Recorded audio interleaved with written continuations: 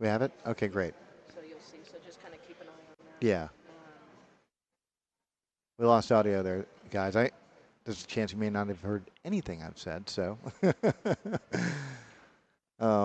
This is the first match of the Skinny Bob's 599 and under capped event. What that means is you must have a Fargo rating of 599 and under to play. We are racing to 4, 1 on the spot, 3 foul rule, 9 does not count in the bottom 2, and Evan just came up with a really good shot in the side pocket. He's got to look at this 5 ball with a hanging 8, so being able to get out here really rests on making this ball right here, and Evan's a really good shot, so I expect good things here. Gonna roll this in. Beautiful.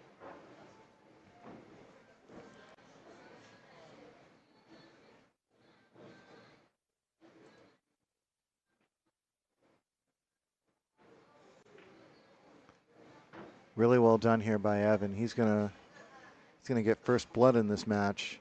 And like I said, we are racing to 4. If you're joining us now, this is the first round, and that is the first game.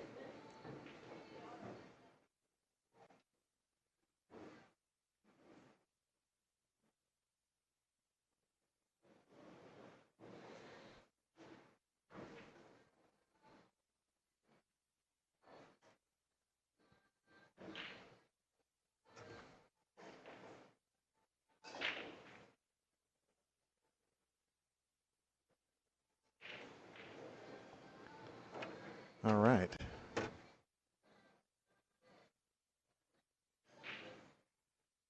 Okay, so Lil Chris says you guys can hear us. This is good. All right. Okay. So here we are. It's a beautiful day in Central Texas. I hope you guys didn't see too much damage from that hail last night. I'm here by myself. Get to talk all I want. And Evan's here to break. This is his first break. And we are doing alternating breaks. It's a race to 4 on the winner's side, race to 3 on the loser's side. And I think we've got 39 players. Okay, so Evan goes with a soft break, and a very productive one at that. He's made the 4 ball in the corner pocket and the 1 ball on the side, and he's got a very nice look on that 2 ball. So this is dressed up real nice. Really, all I think he needs to do is try and get straight on that 3 ball. So he's going to want to try and hold position right here. That's what I would do, at least. Just like that. Really well done. And I can't quite see the angle here, but it looks like he's straight in. So if that's the case, then he'll probably want to play a stop shot right there. Just leave himself a nice small angle on that 5. Just like that. And he should be able to fall in that gap between the 6 and the 9 and get good shape on the 6. So he should just float this in. Oh, I think he's going to stun this over. Uh-oh, this might, okay, this is going to work out for him. All right. Okay, so he's in really good shape.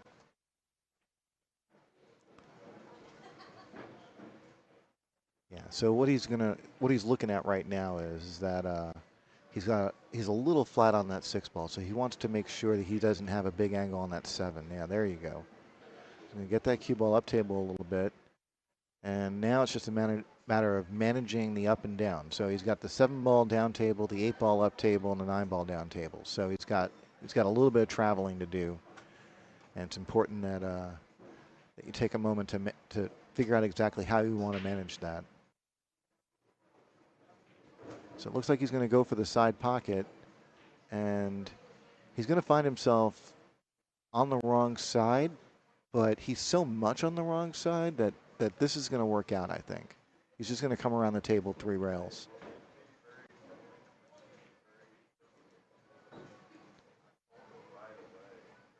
He's going to need this to roll a little bit more. There we go. Okay.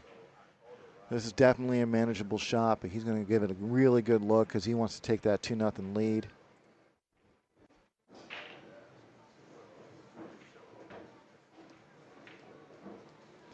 And there we are.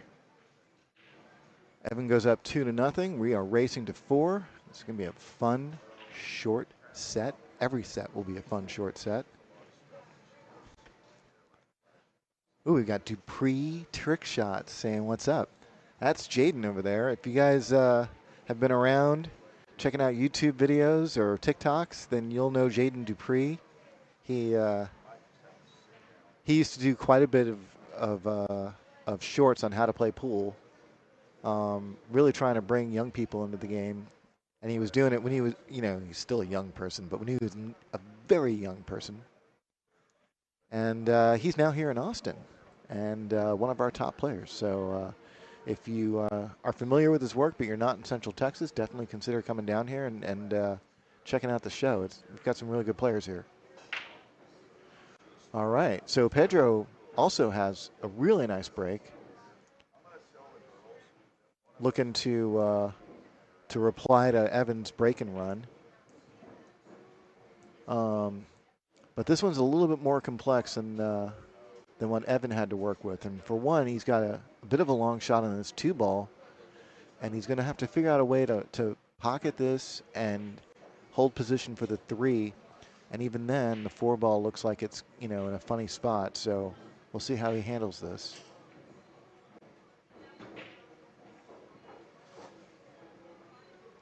Looks like he's going to play this with some outside spin. And he's gonna undercut this. That is such a common way to miss that shot. Unfortunately, you tell your brain you want to like hold position, and your brain is like, oh, okay, hit it thicker, and that's kind of what happened there. So here comes Evan, and Evan so far has been playing really well. But I don't think he's got a shot. I think that 3-ball's blocking the path of the 2, so I think he's going to look to play safe, and I think he can just roll up on this 3-ball. Yeah, that's exactly what he's doing. Really well done. Okay, so that's pretty close to frozen. Definitely no jump shots available. So here's Pedro. He's going to try and kick this, I think, 2 rails, and I don't think he did it. That looked like a foul. Yeah, Evan's asking for cue ball in hand, and he's got it. But in doing so, Pedro's tied up the 3-ball with an already tied up 4. It looks like that 3 might go, but it's such a small window. And you really, if it does go, you might need the inside angle to do it. Yeah, he's looking at it right now. I don't think he's even really considering the bottom right corner pocket. So he may try and break this out, or he may be looking to play safe.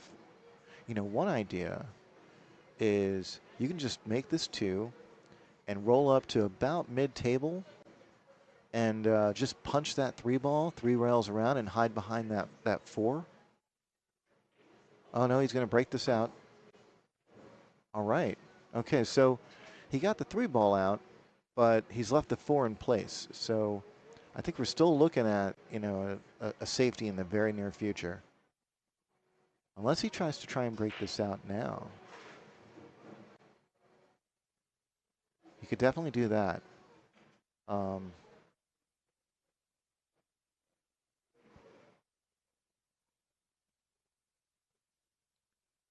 Yeah, so he's going to give this, a very healthy look. I think he's going to look to play safe. Yeah, really well done. Look at that. Yeah, I think he's got a full eclipse, but if he doesn't, he was so close that's a really good sign for Evan today. Yeah, Pedro's massing. He's got a clip on it, and he's clipped it, and okay. So the 4-ball isn't entirely tied up. I mean, I'm looking at it right down the barrel, and this looks like a very manageable combination if Evan can drop this 3-ball and keep the cue ball basically in that same vicinity. So he might have to go back and forth. Yep, and that's exactly what he did. And he's got perfect shape on this combination. Yeah, he's down in the shot already.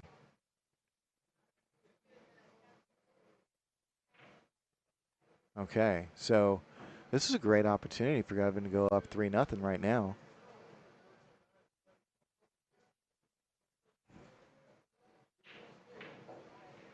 So guys, if you haven't done it already, as Evan is clearing these last three balls, don't forget to like and subscribe and share.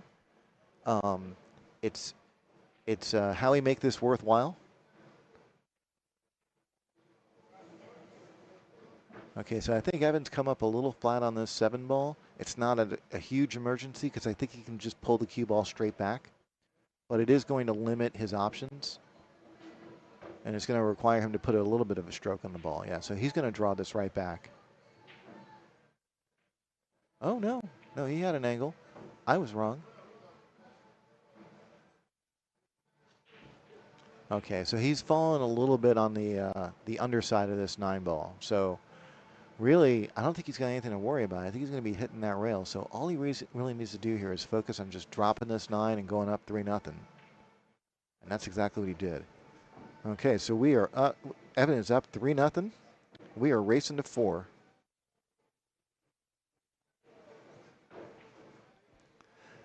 So guys, I'm going to do my best to keep an eye on the chat. I know there's been a little bit of a technical issue before where the sound went out. So if by chance the sound does go out, just start yelling at me in the chat, and I'll notice.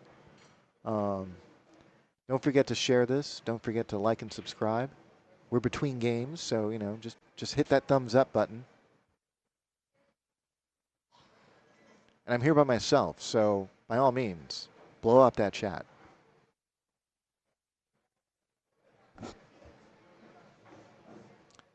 Okay, so in Evan's first break, he broke pretty soft, and he saw 2 balls drop, and he got perfect on the 2. So I'm expecting him to do the exact same thing. Just a nice soft break. 3 balls should drop in the bottom left, and the 1 ball should come close to the side pocket. 1 ball down, 3 ball did not go down. But look at that. He's all dressed up on that too. And I think this is set up really well because no matter what kind of cut angle he has on that 2, so long as he can make it, he should be able to get on the 3. Even that 4 ball sort of works as a stopper here. So, there's like no risk of scratching really or anything. So, looks like he's going to draw this. Oh, he couldn't see it. Oh, wow. But look at that. He's got the corner hook, I think. Wow, that's a brutal safety. I think if he's corner hooked, he's going to be forced to go to the side rail. And even then, the 7 ball is sort of blocking that path. So, yeah, I think he's going to have to look to Massey, and he does it successfully. Pedro has avoided the foul.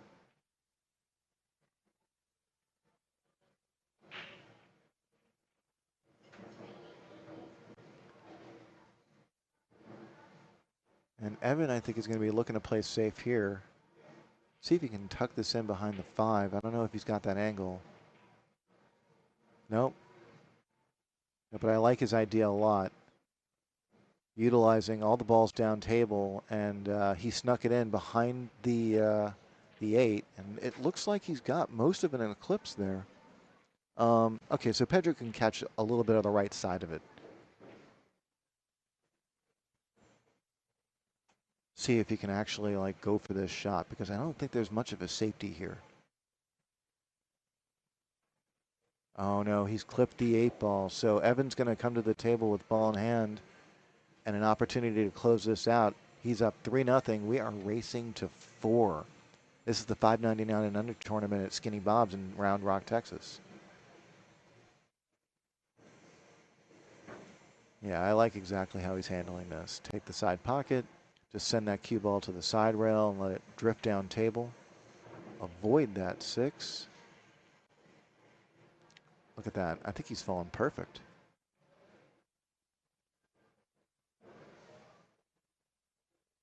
So I think one of the tricks here in running this out is don't even bother trying to go for that 5 in the side. You're going to want a position for that 5 in the corner. So the position between the 3 and the 4 is going to matter immensely. And I say this because you really want to get kind of flat on that 5 ball. You don't want to work a whole lot. The 6 ball's nearby. It's got a pocket. But things can get out of hand pretty fast if you try and position. Oh, he's overhit this. Oh no. Okay, so I think Evan's run's going to end in a moment, and he's looking for a clean hit, just going one rail. And I think this is the more aggressive of the two. Yeah, he was trying to pocket that ball. And this is still very tricky. Now he's in that kick, Evans relocated the 9 ball, and he sort of blocked the natural path for the 6. So now Pedro's looking this over, and he's trying to decide exactly how he wants to get position on that 6 ball. The side pocket may actually play well now because you can leave yourself a decent angle on that 5 and then just draw out just past the center of the table, and that will leave you a shot on the 6. And that might be the safest option. So yeah, I think I might just roll this in and look to play the 5 in the side. And I think the 5 needs to go in the side no matter what, just because of how that 9 ball's blocking everything.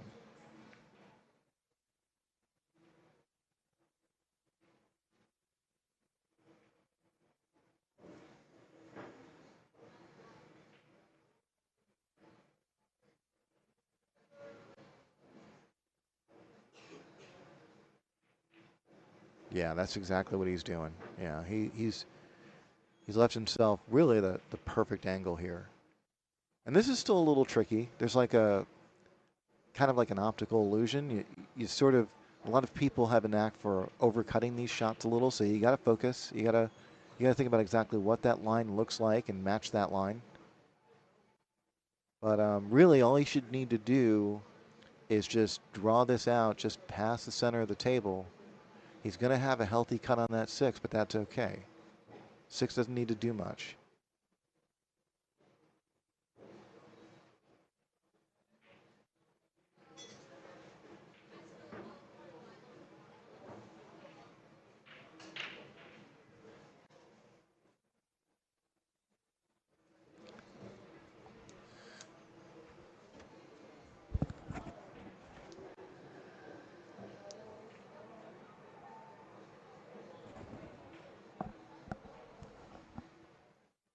Okay, so let's see what he does. Oh, he's gone for the corner. Okay, so he's fallen for the exact same spot that I was looking to do, just by going for the side pocket. But yeah, he didn't feel comfortable, I guess, going for the side. He's landed really well on the 6. And there's a couple of ways you can handle this. You can play the 6 and the 7 both in the same pocket, or you can play the 6 down in the bottom right and the 7 in the bottom left.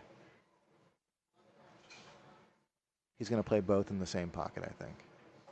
But he's hit this a little bit soft. Now this is a tricky shot. I think actually he's going to have to concede running out here and just play safe, because that 9 ball's sitting real pretty for a safety. And there's a lot of scratches here. Yeah. Well done. Good decision.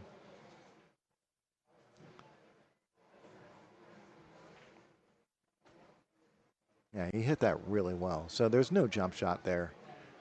Evan's going to have to look to kick at this, and his options aren't a lot of fun either. He can go the route he's looking at. I think he's looking at a 2-rail route, and that's going to make pocketing the ball like unlikely, even though hitting the ball will be high. The likelihood of hitting the ball will be high. Oh, he's got a second chance, and he doesn't get there. So here comes Pedro with ball in hand and 3 balls left and an opportunity to get on the board.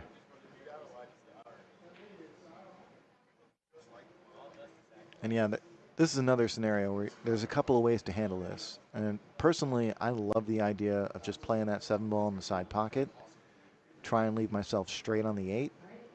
But you can also play the 7 ball in the same side pocket that he's setting up for right now and play the 8 ball in the same side pocket, which is a perfectly reasonable way to go. I just like the idea of going for the 8 ball in the top left corner, just because it's easy to get straight on that shot. And that's what you want. You want to be straight. You want to kill that cue ball right where it is.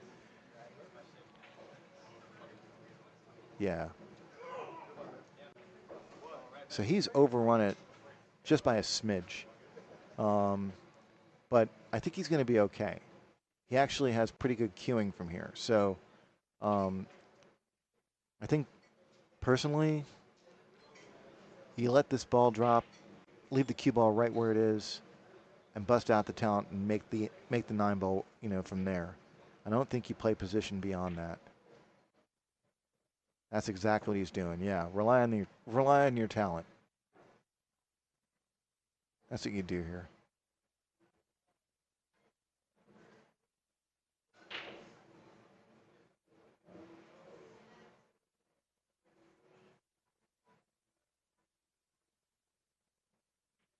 Okay, so Pedro is on the board. So we are at 3-1 now, racing to 4.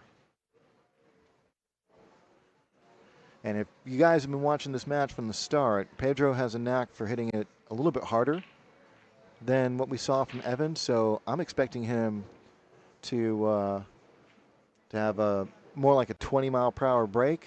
And it seems like that corner ball is dropping real well. So, I expect to see at least 1 ball down and a well-spread table. It's funny because I actually like how Evan's breaking more between the two of them in terms of results. But generally speaking, and I think anybody that knows me, will agree with me here. I prefer a high-velocity break. I like the big spreads. I like being able to work without very many obstacles.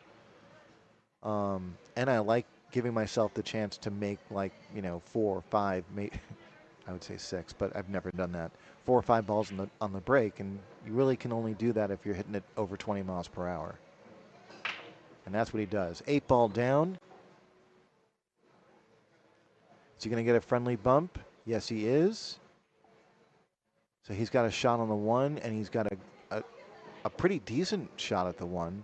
It's a bit of a tester, but if he can keep the cue ball above the 2 ball, he should get positioned in the same pocket. And if the angle is too big for that, he might actually come across the table and be able to play the 2-9 combo. So this looks like a pretty good, opening for Pedro here. He just needs to, focus on this 1 ball and make sure that he drops it and he keeps the cue ball above the 2.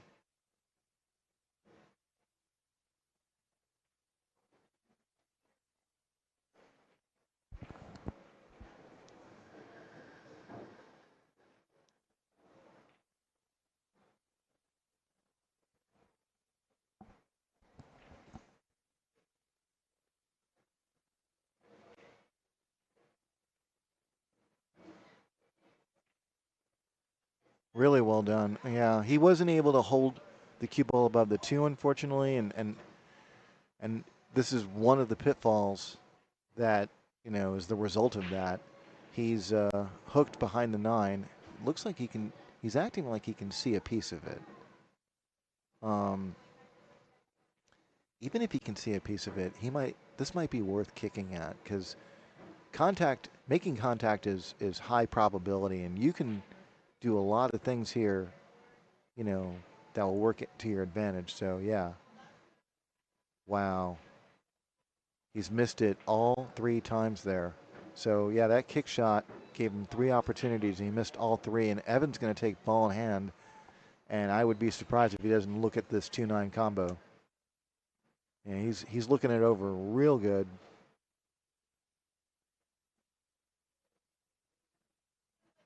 Okay, he's going to go for the run out. I still think he should strongly consider playing that 2-9 combo personally, but 3-1 is not a huge lead. I mean, it's a huge lead if you're down 3-1, but when you're up 3-1, it does not feel like a huge lead. Okay, so Evan's gotten position on the 3, but he's gonna probably have to play position on the 4 in the side. So he'll roll this back. Oh, he's looking like he's gonna draw, so he's gonna run into this 4. Yep. Oh, and he rushed that shot. He was already letting it go before he even got fully down on the shot there. So Pedro's back at the table. really like, fortunate to be back at the table, I think. Um,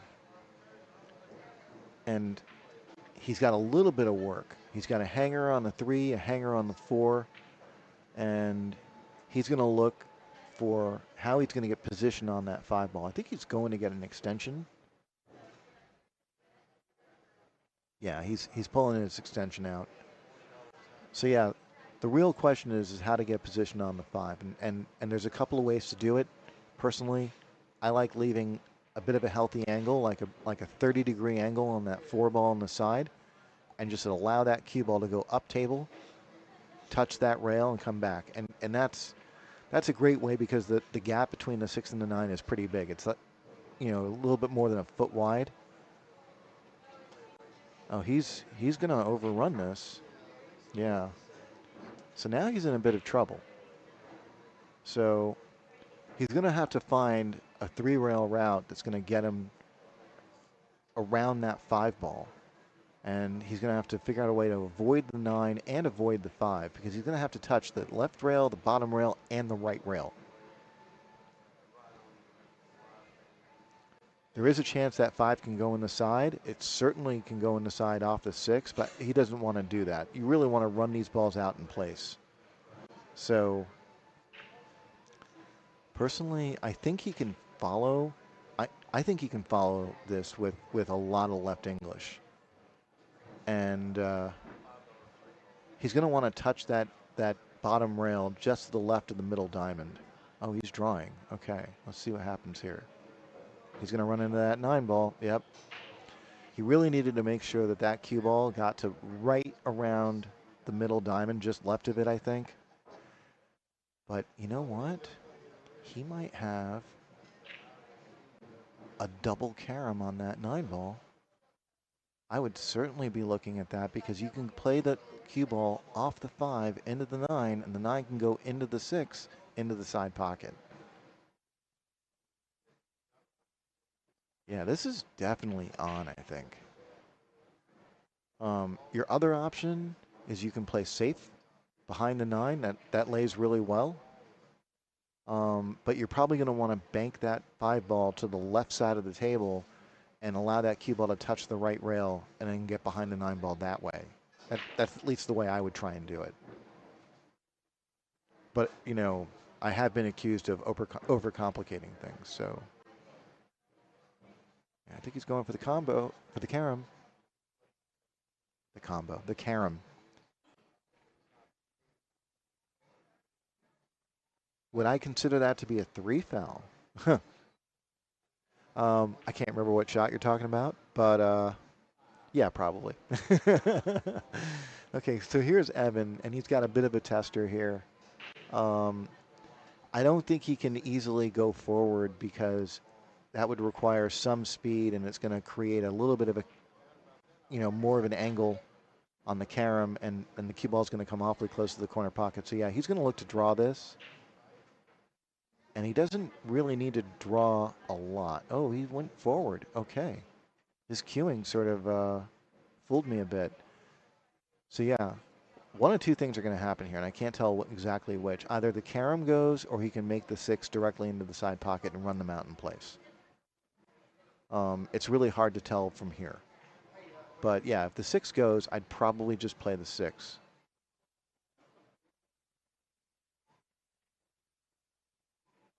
Yeah, just like that. He's going to run into this 7 ball. Does he get a good bump? Look at that. Wow, that dressed up real nice. I'm assuming that 7 ball goes right past 9. Yeah, he's looking at it. I guess it's close, but yeah, I think he's going for just that. There we go. And that's going to do it. Evan's going to win this 4-1. And we're going to hop over here to watch the other match. See if I can do this. It's a really good set by Evan there.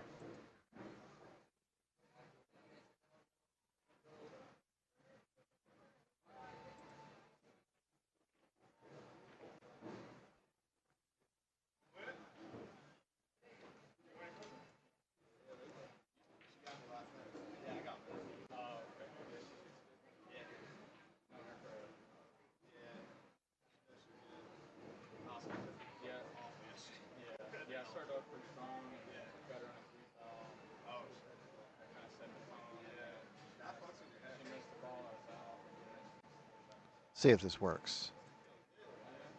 All right. Okay.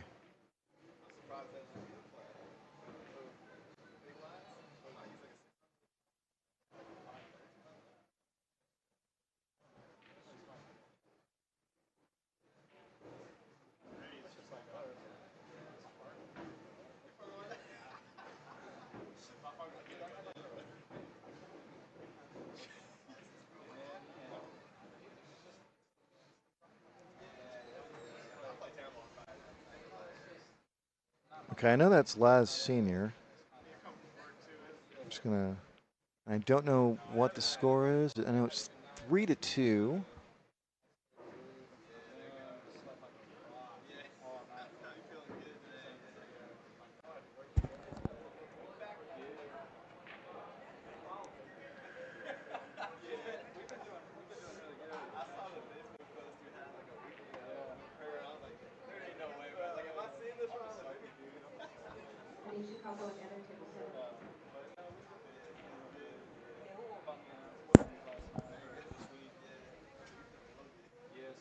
Oh, the kick that missed 3 times. Yeah, that was a 3 foul.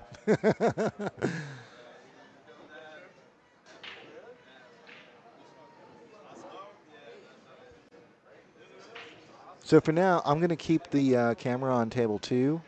I am going to try and update the score. But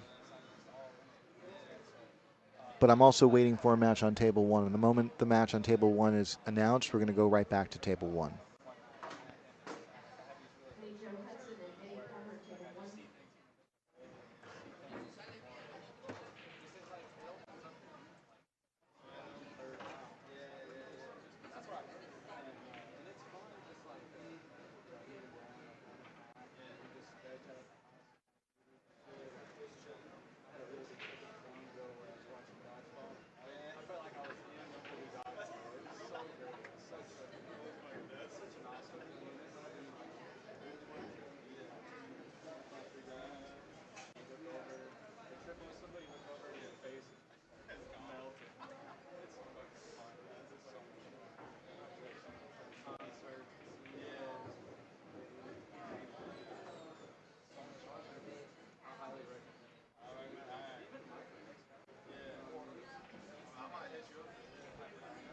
Okay, one of the names I am not entirely familiar with. So, oh, there we go. Joe Hudson and Eddie Palmer.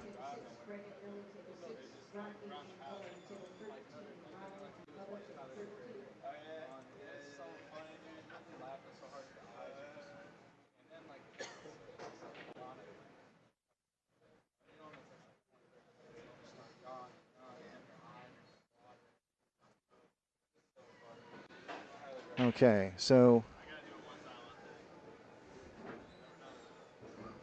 this is destined to be an interesting match. Eddie Palmer used to play out of here quite a bit. He's played in the Skinny Bob's leagues quite a bit, and he's been over 600 for most of the time. I'm assuming that he's dropped below 600 recently. I know he's had to deal with some health issues, so that may have attributed to some of it. His opponent, Joe Hudson, is someone I'm not familiar with. So if you guys know anything about him, you got the wire. Please feel free to, blow up the chat about it because I'd like to know more. Eddie Palmer is from Central Texas. I know he's from north of Austin, I think in the Temple area. And right now he's looking for the balls and realizing they're on the other side.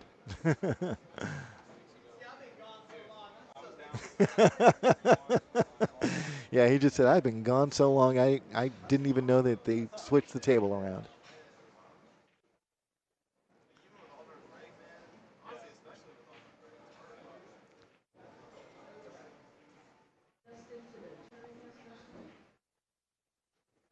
Okay. So just to go over some of these rules here, we are racing to 4 on the winner's side, race to 3 on the loser's side, and it is the 3-foul rule is in effect. 9 on the break in the bottom 2 corners do not count, And that's just about it. We're playing 9-ball.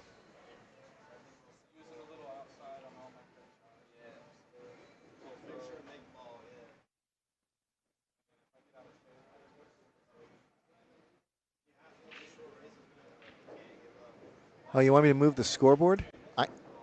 You overestimate my abilities, sir. I apologize. Um, I'll talk to the powers that be and see what we can have done. But for now, unfortunately, the scoreboard's going to remain where it is. And here's Eddie. So he went with a full-on break, and unfortunately, he caught the left portion of that 1 ball and scratched in the corner.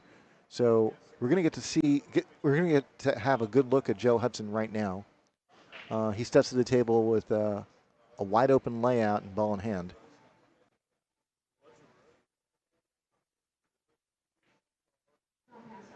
Oh, he's from Liverpool?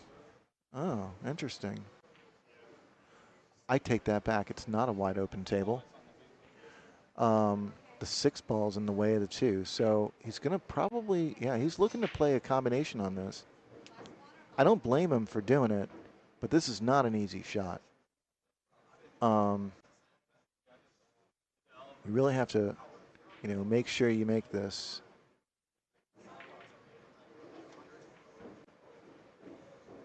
And unfortunately, he's going to give back the table. So here comes Eddie Palmer. And it's a little bit of a tester. Every single time you got that cue ball on the rail, it's going to be a little bit of a tester. But the position here is automatic. So if Eddie can drop this, and he does, he's going to give himself a decent chance at getting on the board first. Now, he's left himself a little bit steep on this 3-ball. But he can float this in, I think, and hold position for the 4. He's going to go back and forth, and he's going to come up smelling like roses here. This is going to work out. He's already down on his next shot.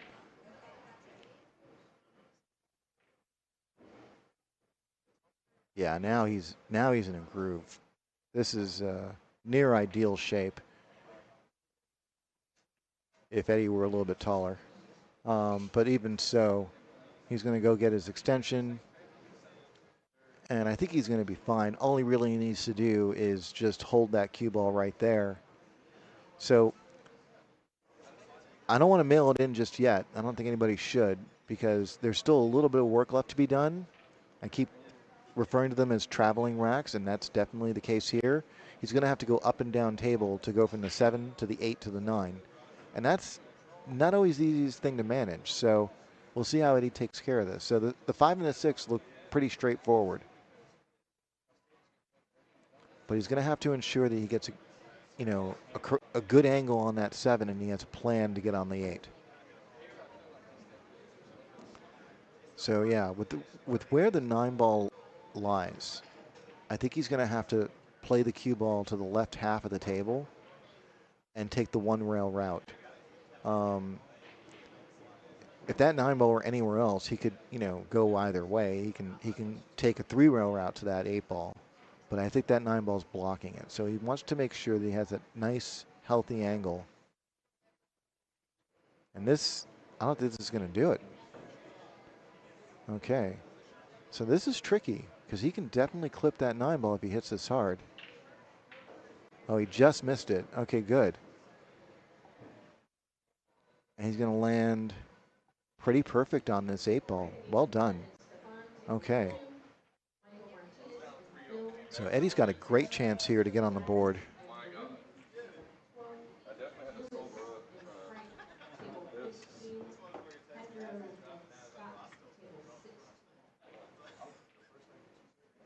And this is for first blood. We're racing to 4, guys. Okay, so Eddie takes a 1-0 lead. And now we're going to see Joe Hudson break.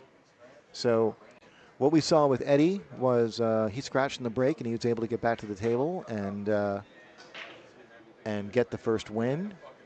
Now it's Joe's opportunity to do the exact same thing. And Joe, if he was watching the first match, he's going to want to look to copy Evan, break from that left-hand side, and see about making that corner ball and the 1.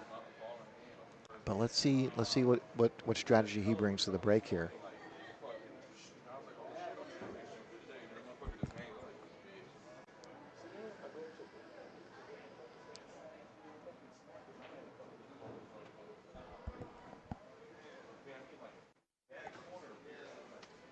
Okay, so he's breaking from the right side. Real solid break. Corner ball down. One ball looks like it's going to dress up. That's a really solid break. So his biggest challenge, I think, on this rack is right here and now. He's going to have to drop this one and figure out a strategy to get on that 2 ball. And the problem really is the 6 ball is in the ideal place for where you're going to want that cue ball to be. Or at least it's blocking the path of where you want the cue ball to be. So let's see what he does here. I think I might draw into this and have the cue ball swing around. Oh, he's looking to follow. And I think that 6 ball is going to be in play here. Yep, there's a ball there. But I can't quite tell if he's got a full eclipse. I know on the camera it looks like he does. But he might be able to catch an edge. Yeah, looks like he can. So see if he can play safe here and just leave some separation. Oh, almost made the 2 in the top right corner. Okay. He gets a separation. He does even better than that. He gets behind the 8 ball. Eddie's got a tough situation here. I think you're gonna have to go for the 1 rail kick, but there's definitely a jump shot available if you feel good about jumping over a ball that's 2 diamonds away. Eddie's given this a solid look. He does not seem very pleased with the situation here.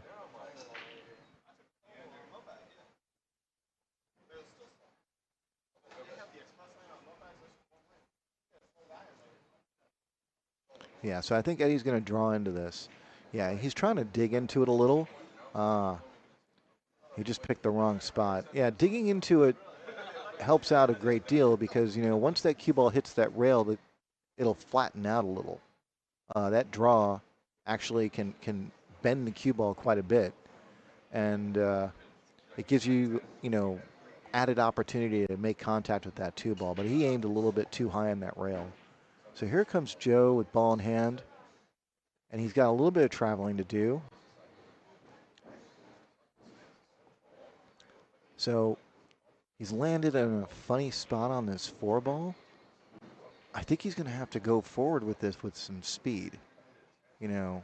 Try and like punch out a little.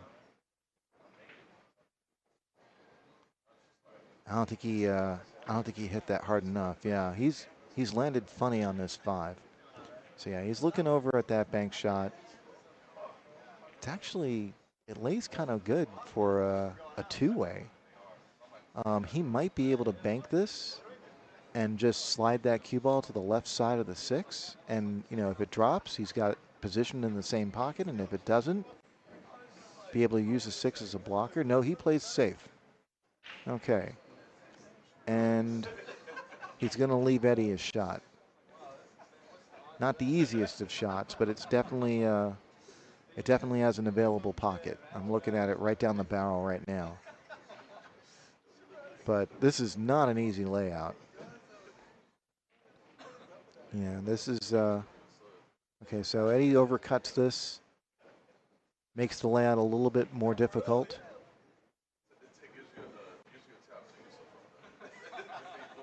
These games are typical. They happen, and especially they can be especially frustrating in a short race like what we're doing today.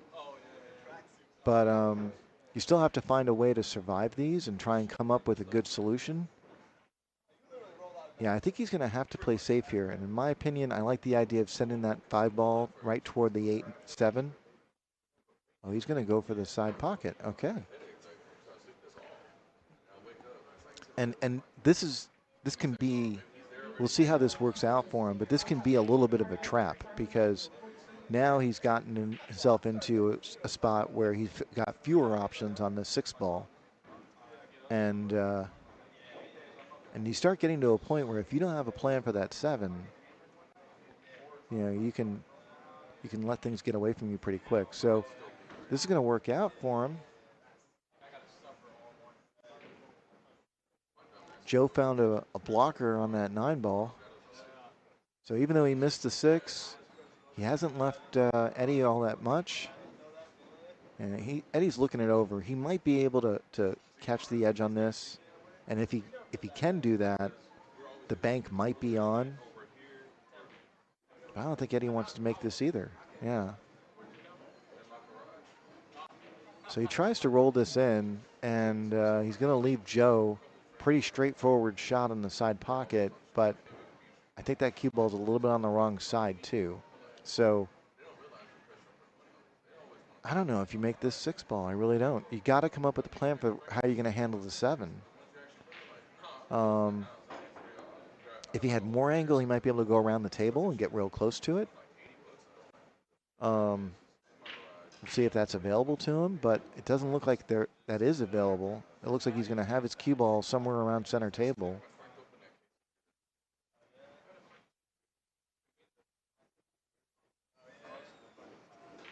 Okay, yeah, he had enough angle to go around the table, and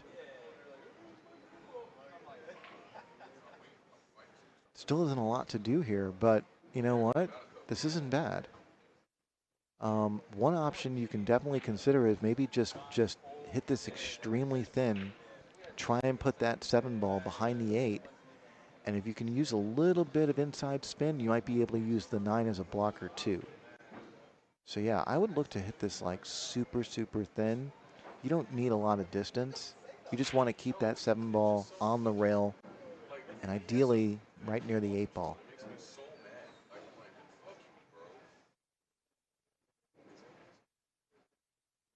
Okay, so he's going for the distance safety, and it's going to work out real nice for him.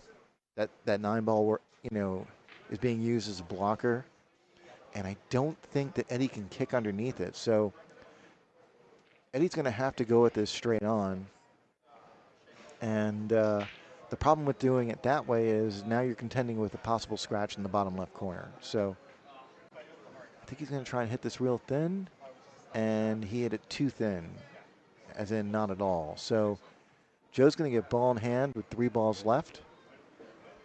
Great opportunity for him to tie this up at 1 and stay in this match here.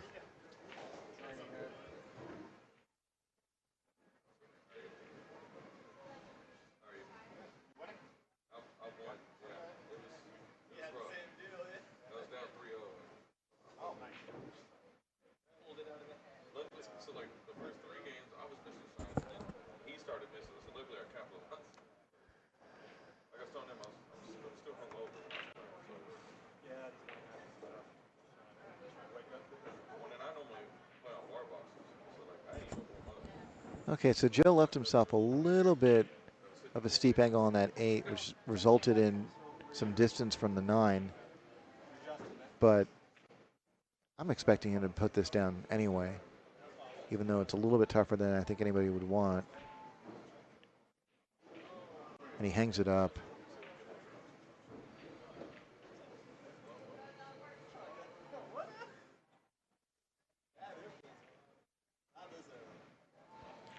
So Eddie's back at the table with a hanging 9 ball. They're going to shoot this out.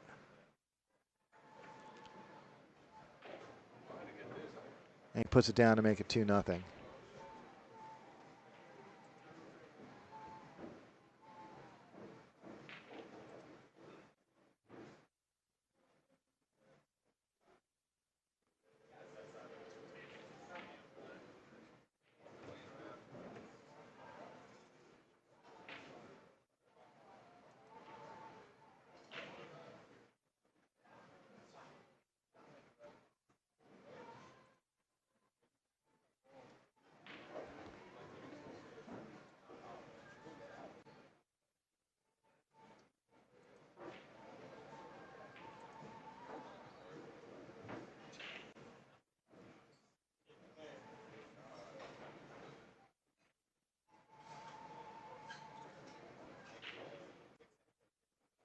Okay, so if you guys recall, Eddie didn't do very well in his first break. He scratched in the bottom left corner. So But he is breaking hard. And I think he's going to maintain that strategy, but he's probably going to hit this a little bit more full than he did last time. That's what I'm expecting. So this is a second round match, actually. Eddie played a first round match against McKenna Sanders, and he won that one on the hill.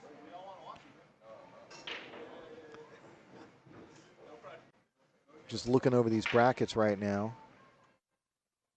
Just getting caught up.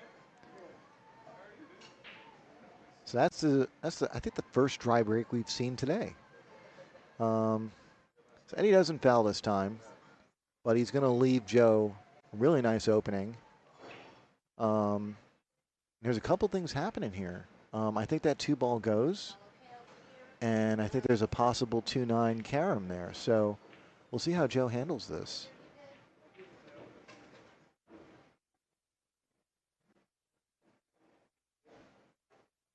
Oh, he's going to overrun this. Okay, so he just barely moved the 8-ball out of the way, so he's going to still have a look on this 2-ball. He might even be able to make the 2-ball in the side pocket. So this could work out real well for him.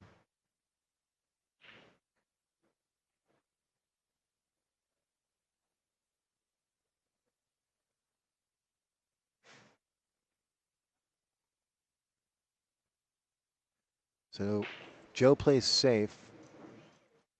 Not the worst decision there.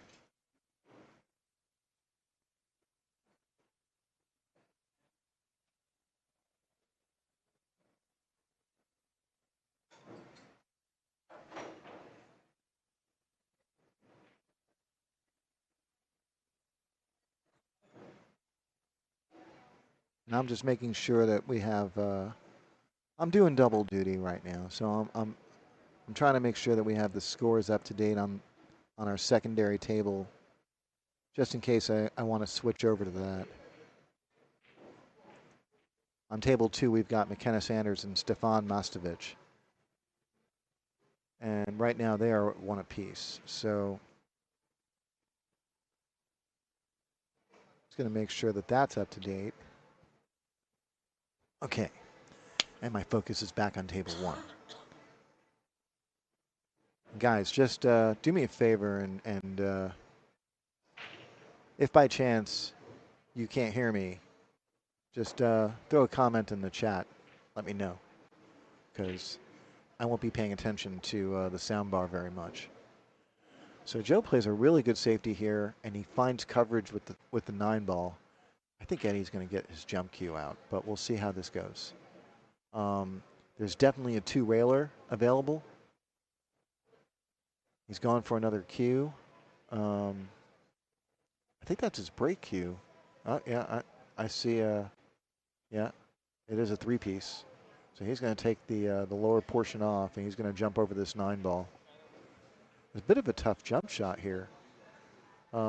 Clearing the 9 shouldn't be very difficult because there's a lot of runway for a landing.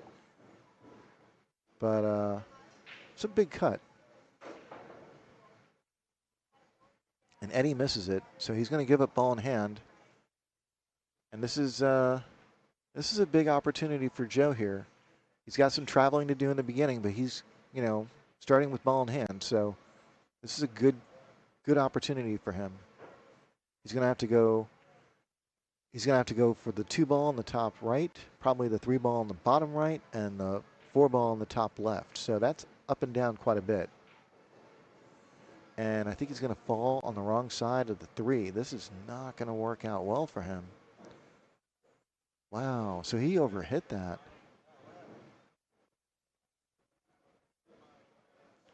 But Joe's already shown some good signs of playing safe, so I expect him to play safe here. Oh, this is going to work out real nice. Really well done. That was a really good decision by Joe. I liked that a lot because you have 4 balls there.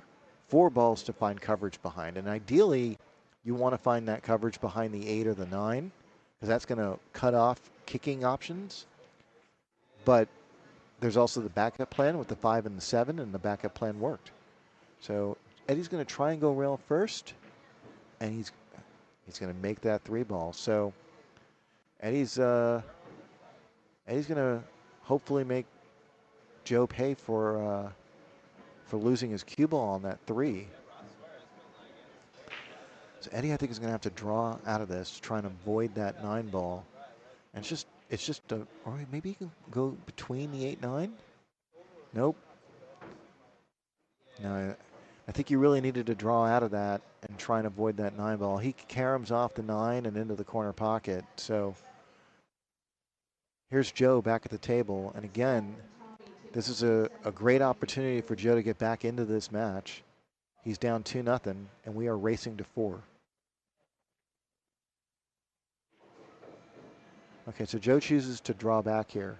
And that's an interesting little situation right there for the people who are watching at home, looking for ways to get better.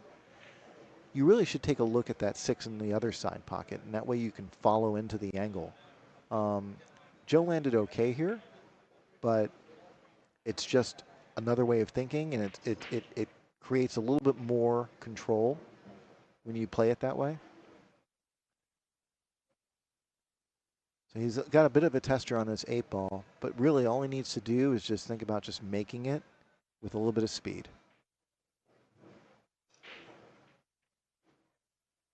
And he's overcut this. So here comes Eddie Palmer, and he's going to have a great opportunity to get on the hill. It's a bit of a steep cut on that 8, and he's got some distance to contend with, but you know, you should be able to draw into this. And if you can draw into this,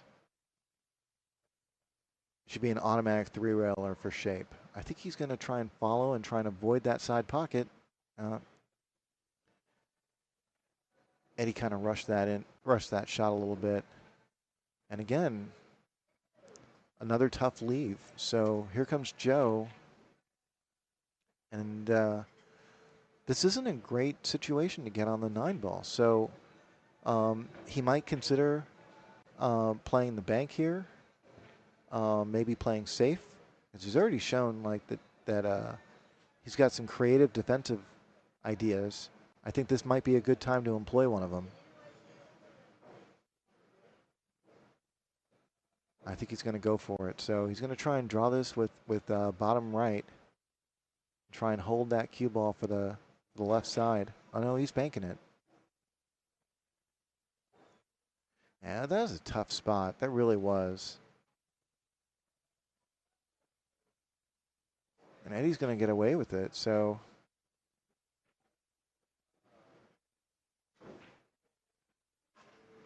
pretty straightforward shot on this 9 ball here to go up 2-1, to go up 3-0.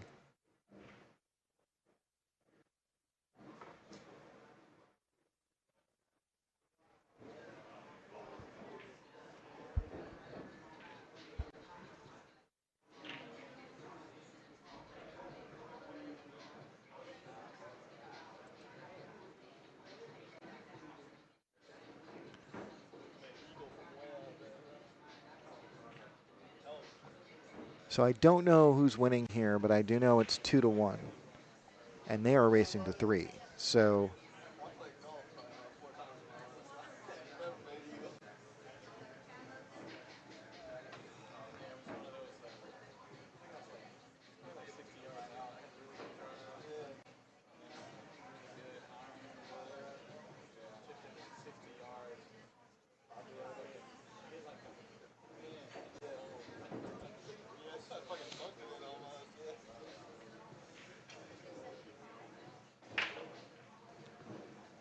real solid break by Joe. He just narrowly avoids the scratch in the side pocket, but he makes the corner ball, and he's got a good look on that 1.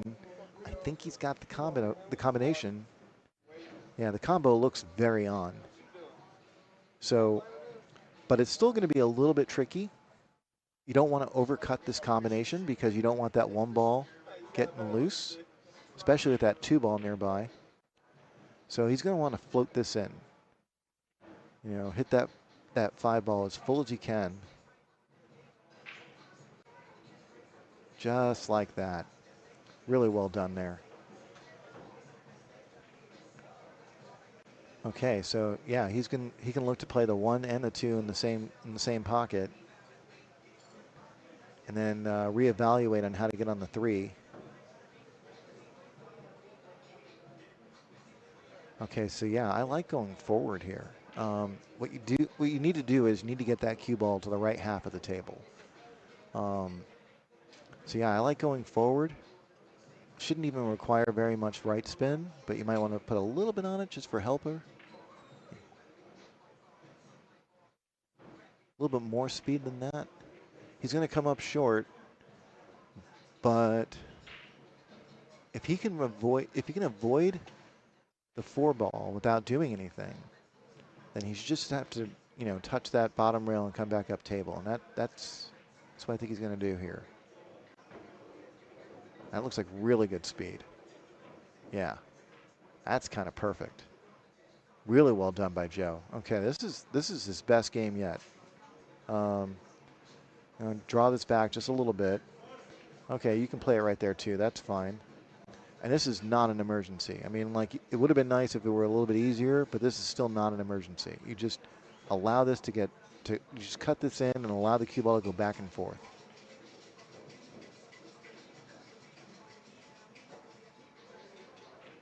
Really well done. Don't get on that rail. Don't get on that rail. Okay, that is the one pitfall that he needed to avoid. But he's down on the shot already, so he looks pretty comfortable. See how this lands. It's a little funny. I don't know if he can make that 9 on the side. Joe may have to try and go for this in the corner. Yeah, I think he's going for the corner.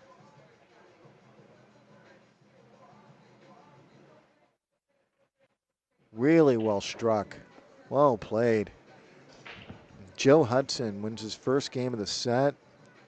It's now 3-1.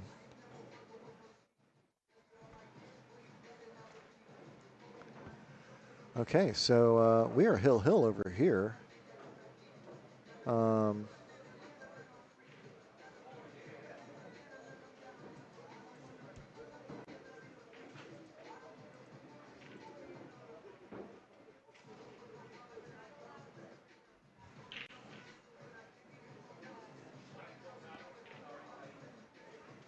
And looks like Stefan is going to be breaking at Hill against McKenna Sanders. So I'm going to try and keep an eye on that. We might flip back to that one just to see how that ends up. But let's see Eddie Palmer break here, since this is our featured table. Oh, that was a beautiful break. Eddie gets a really weird kick, but I think he's going to come up smelling like roses here. And this is a wide open table. Really beautifully done. So the priority here is all you need to do is get that cue ball to the right half of the table. That's all you want. Distance doesn't matter. I may even hesitate drawing back here just because I wouldn't want to mess with that 6 ball.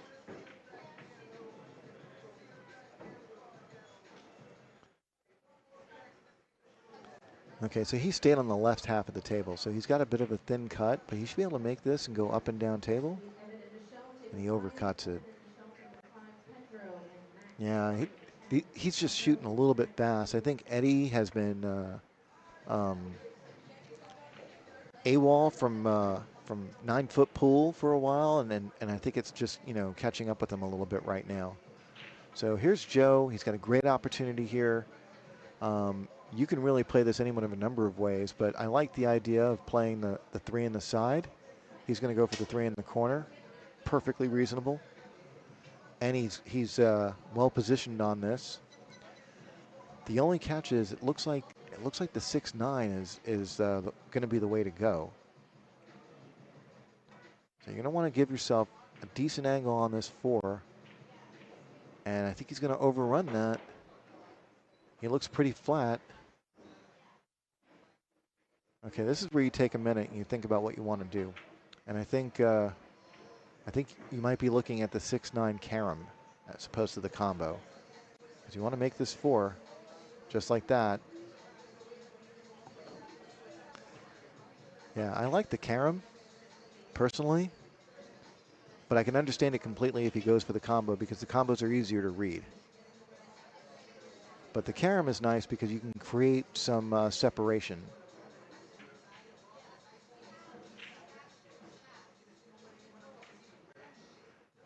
So Joe misses the combination, and Eddie's going to get back to the table, and he's going to have a shot on that 6 on the side. So he's on the wrong side of the 6, so he's going to have to go up and down table. But if he can get shape on this 7, he can close this match out right here and now. And that looks really well struck. Yeah. Yeah, he's got a nice little angle. He should be able to touch that left rail and come back to get straight on the 8.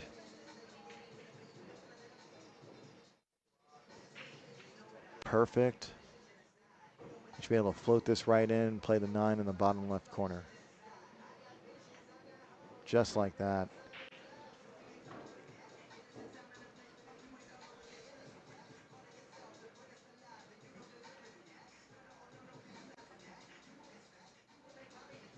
And that's it.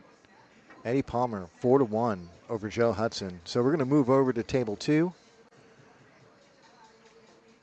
We are Hill over here. And let's see if I can find table 2 with scoreboard.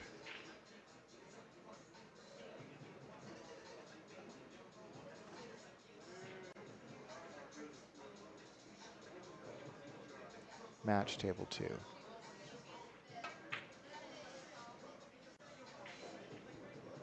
There we go. Okay, good. Found it.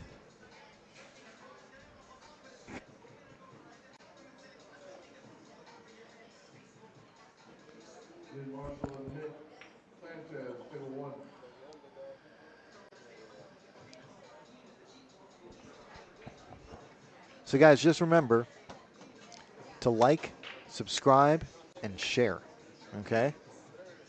And let's blow up that chat. We're at Skinny Bob's Billiards in Round Rock, Texas. It is a beautiful day, no hail.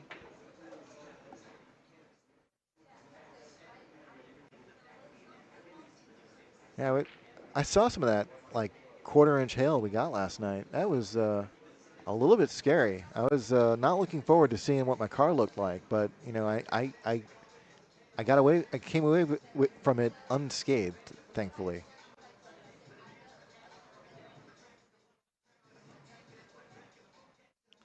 And here is Stefan playing a 3-ball.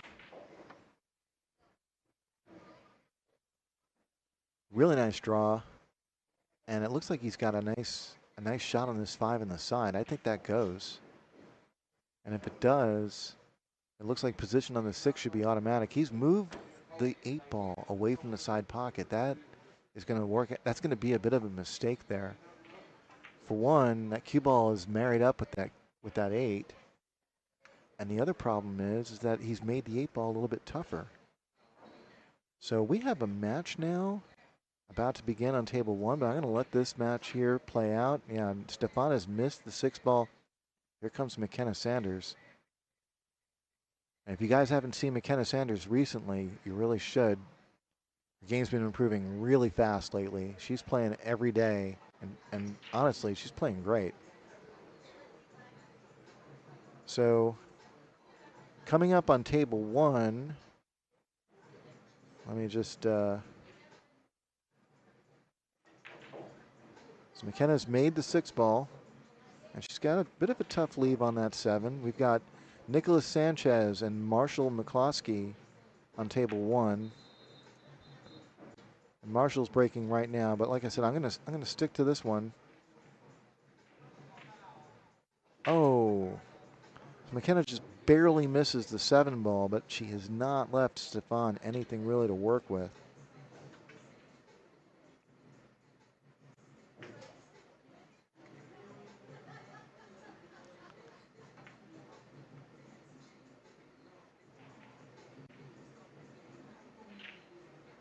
Marshall McCloskey, Nicholas Sanchez.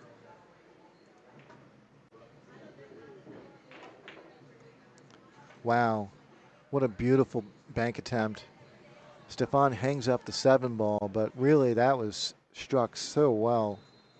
Gave himself a great opportunity there. So here comes McKenna, and she's got a little bit of a challenge here. I don't know how that 8 ball sits. It looks like it goes in the side pocket, but I can't quite tell. But sometimes these hangers can be tough to manage too. I like the way she handled that.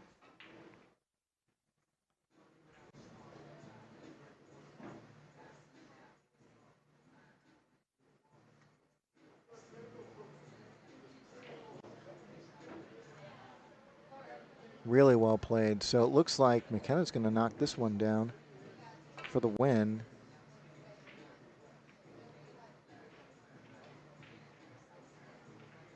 And there it is, folks.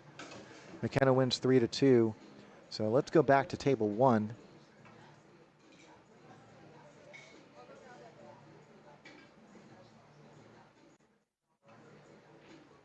And let me get these scoreboards updated. So Nicholas Sanchez. There we go. Leonard and Joe Hudson, table 6. Millie and Alex, table 7. Eddie and Daryl Hart, table 12.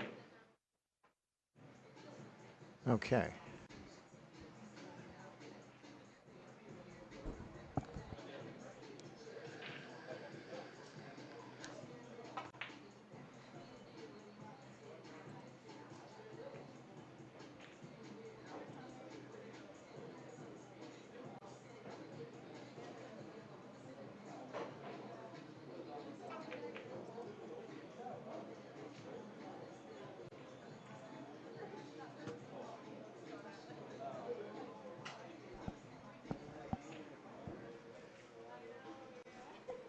And McKenna and Matt Wong, table 2.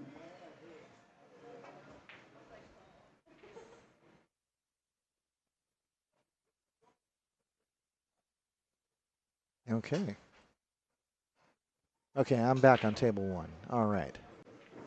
So this is Marshall McCloskey here shooting at a hanging 1 ball. And he's drawing back here for the 2. Is he going to avoid that other side pocket? No.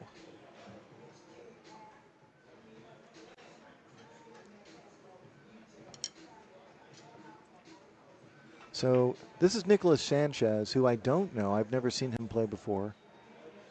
So this will be really interesting. Lefty pool player, and look at that. He's already shown some creativity, playing really nice shape on that 3 in the side. I think he got there.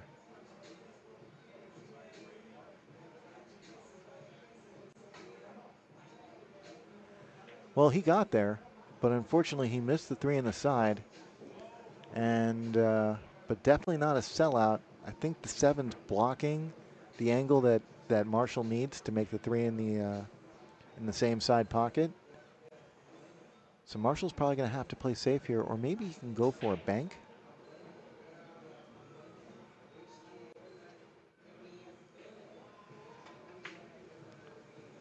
This is going to work out. Good things happen when you send the cue ball toward other balls. Yeah. Nicholas is kicking. And wow, what a really good kick attempt there. He almost Z'd it into the top right corner. So here comes Marshall with a really good opportunity. I think that 4 ball goes past the 6. So yeah, looking at the monitor, I am certain it goes past the 6. So the only real question is how can he get this closer? Because you definitely don't want to leave yourself distance on this shot. He's going to need this to slow down. There's a ball there. Yep. That was the big challenge. The 8 ball was definitely blocking a good chunk of the position angles there. So Marshall's going to have to kick at this, and I imagine he's probably going to try and kick this with some speed because a lot of good things can happen here. You want to give yourself as many opportunities to win this game as possible. So look for that. I was going to look for that 9 ball to be on the move, but It only moved a little bit. So here's a great safety chance for Nicholas, and he's eyeballing that 6. I'm eyeballing it too. Oh, he's cutting it in. Okay. He missed it, but I liked his thinking.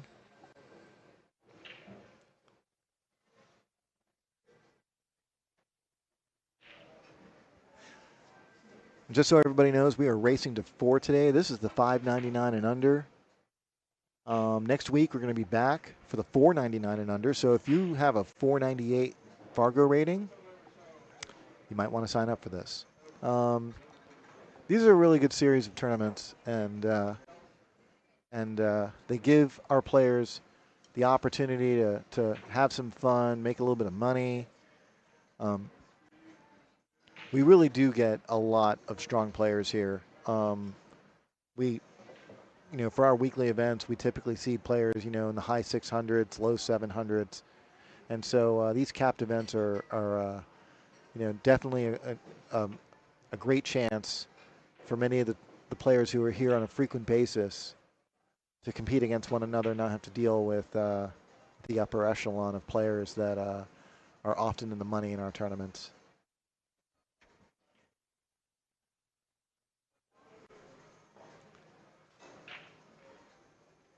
Really pretty shot by Marshall. He's going to get nice shape on this 7. Perhaps not close, but he doesn't have a whole lot he has to do here. So all he really needs to do is just make this 7 ball. So it's a little bit of a tester, but the position's automatic.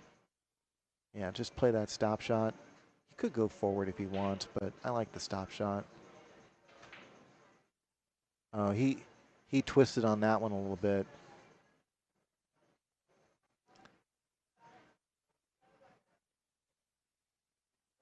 Here comes Nicholas, who is clearly a Cowboys fan. And he overcuts the 7. So Marshall's got a great chance here to get on the board first. And if he can do that, put some pressure on Nicholas.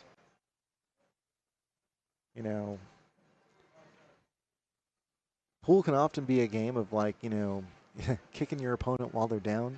If your opponent's missing, you don't want to find out what it's like when they're not missing. So, take advantage as much as possible.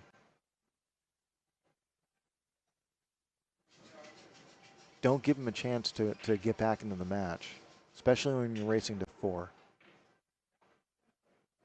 Ryan misses the 8.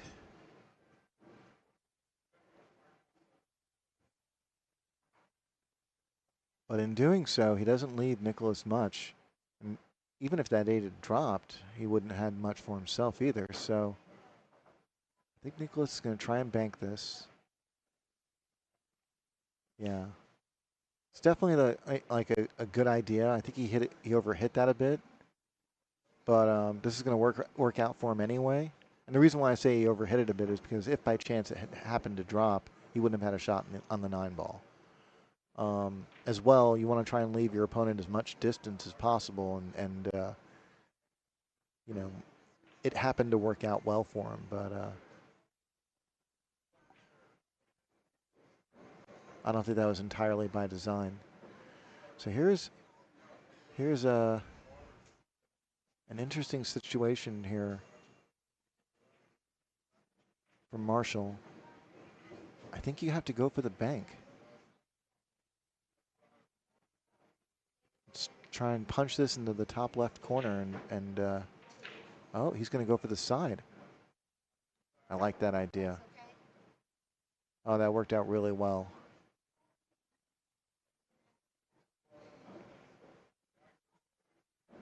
But again, you're giving Nicholas an opportunity to get warmed up. Eventually, those balls are going to find pockets.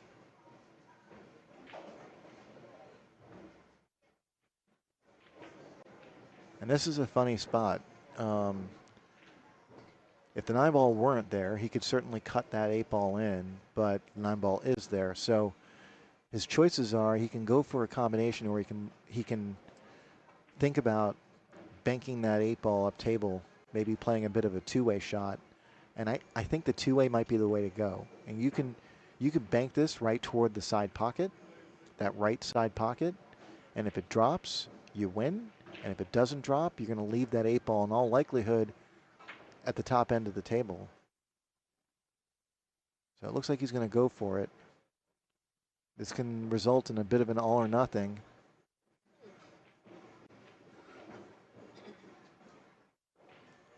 So now Nicholas is going to have a chance to get on the board first. And the combo or carom play. So I kind of like the carom. And he does too. But he just barely overcuts the 9 ball.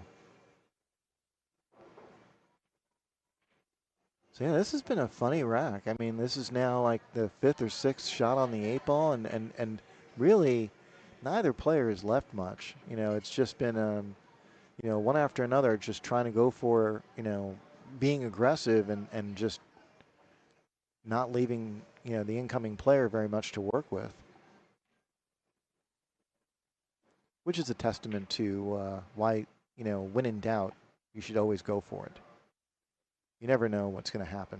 And, you know, if you have a straightforward safety, that's one thing. But if you don't know which way to go, you know, be aggressive, because you give yourself a chance to win, and you might leave them safe anyway. So Marshall, unfortunately, has missed this 8 ball and left Nicholas a straightforward 8-9. Nicholas is going to drop this, and he's going to get on the board first. So this is going to be our first win of the set. So Nicholas goes up 1-0.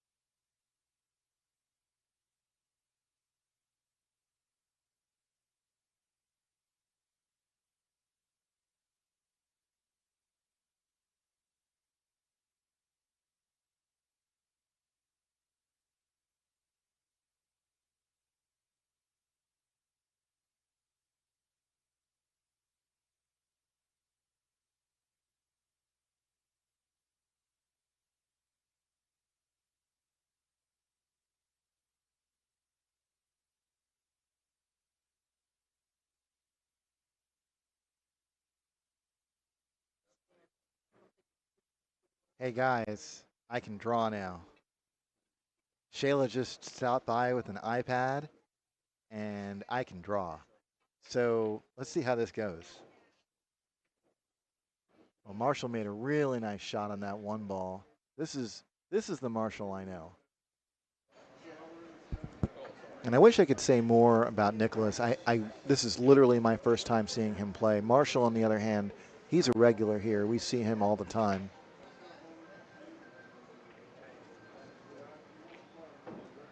That's really solid shape. Now, the only thing Marshall really has to be concerned about is that you don't want to leave yourself a big angle on that 6. And had he gotten flat on the 3 ball, that wouldn't have been a problem. But he's got a little bit of an angle. So he's got to think about which way he wants to go. Does he want to hold the cue ball to about here? Or does he want to go, did that work? All right. Or does he want to go back and forth to about there? Oh, he tried to go forward. And that was a perfectly reasonable approach as well. So here comes Nicholas. I'm so excited. I can draw.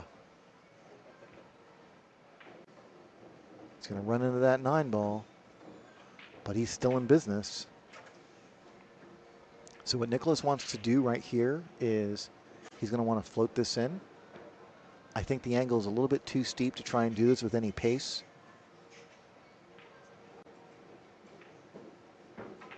Really well done. And he's going to have a bit of a stretch, but just use some left English. Okay. I think he's okay. He's looking this over. Really well struck. I feel like that was Nicholas's best shot yet. That's 2-0. And I don't mean it to sound I don't mean it to sound like derogatory when I say that his best shot yet was a straight in stop shot, but like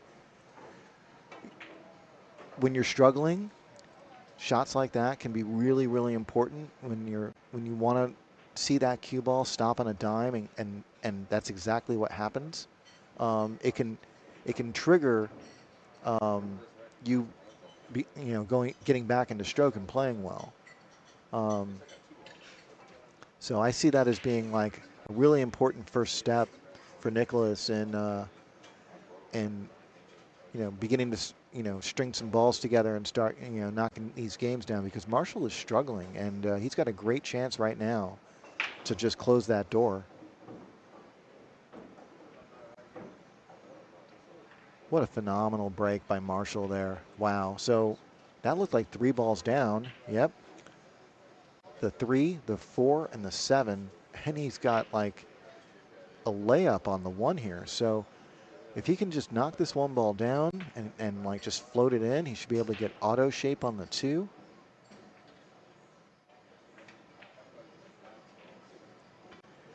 So he hit that a little bit with a little bit more pace because he wanted to make sure he got to the other side of the 2 ball. I don't know if he quite got there.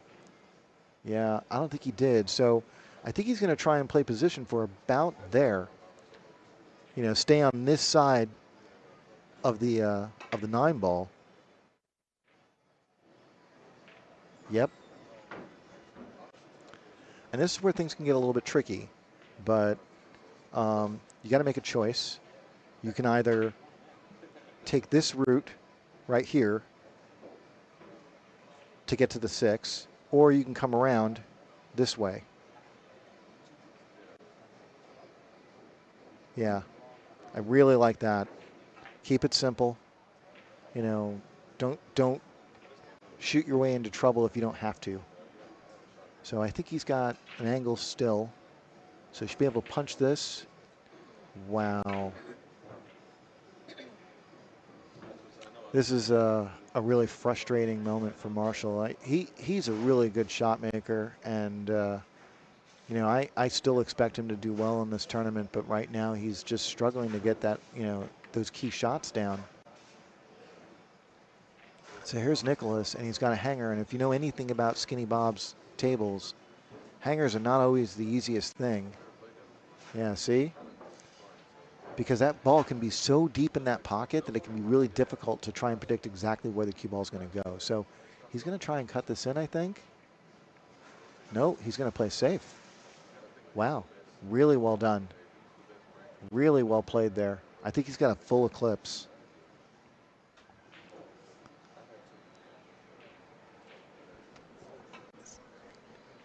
So here, let me when this match is done. I'm so excited. They've given me an iPad. Are you guys talking? Am I seeing stuff? Jude, sign my cue. The Green Gopher. Work on my art skills? I did not go to art school. I do come from a family of artists, though. Maybe Okay. I need to buy an Apple Pencil. Ooh, yeah. I know I can find an Apple Pencil. I think I have one too. So. Yeah. You're out of there?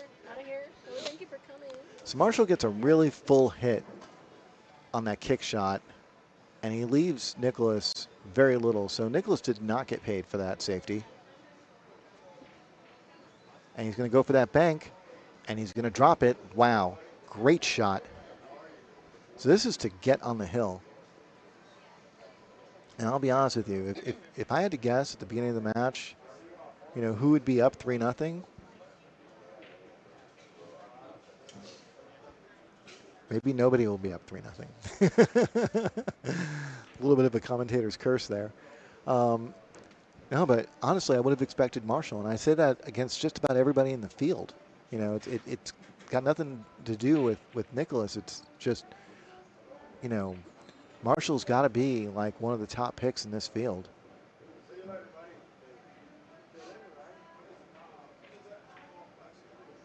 And there it is. Okay, so Marshall is on the board, 2-1.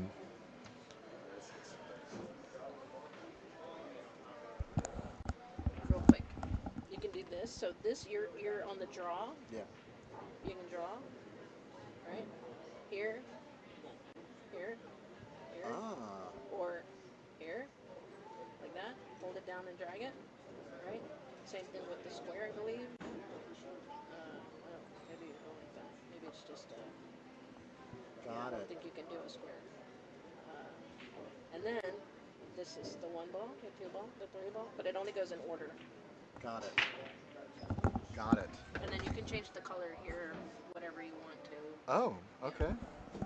Oops. We'll keep it yellow for now. Yeah. Okay.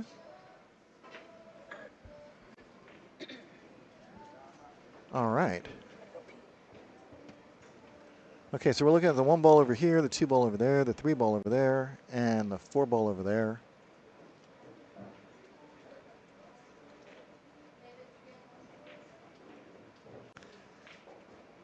This is a lot of traveling. This really is.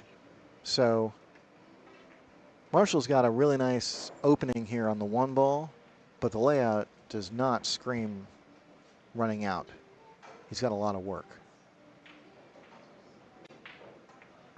So he tries to punch this in to give himself a more favorable angle, and he bobbles it out of the corner pocket.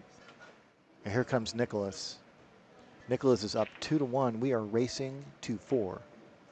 Looks like he's shaping up to go for the corner pocket. Well struck there. Now, Nicholas has a couple of options. I personally like the idea of drawing back. Just try and like go from here to about there.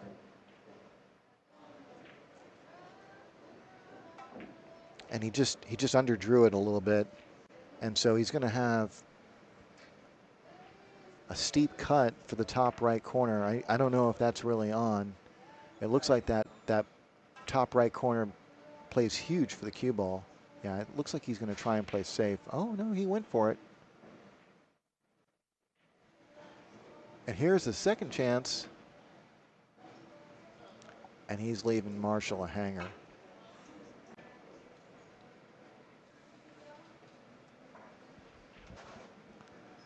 So this is an interesting situation because you really want to try and like whenever you have a hanger, you want to get that cue ball as close as possible to the next ball. You know, you want to make your life as easy as possible, but it can be so difficult to position off of hangers. So Marshall might just settle here and play for the 4 in the bottom right corner. He came off the rail well. Does that 4 ball pass the 8? We're going to find out momentarily. Now he's looking at that corner.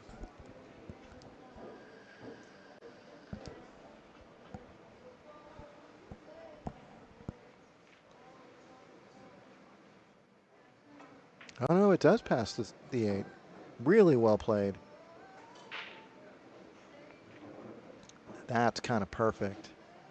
Really, there were a couple of pitfalls there, and he avoided them. Namely, you didn't want to get married up on that 8 ball and have it compromise your bridge.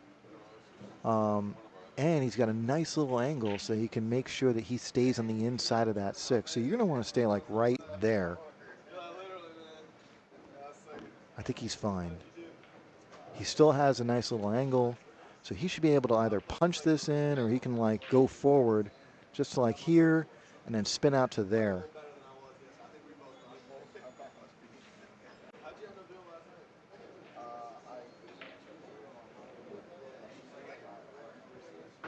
That's pretty good. That's pretty good.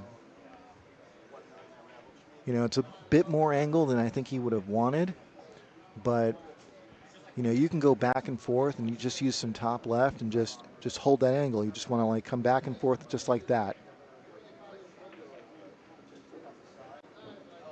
And he went forward and he found the 9 ball. Did I say top right or top left? I meant top left. I should just say counterclockwise or clockwise.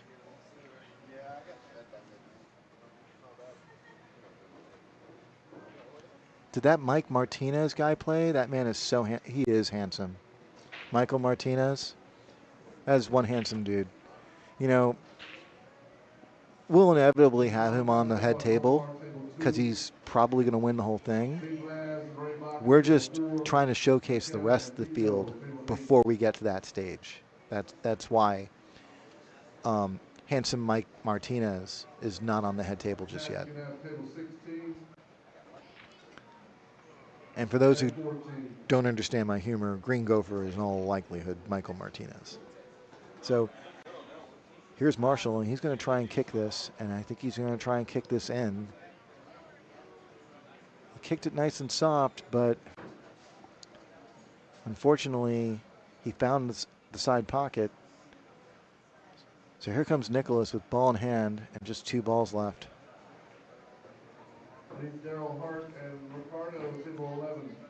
Like I said, we are racing to 4, so this is a great chance for Nicholas to get on the hill.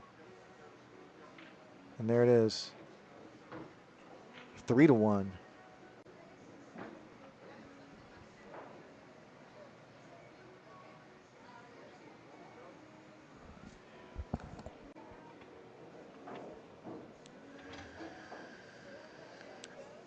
Give me the other headset there.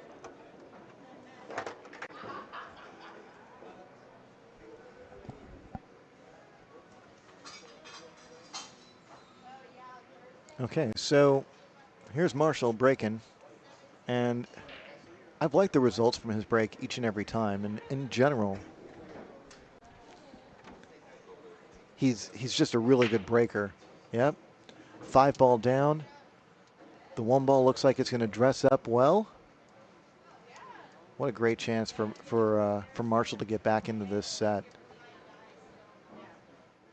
So if that 2 passes the 3, he can just play position right there. And he does. So it looks like he's got a little bit of an angle, so I expect him to go right about there for position on the 3. That's the way I would do it personally. So just a soft stop shot. Okay, he rolled up a little bit. He's going to leave himself a bit of an angle. And the only reason why I would have wanted to be basically where I just, left that circle is because it's a little bit easier to get the cue ball to travel to this side of the table if you're on this side of the angle, if you're right over here. I know that I didn't emphasize that, but you want to be on that side of that angle so you can make the 3 and travel directly into that position route. Now Marshall's got a bit of a challenge because he's going to have to go this way. He's going to have to figure out how to get that path, or he's going to draw.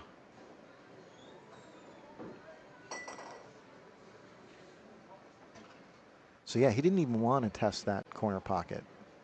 And I get it, especially on these tables. These are, slick tables, and the ball can slide quite a bit.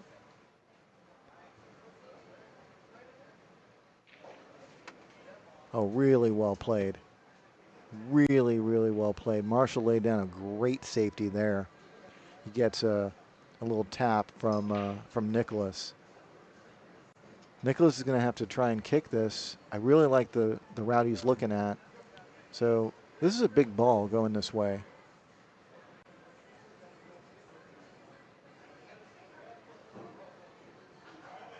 He's going to have to let that go. It's not going to touch anything anyway. Here comes Marshall with ball in hand, and I think that 4 goes. I think they're checking to see if he's on 2 fouls or not. Because that's the only reason why Marshall might not try and run out here.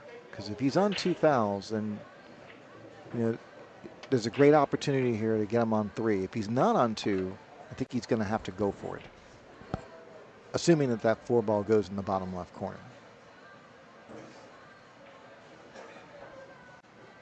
I don't know if it does. Yeah, I can't tell. I can't tell. And we are playing 3 foul rule here. So sometimes people are used to us not playing 3 fouls since we don't normally on our Friday night and Saturday night tournaments. And I'm sorry, I haven't introduced Shaylee yet. I need no introduction. Just kidding, folks. So he did play it safe there.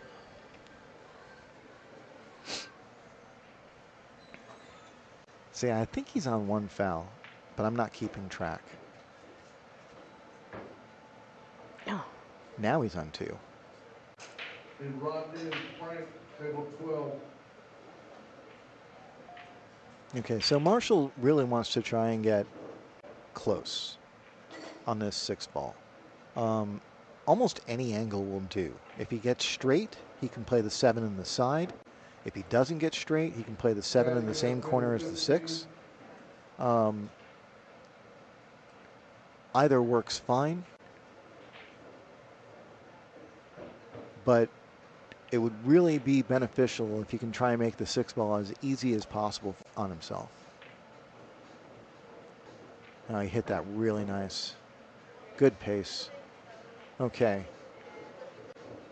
So he's going to have to float this in, and he wants that straight in angle, so that's what he wants. He wants that cue ball to land right on that yellow line. And he's just a little bit south of it. So he may have to go up and down. So he's just going to want to try and hit this as flat as possible so he can have that cue ball just go up this way and then back down this way and land right about there. Oh, he went forward. I think he's going to get away with it. Yep. That's kind of perfect. Okay. So I think he may have... So he just draws it back a little bit? Yeah. Yeah. That's what he's planning on Yeah. doing. I think he may have overhit that 7 ball, but these short races, you can't have very many hiccups.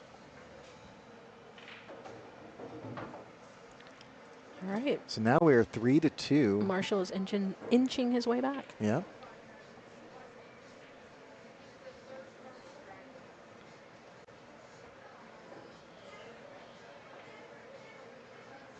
Yeah, there was some brief discussion just now about whose break it is. And they correctly decided that it was Nicholas's break.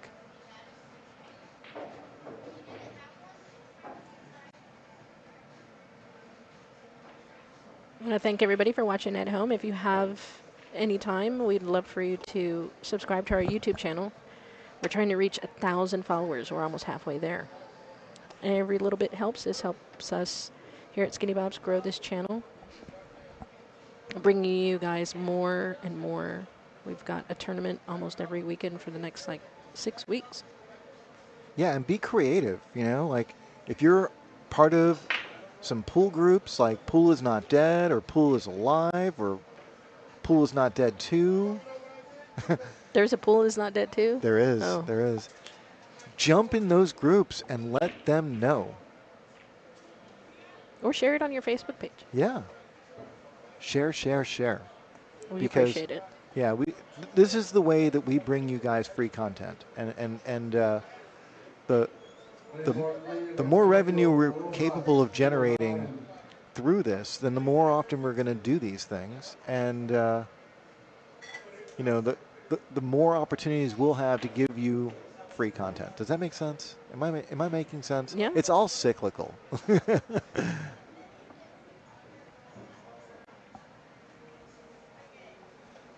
Captain Mike, is that Heaps? It could be. Unfortunately, I know a lot of mics. It is a great job at the setup, right? I can draw. I mean, I am capable of drawing, not that I can draw. You know, I think I can draw too. I don't know if we're capable of having both. Let me Oh, that try. would be amazing. Let me try. So Marshall is eyeballing this 1-9 combination, and he really, really should be, because that 5 ball is going to help if he hits this 9 ball a little too thick.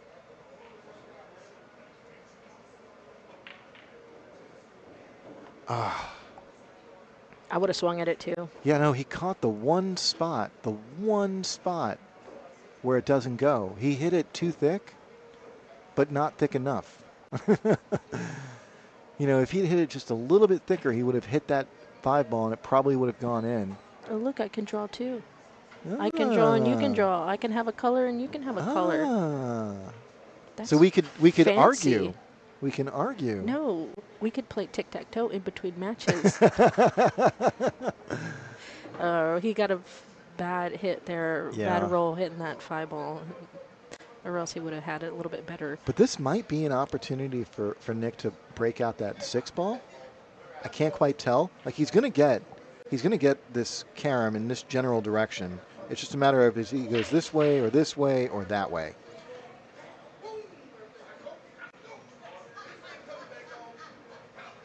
And there it is.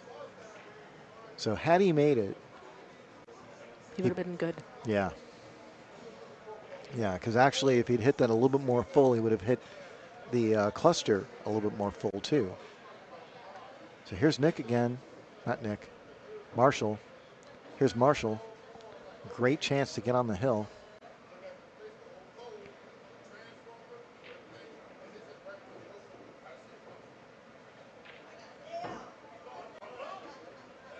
So even though he touched that 9 ball and it kept him from getting a little bit closer to the 3, he still ended up with a really nice angle here.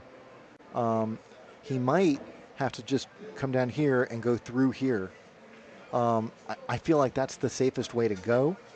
So he'll make the 3 ball over here, but I think this is I think that's the angle he wants.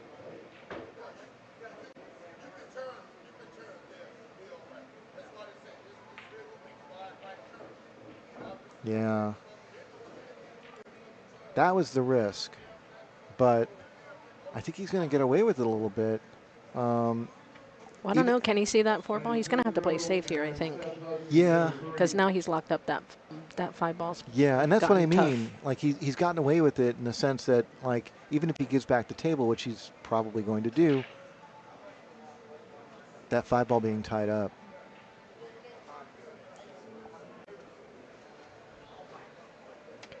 So here's Nick. The great chance to lay down a good safety here. I really like using those 3 balls. Just like send that cue ball like, you know, this way if you could. So he's playing a containment safety. It's not the worst idea given the fact that the 5 ball is not going to be easily accessible. It's not that tied up. It just requires a healthy angle. Like you want to get straight on shots like that normally, and the 8 ball just doesn't allow that. Okay, so Marshall's going to give him a full view of this 4 ball. But again, this is a tricky situation. I don't know, Shayla, you got any ideas on how to get on the 5? I don't know if you can do it. Hit it real hard. Hit it real hard. I would just play safe here, but that's just me. Look at that. Wow. Really well done. Did he actually get enough angle? I think he did. He is looking at the Yeah. 6 ball. Really well played by Nicholas there. So this is a steep cut, but he should really only be thinking about making the 5 ball. The position on the 6 should just happen organically. Yep. Oh, he got there. Okay. I like going forward here. Me too. Yeah. It looks like he does also. Yep. Oh, really well struck. That's another solid shot by Nicholas. Like, you could just tell, like, he's not comfortable yet, but he's getting there, you know? This one's going to be a toughie. It is, but I think you're going to have to just play sort of vicinity and just come out like this. You know, don't get too tricky.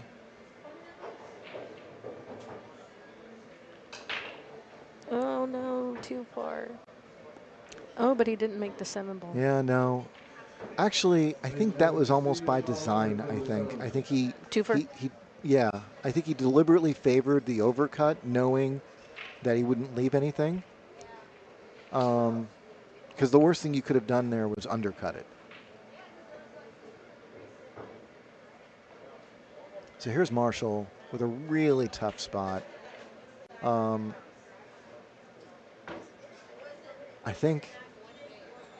think trying to come up with some sort of containment here might be the best way to go, but it also feels like making the ball is just as difficult as any sort of containment safety, so he might just go for the pocket.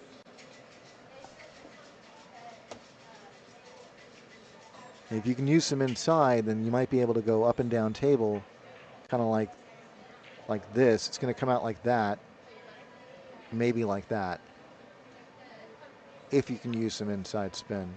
Oh, he's doing the containment. Oh, well done. Well, that works too. Yeah.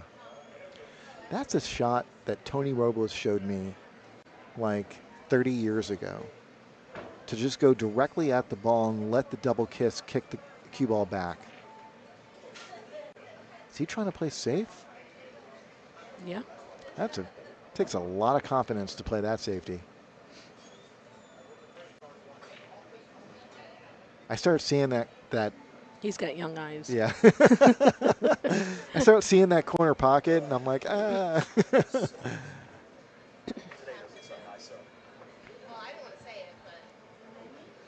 That's a solid containment safety by Marshall. So yeah, that's these two guys. They're going to go back and forth on this for a little bit.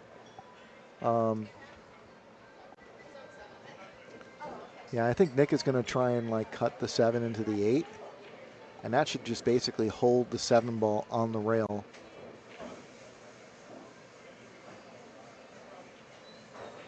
Oh, he did not get there on the way in. Wow. Well, that's unfortunate. This is because now he can just shoot in the side, yep. tic-tac-toe at this point, roll up a little bit. Just get straight on that 8. It almost looks like he's leaving himself an angle. Okay.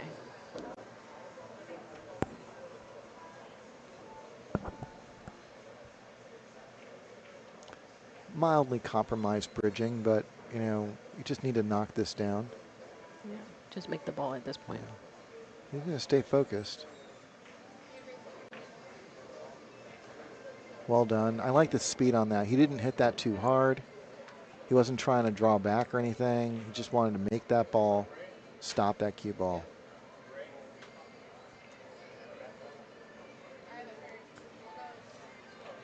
We have our first Hill-Hill match. Hill-Hill. And it looks like we've got Tom Passaw on table 2. With Omar Soto. Omar comes out and plays in these tournaments. He's not a regular here at Skinny's, but he likes to play in our weekend tournaments when we have them. Well, Tom is shooting at the 9 ball, so we'll see who's up. Yeah. Somebody's up 1-0, I think. Ooh. He missed. Tom undercut the 9 ball and hangs it. So that's going to make it 1 apiece. 1-1. Do you know if that's a winner's side match over there or not? That only matters because, you know, it changes the race a little. And by a little, I mean a lot. When you're racing to 4, racing to 3 feels so much shorter.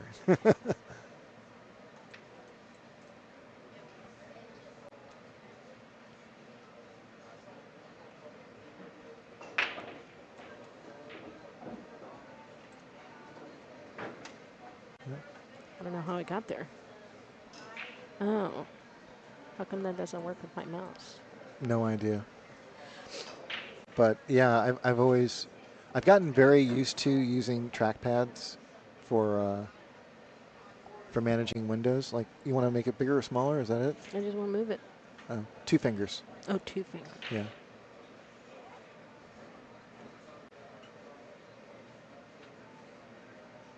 So yeah, that is still a winner side match All with right. Tom and Omar next door to table 1. Okay, so our focus is now back on table 1. We are hill, and Marshall is hooked behind the 2 ball. Is this immediately after the break, or did he put himself here, or did Nicholas put him here? Okay, this is immediately after the break. So Marshall is playing the push shot.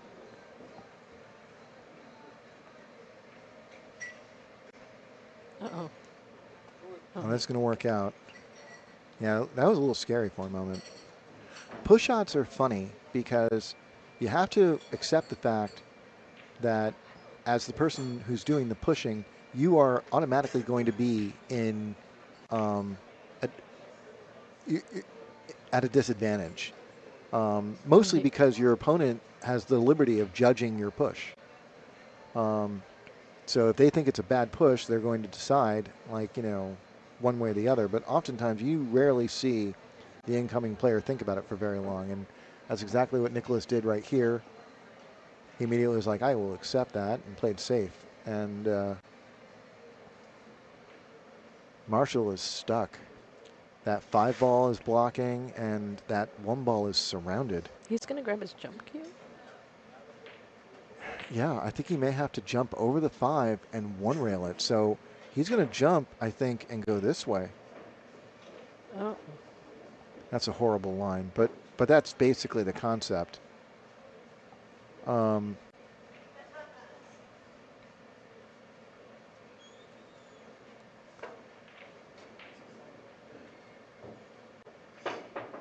Well hit. Oh, what a fantastic shot. Really well done, yeah. Wow. I felt like clapping right there. Oh, that was exciting. Okay. But, Nicholas got what he wanted. Gets a shot out of this. The wide open table. Hill. Looks like he overcut it.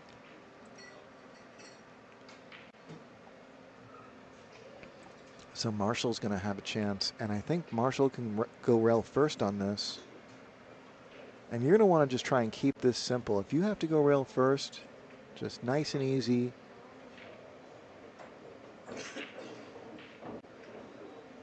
I like this. So. Does that? Oh, it does go past the 7. So. Yeah. Marshall's going to want to try and hold the cue ball. Just barely, and just though, hit the rail here and come back out just like that. So you don't want to hit this too hard because you want that draw to grab. And he overcut it. Yeah, I didn't think it went. Like, you really had to hit that perfect. Pat, you can have table 13. So here's Nicholas's, this is a really big opportunity for him. Oh, no. Yeah. I think you have to, a little bit of nerves there, maybe. Yeah. I think both of them. This is going right back to, the pace that we saw in the first game where I think nerves were a bit high.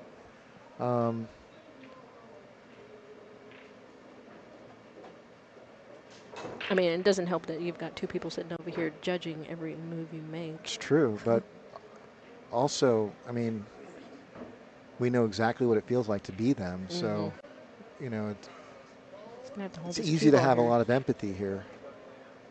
Well, that was a great shot. Yeah, he's a little bit on the inside, but he should be okay. He should be able to float this in. And if it were me, I'd want that cue ball as close as possible to the rail. I want it like right there, not there, like a little bit over to the left of where I just drew. But God, that's a tough angle. Like, it's okay if that cue ball's on the rail. I'm just gonna redraw that, like right there. That's what I want. Okay, he stayed above it, and that's fine too, because now you got options. I think he's a little too shallow to draw back, so he'll probably just come out like that. No, it looks like he's going to come back. He's going to draw back? Mm-hmm. Okay. Wow, he just put some muscle behind that. No, that's good. That's good. I didn't think he had enough angle to do that. What we need to do is we need to get a camera right on their heads.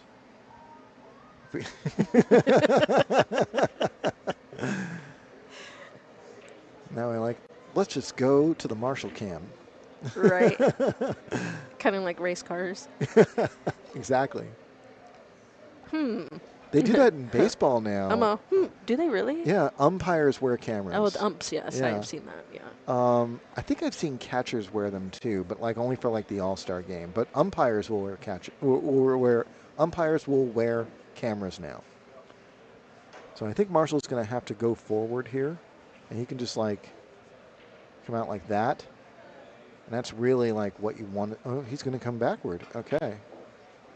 Oh, he struck that nice. The spin just grabbed it. If he doesn't touch that rail, he's perfect. He touched the rail, and because of that, that left spin grabbed that rail and it brought it further down table. Yeah. So I like the cut. I like the cut because if you happen to miss it, you can have that cue ball come back like this, and that 9 ball, if it misses on this side, might come out like that. It's going to bake? Oh, he cut it the other way. He's cutting it in. Oh, no. That's the problem. So here comes Nicholas, and he's ready to shoot already, but he's like, wait a second, let me just think about it. He shook his head. Oh, no. He did shake his head before he shot. As he approached the table, he shook his head. He shook his head. I didn't, yeah. Well, he concedes that to Marshall. Well, I hope he comes back and watches this match, because I'm going to say right now that this kid has potential, and he just needs to like fine-tune his shot routine and give himself a little bit more time to you know, build up the confidence to play those shots. But I like his thinking. I like the way that he pockets balls. Maybe he's just a little bit nervous. I don't know. But so over on table 2, we can move over here. And we've got Omar up 2-1 on Tom. Tom looks like he's going to line up this 1-9 combo to tie it up. I need Michelle and Marshall, table 1. Did they just say that Marshall is staying on this table? Yes, he's going to be playing Michelle. This is going to be a great match. Yeah. Well, yeah, I can understand why. Yeah. For those of you that don't know, Michelle Cortez is one of the best female players in Texas. This should be a lot of fun.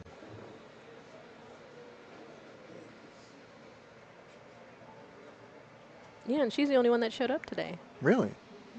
Huh. Well, no, so we have Millie and McKenna. Millie and McKenna, yeah. Jennifer and Kim. But yeah, we have a whole troop. Yeah, we have a whole troop of women pool players in the high 500s, like Kim Sanders and Jennifer Kraber, and quite a few. You're right. Not very many faces here. But it's still a really big field. What is it, 39? 39 players. We got 39 players. We opened up the doors today, Jude, at 10, and they just poured right in. Yeah. They were all waiting outside. Well, guys, don't forget, next week we're doing another capped event. It's the 499 and under. So if you've got a 498 handicap or a 498 Fargo rating, guess what you're doing next Saturday? Want to see something cool? Yeah, always. Has anyone ever said no? Like, no, I would rather not see something. Wow. Shayla's Fargo rating is 499 on the mark. How can I get out of working and play? Oh, I'm not doing anything next week. Maybe I can sub in, manage the tournament for you. I'm going to sweet talk Ray. So they're flipping the coin. Okay, so let's Looks move back. like Sorry. looks like Michelle has won the coin flip.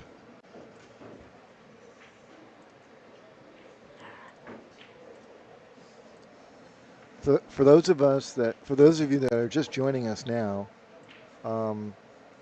you have a couple of responsibilities. You must like our page, or you must like, subscribe, and share. Those are the three things, and then you can go back to watching. You've got at least a minute because Michelle's racking right now, and she hasn't even gotten her break cue. So you have a minute. Like, subscribe, and share. We're doing our best to try and provide as much free content as possible, and subscribing on YouTube is paramount to that because once we reach 1,000 subscribers, we can actually start sharing revenue with YouTube, and that means that if we're making money off of these streams, and we can provide more free coverage, and that means free coverage for some top contenders as well. So please do that. It costs you nothing other than like a few clicks. Our goal, Jude, is, eventually once we build this channel up, we start giving back to the players. Yeah. Also, Yeah. we have you on the stream, and you get us views, and we pay you doll hairs. That sounds awesome. That's what I want. But we got to get there. It's a slower process at the beginning. Yeah. But big rewards at the end Yeah, for everybody involved. So please, if you're watching this, share in those groups, share on your Facebook page, Oh, I gotta fix the names. My bad. So Michelle breaks first, right? Michelle's got a monster break. That was really solid, and she's got quite a few options here. I think, in my opinion, I'm going to want to get positioned for that 2 in the side. And she agrees with me. That was such a great shot. Yeah. So this is going to be a little bit funny because she's got a little bit of a back cut here, but I think she can avoid that 6. So she might be able to go like here and here, and if she can use a little bit of like check spin, she can come back up this way. So she's gotten back up on this shot. A little tidbit here, only because she's my friend. Yeah. She does not like side pocket shots, but we're trying to teach her to love them just like that. She's going to run into it. Ugh. Yeah. It just needed that check spin to try and catch that path, and it's not the easiest to see. I don't think it goes down past that 8 ball, does it? I don't think so. Not at that angle. It's actually very close. It's very, very close. It's almost worth going for. Oh, it looks like she is going to go for it. Yeah. Yeah. Yeah, there wasn't ideal speed there. Oh, and she left the window. Yeah. I mean, like, the pocket might have accepted it had she hit it softer. But, and had she hit it just a little bit straighter. But, yeah. So here comes Marshall, and well, he's got an opportunity to just let his stroke out here. Yeah. And that kind of helps with the beginning of match nerves, right? Yeah. I mean. Oh, so he's going to come around the 7 ball. Possibly. Oh, avoid the 7 ball. Really well struck. Okay, and this is an important shot here, and it's important to recognize it as an important shot because making it's pretty straightforward, but you really need to get a good angle on this 7 ball to get on the 8. I like that. I like that a lot. So what Marshall did was he got to this side of the shot line, which is going to allow him to touch that right rail and get on the 8 ball that way. Had he fallen on this side, a lot of bad things happen. But he's on the correct side of the ball. He should be able to touch that right rail, and he can use a little bit of right spin and like float above the 9 ball to ensure that he's going to have view on the 8. Oh, that's a great shot. Yeah. Look at that. Really well done. Okay. So now you can play either the 9 in the side or the 9 in the corner, wherever you. I like stunning it just like that. Yeah. Just stun it straight across. That's what he looks like he's doing. But you could go forward. I think forward you have a little bit more room for error. Yeah. Yeah, just like that. And now you're coming into the line of the. That The could also shot be line? about the cueing too. Like he was on the rail, Right. so you don't want That's to. where you felt more comfortable. Yeah.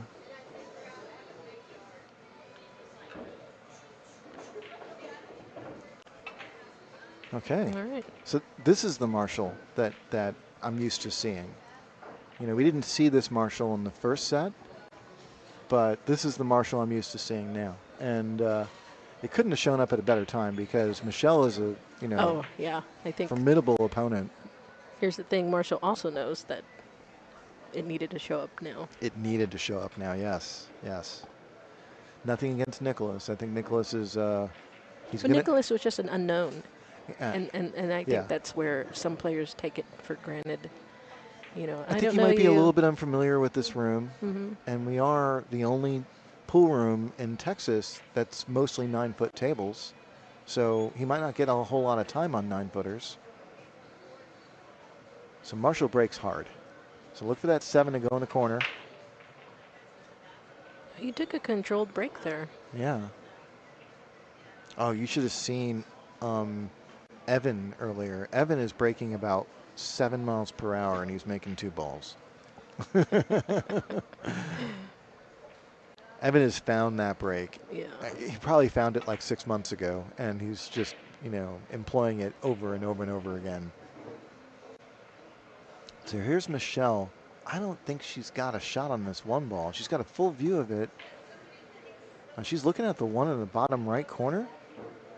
Okay, that's actually going to open up opportunities. If she decides to go for that, there's a carom here that could send that 6 ball in. So, she could be playing for 2 balls here.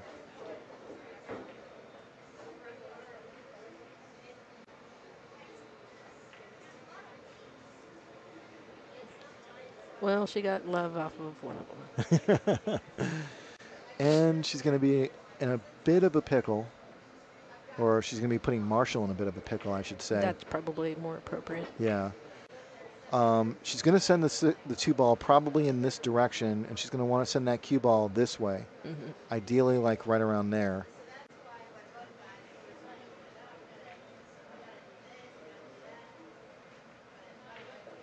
And she's caught that 9. But the 2 ball tracked really well, as you can see. And I think she's got the 5 as a blocker. He can barely see that 2 ball enough to clip it, I think. We'll see what he does. Yeah.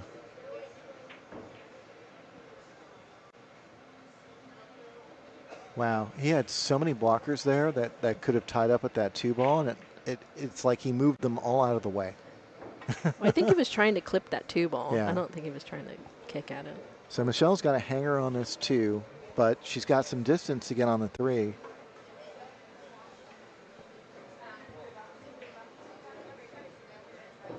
A great stroke, Michelle.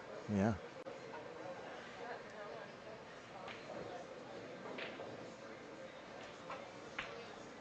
That's really well played.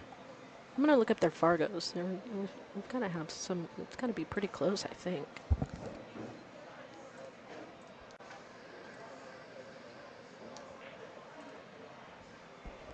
My guess is they're within 20 points of each other. Well, that's a pretty good guess. Yeah. I want to guess less. That's a little bit too much pace here. Just a little bit too much pace. So Michelle's going to have to play safe here. Now what to do? She's already down the shot. So she has an idea. Oh, I like this. She didn't get there, but I really liked the idea.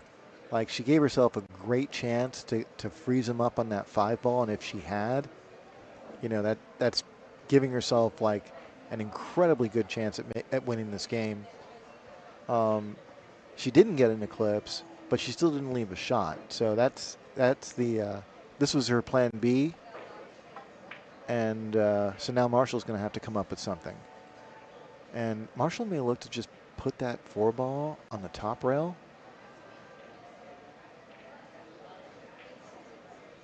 So Marshall's a 590 and Michelle's a 581. Oh, wow. Wow, so they're within 10 points. 9. Yeah. I actually thought it was closer than that. Yeah.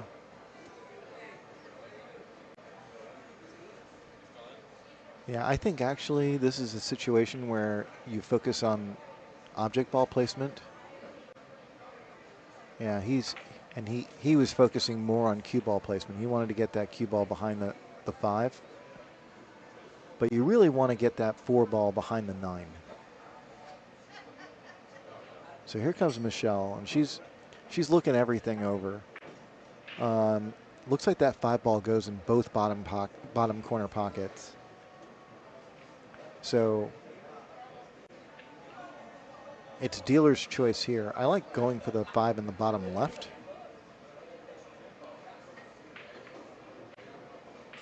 She's going to have to slow down a little.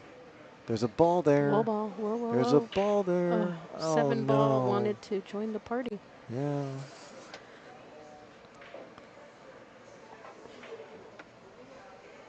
I still like how she's hitting it, though. Like, she just needs to, settle down a little bit. Yeah.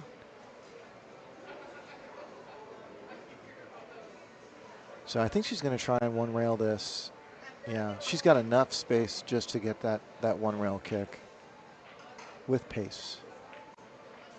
Oh. Oh, did we get There are love? balls there, too. We did get a little bit of love. She's definitely got a partial eclipse here. And it's bordering on a full eclipse. Yeah. So Marshall can see the left edge. He's just going to leave that right there. And this was the position that I thought he should have left her in before.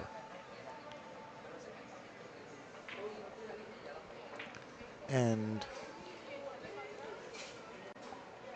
definitely an opportunity here for a kick and stick, but that's a tough safety to execute sometimes. Betting Dustin Wishman, Frank Alvarez, table 3. Oh, this is going to lay up nice. She got a roll. Yeah. Now what do you do here?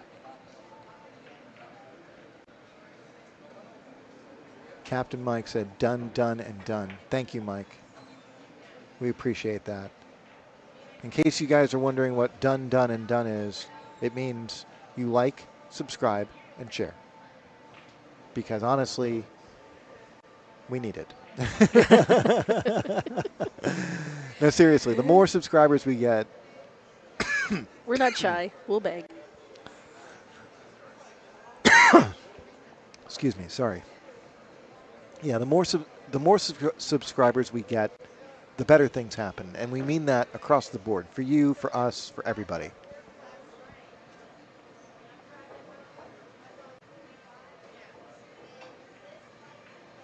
That looks like it was a foul. I think he hit the 9-ball first. Yeah. Yeah, and he's conceding that. Well, he just broke it all out.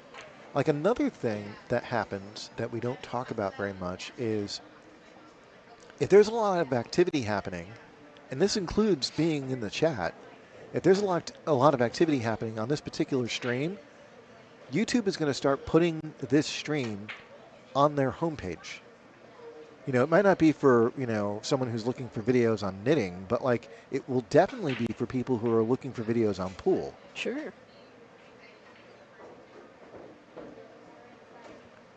So that's one of the many reasons why we really encourage activity. We don't want you guys to fight in the chat or anything. But not that kind of activity. Yeah. I mean, if you're going to fight nice,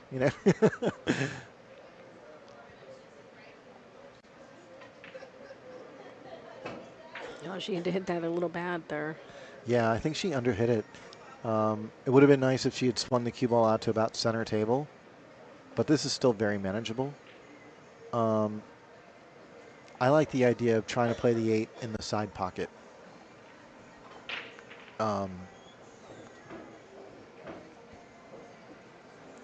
Mostly because the 8-ball is so center table that I don't want to mess around too much with those side rails. She's going to land so perfect on this. She's fine. Yeah. The inside angle is much better than the outside angle. Yeah. Yeah.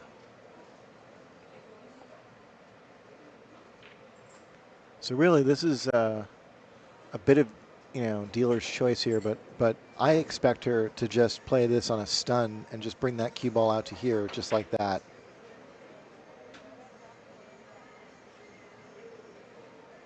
Even if she's a little bit north of my line, she'll be fine. Oh, get off the rail. There you go.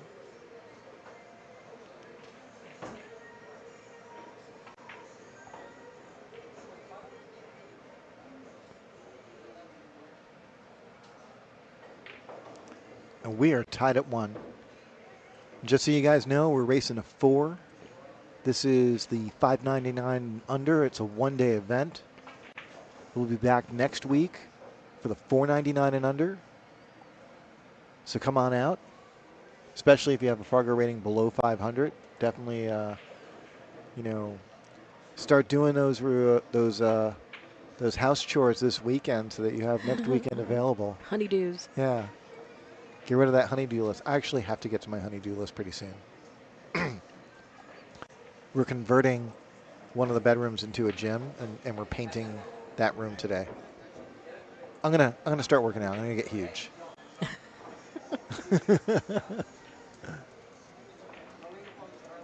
I gotta work on my break. I don't break hard enough. It doesn't take muscles. No. But it doesn't hurt.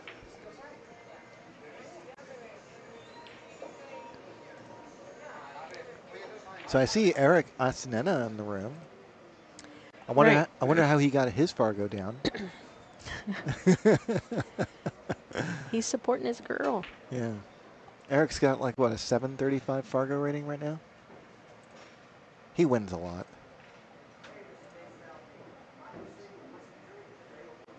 So here's Michelle, and she broke great the first time, so I expect something similar now.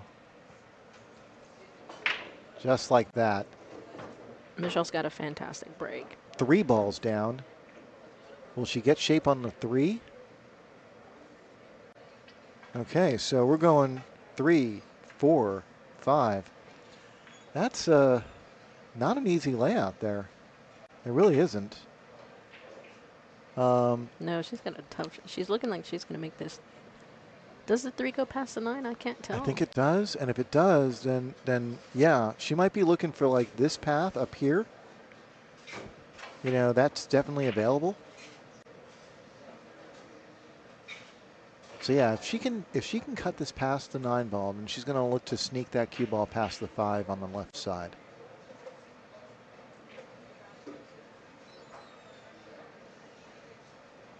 I think she's looking at the carom, Jude. Yeah?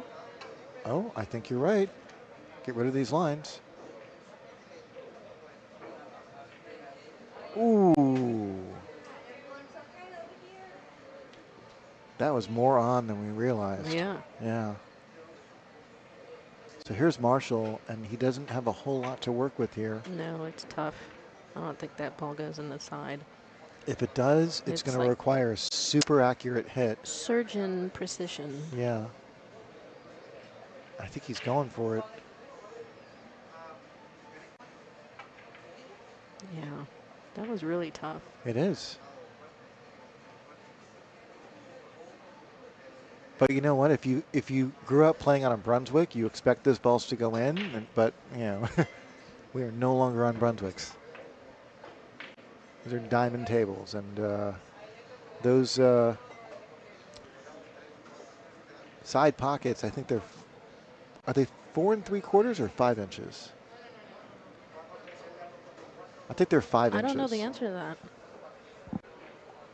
They're bigger than the corner pockets, but not by a whole lot.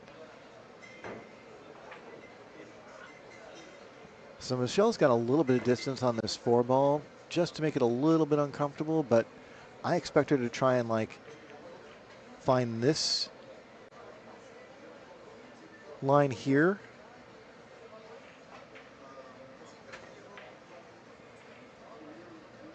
Oh, she tried to draw out of it.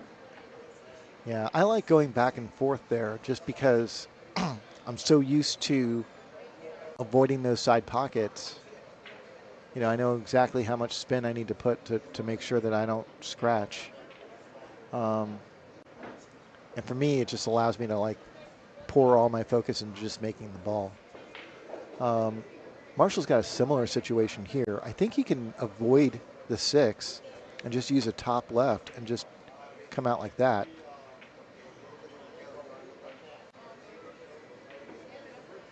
No, he's going to try and bank it. And he's going to leave Michelle an opportunity. This is a bit of a funny spot, actually, because this cue ball is going to want to track this way. And there's not a whole lot you can do about it. In fact... Oh, I don't know if she's going to go for the side. She's going to go for the corner. Yeah. Yeah. Remember I said earlier, she doesn't like side. She doesn't like... But I would shoot it in the corner only because I could do more with that cue ball. Yeah. For the 5. I think you're right. You definitely give yourself an opportunity to get real easy on that 3, on that 5. No, she missed it. Ah.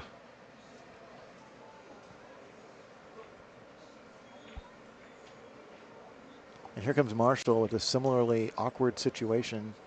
I don't think Marshall has a pocket, really. I think the 6 ball may actually be blocking the side pocket.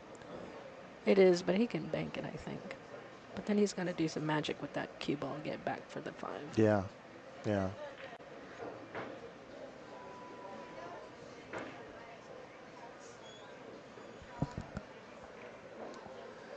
Unless he stops it there and leaves himself another bank.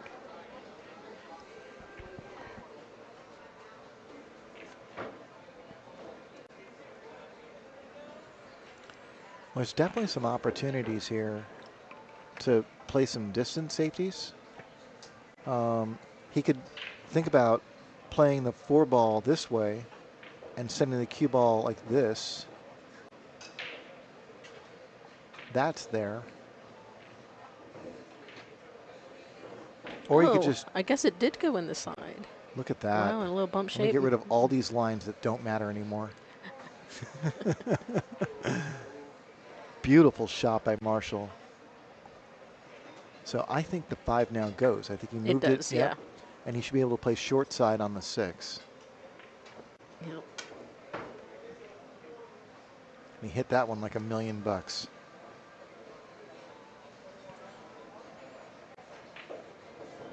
So I might just float this in. And it's not ideal to be on, like, here's the shot line here. It's not ideal to be like on this side of the shot line, but this is such an easy route. I think that might be the way to go. Oh, he overcut it. But he was, look at that. Look where he got his cue ball.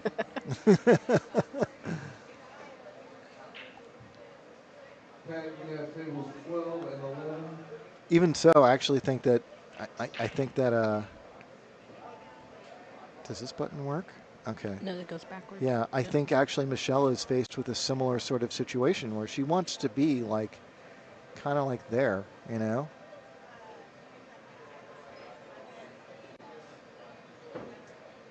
Well, she got there. She got the angle. Yeah, that's kind of perfect. Mm-hmm. So get rid of all this. So now Michelle should be able to 1-rail this, and ideally... She's going to 2-rail this because Michelle's got a stroke. I like that. That's what I like. And that's what she's going to do. But you could go, you could 2-rail it, yeah. Yeah, she knows she didn't put what she wanted to put on there. See, I think a lot of people overlook the route that I just showed, and they really shouldn't, because you can overhit that and you're still in the zone. You know, it's just another way to enter that angle. You're not crossing the angle at all. I mean, you are initially, but then afterward, you know, you're in the zone. Right, but coming the other way, here, Yeah, here, yeah, gives you way more room for error. sure, yeah. I just like that way because also you're stunning. You know, you're stunning into it, and well played. All right, Michelle goes up 2-1. And I like stun shots.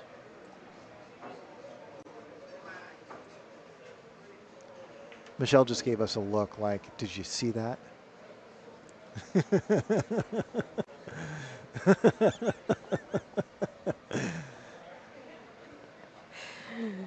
She's mouthing at us Yes, some yes, explicits. I'm sorry, I cannot yes. repeat that on. Wednesday, Thursday, Friday.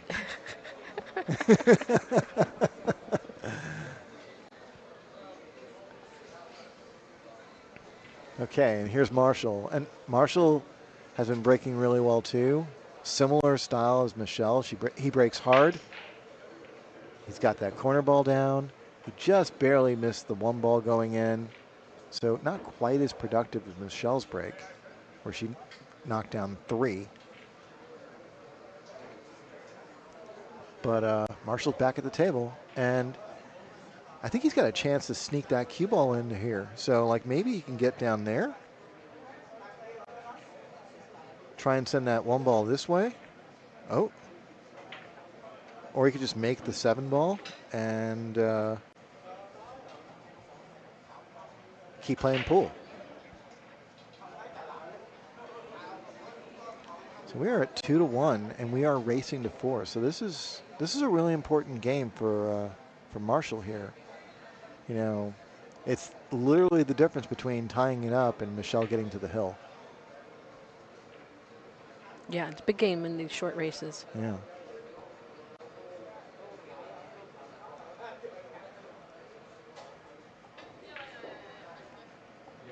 I actually, you know, when I first moved to Texas, I started playing in the Skinny Bob's weekly tournaments almost immediately. And it was the first time really in my life that I was regularly playing such short races.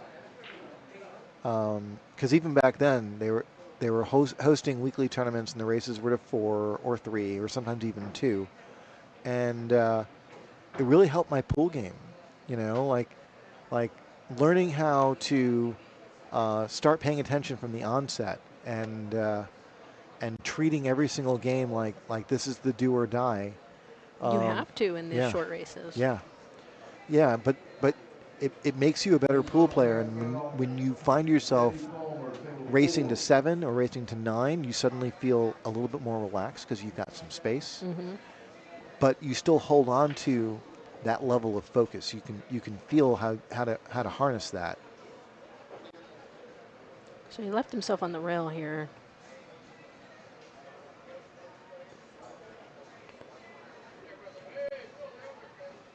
Because yeah, I mean, in the Northeast especially, everyone's attitude is, if we're not racing to at least 7, what are we doing?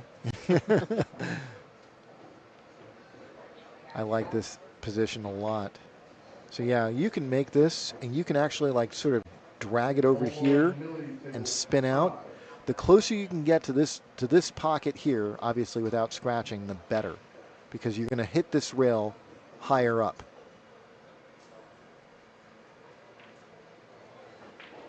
So yeah, you see how he didn't really dig into that, and now he's straight. Now he's straight in. Yeah.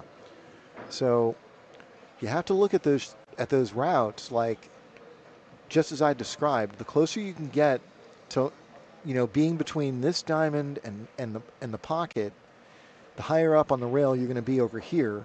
And if you can maintain that angle, you can guarantee that you're going to get back down table. As well, you're going to guarantee that you don't scratch. So like when you're playing those 3-rail routes, you want to pay attention to exactly where you're hitting that first rail.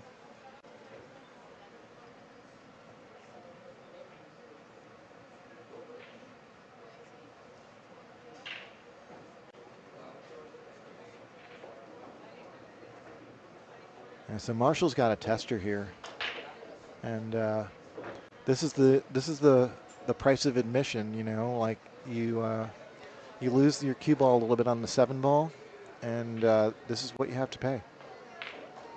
So see if you can knock this down and stay in this set. And he did. Well Oh, played. yep. Really well played. And I liked the way he played that. And that lends itself to like what we were talking about before, where he's using that 3-rail route so he can strike that hard. You know, he can stay in his comfort zone. He can shoot that the way he wants to shoot it.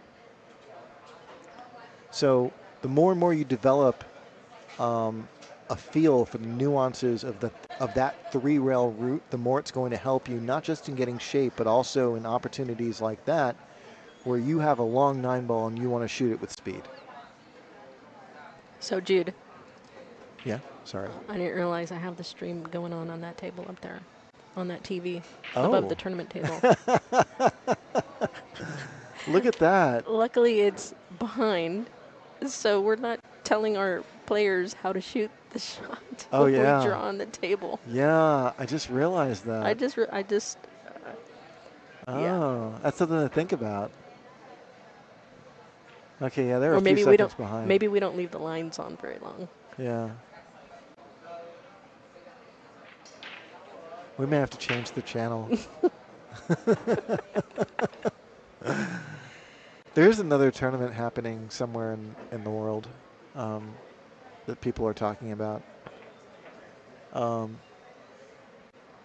Last I checked, Joshua Filler was doing really well. Oh, are we talking about the European Open? Yeah. Joshua Filler was beating Jason Shaw. When I left the house, the score was like 6-2. Does anybody know what the final score is? So Michelle made one ball on the break here. Only one ball? Only one ball. I know. Weird. The horror.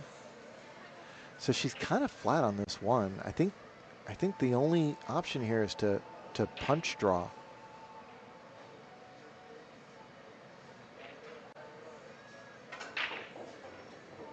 Yeah. I like a little bit more punch there, but I understand like not hitting it that hard. Right, it's you just make the ball at that point. Yeah, it's a long shot. And this is a tester. So what she really wants to try and do is use a lot of right spin and just try and like come out like that. Mm-hmm. But that's hard to do. It really is. I don't know why it is, but it is.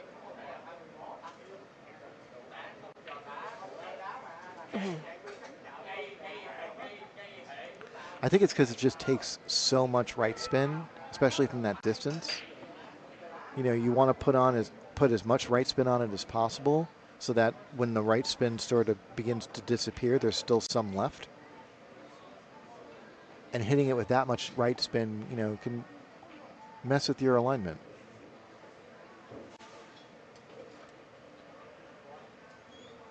So here's Marshall with an opportunity to take the lead.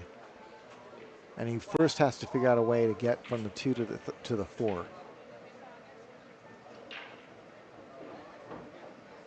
I like that.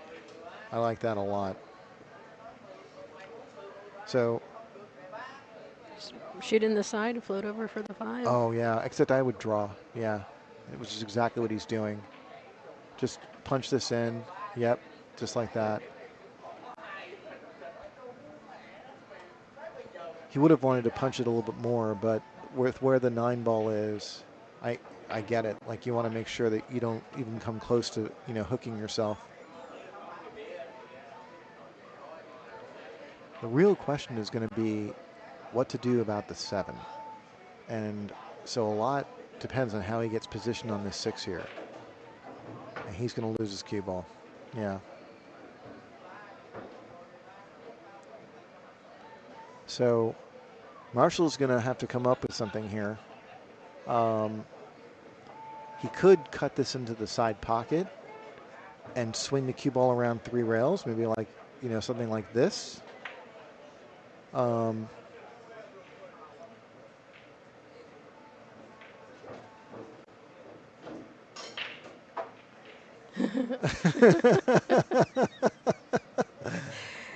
Just like that. Wow.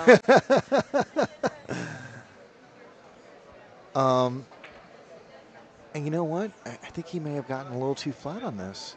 Maybe he can go forward. He likes to draw. Oh wait, I think does the the 8 ball 9. go past the 9? I don't think so. Well, I think it's tight. with as much as he's drawn today, he can just draw that. He'll probably draw the ball all the way back so he can shoot that 8 ball in the right and the left You're side right. He pocket. is drawing. Ah, Oh, he did. That was a I know that technical feeling. error. I know that feeling. Marshall is where I was just like a few months ago, so I know exactly what that's like. You're trying to play these shots routinely and you're not finding that shot line, and he's pulling the trigger before he's settled down, before he's found that shot line, and he's missing. And yeah, he's shaking his head right now. He's not happy, but really what he needs is he just needs a couple hours by himself on a pool table and play that shot a couple hundred times and he'll be fine. And just play it until you develop calluses. Did we get love here? Yeah, maybe? I think we did. Wow, that's a huge roll from Michelle. Michelle misses it in the corner pocket, only to have it double rail and go diagonally across the table into the other corner pocket, and she What was lands. that, the double bubble? I wouldn't call that one a double bubble, but the double bubble. So she's trying to stun this ball. I'm not. Yeah. I think I would just roll forward maybe, but because this just makes it harder. And she got there. Yeah, she got there. With She's as fine. much as she hates the side pocket, she made it work. This is going to put her on the hill. Michelle Cortez up 3-2, and we are racing to 4. This is Skinny Bob's. We're in Round Rock, Texas, just north of Austin. So next weekend we have our $4.99 and under tournament, $20 entry fee. You just show up morning of to sign up to play, and you're going to have a minimum of 200 robustus. No exceptions. Does it say that on the flyer? It does. Right there. Right there. Look at that. That's what the little asterisk is for up here. Yeah. And that connects to that. Yeah.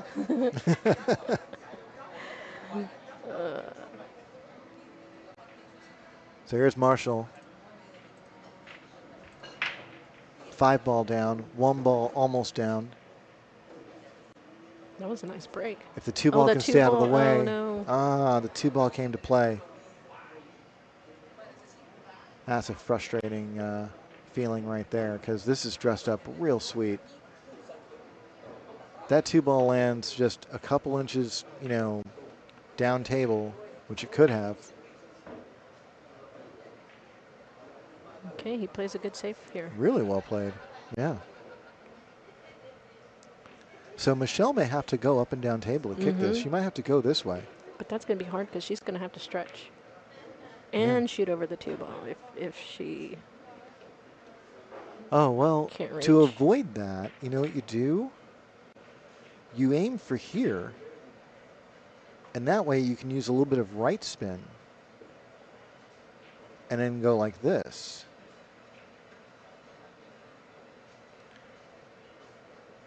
Just like that. Actually, you won't even, I mean, it's hard to see it. You have to avoid, Turn on. oops, I turned it off. Wow, that's really funny. Yeah. Oh, geez. Yeah, I don't think we can leave it on very long. Yeah. Okay, so what's happening, guys, is we have a TV set right near our feature table. So when I draw lines, I am giving ideas to the players. You know, they did that in BCA Vegas once on the big screen. Okay, so we're gonna have to wait for opportunities where. Oh, did she make the ball? She almost made it. Wow, really well struck, and Marshall's gonna have an opportunity here. I'm just waiting for a player to be like, I can't think of anything, and then you just look up at the monitor. Let's see if Jude has any ideas. Um, so this is a little bit tricky because he's going to have to try and find a way to come up with something while hitting this window. So he's going to be going through here. The cue ball is going to come out this way, it's going to come out that way, and it's going to go through this window right here. So the question then becomes like how does he find a shot from that window? Really well done. Look at that.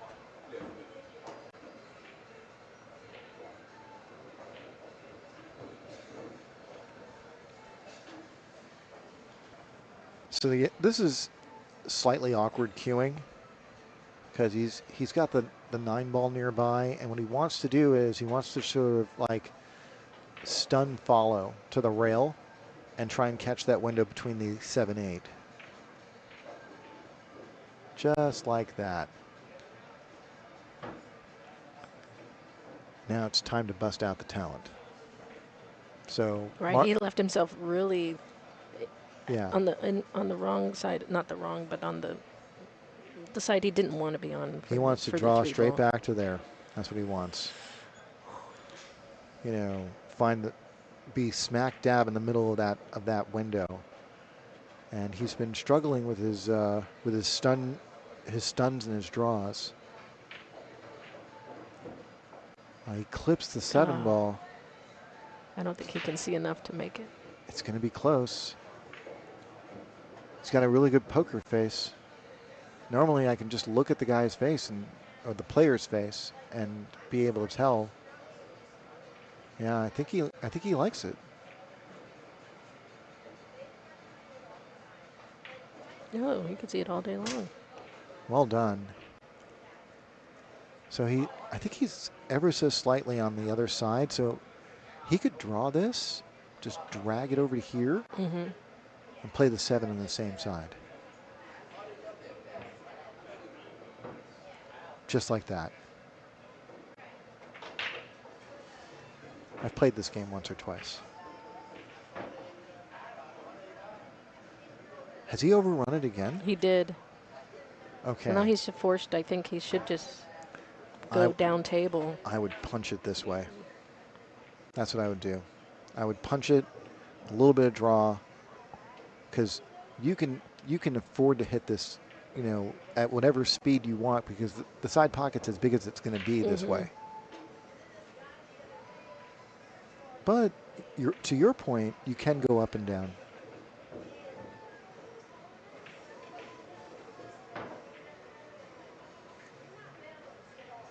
He's going to come up smelling like roses. Well done. He may have to do it again, though. But this time, I think he's going to want to try and go this way.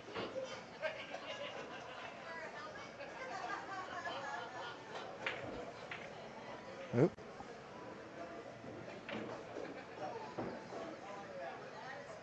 He's going to touch that side rail. Beautiful. So we're looking at hill.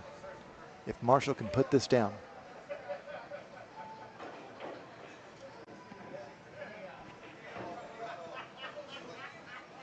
And there we are, folks. 3-3. So Michelle's going to be breaking at the Hill match. And we've already seen some really good breaks from Michelle. Let's see if she can be timely in this fashion and find another 3-ball break right now.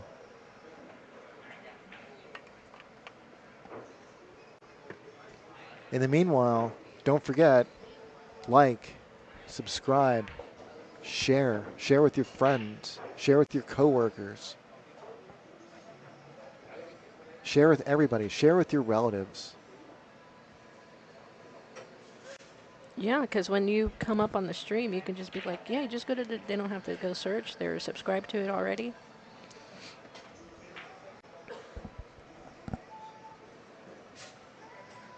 Nick Sanchez and Evan, table 6. They did the customary fist bump.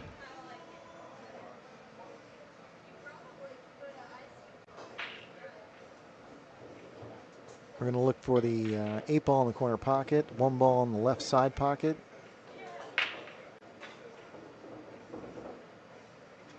And the 3 ball cross. In the side, there's the 3 ball break right Wow. there, Jude. I need a lesson right now. That's amazing. This is her second 3 ball break this set.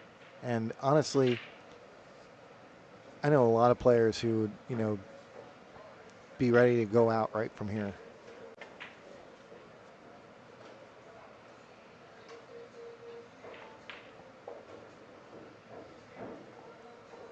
So I think really that tester is going to go from the 2 to the 4 and then the 4 to the 5. Back in New York, I knew this player who's my age, who when he was up and coming, he was loud and very, very cocky. And if he had a break like this, he would, pop up from his break and immediately say, "Dress up, baby. We're going out." He was playing another friend of mine, and he did that. And then he hooked himself in his first shot. Mm-hmm. And my other friend said to him, "Look at that, all dressed up and nowhere to go." Which that perfect. Yeah. The player who would say "dress up, baby," that was George Sansusi, also known as Ginky. Yeah. And he was the pride of New York, for the better part of 20 years. So she's got her extension out here. It's a long reach.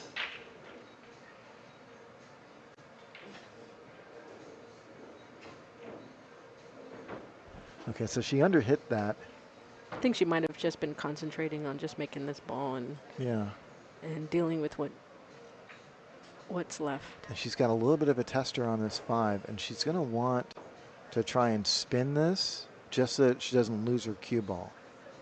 She can hit this in flat, but if she hits it in flat, she's going to have to hit it soft. If she can put some right spin on this, she can hit this a little bit harder. She overcut it. But she got a little bit of love. She missed it on the pro side. Mm-hmm. So here comes Marshall, and there's not a lot of great ideas here. You're shooting from like 8 feet away. Literally, yeah. Yeah. You may have to try and bank this in. I might be inclined to try and bank this. If I'm going to go down, I want to go down swinging. The other option is to just park this 5 ball like over here. And I'm just going to get rid of that so that I'm not showing, the players that. But park that 5 ball on the right rail. And you should be able to leave that cue ball on the left rail. And the real trick in doing that is to try and hit the 5 ball either half ball or a little bit more full than half ball. If you feel like you have to aim for less than half a ball, then that safety is not really there.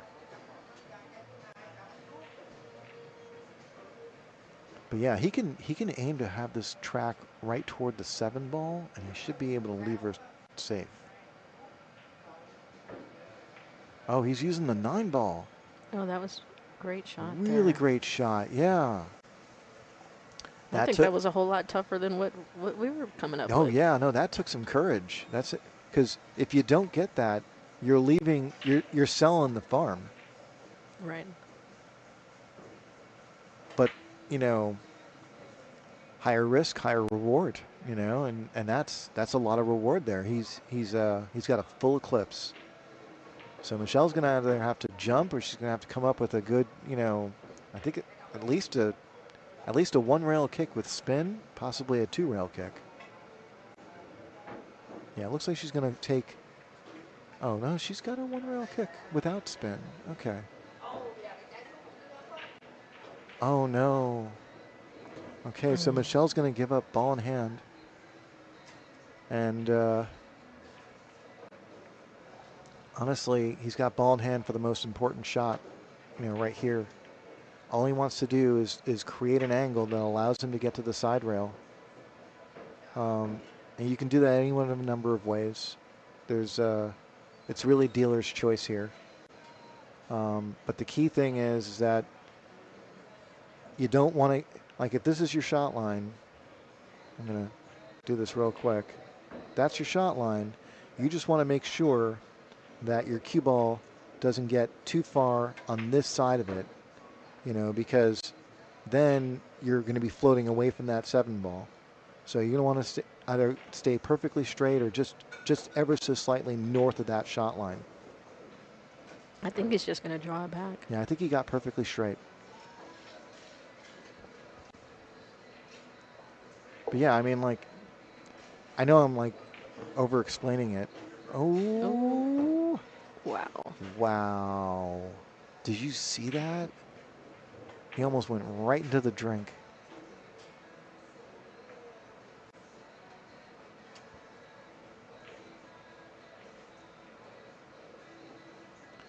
This could have some effect on him. Yeah, I think I personally like punching this in.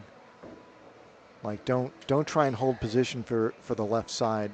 Just punch it in and go back and forth. It cuts down on the amount of swerve you might get by shooting downward on the ball. Nice. Yeah. I mean, I would have stayed north of it, but I like the way he did it too. So it looks like he can touch the side rail before the side pocket. So he should be able to just make this without any worries.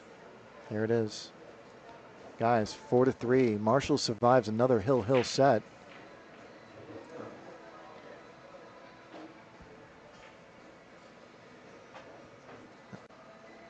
I'm going to go change the channel on that TV. I have to go. All right. And guys, we'll be back shortly. Well, Shayla will be back shortly. I have to get to my honeydew list. But I will see you all next week. Try and be back here for the $4.99 and under for everyone who's under $4.99. And take care.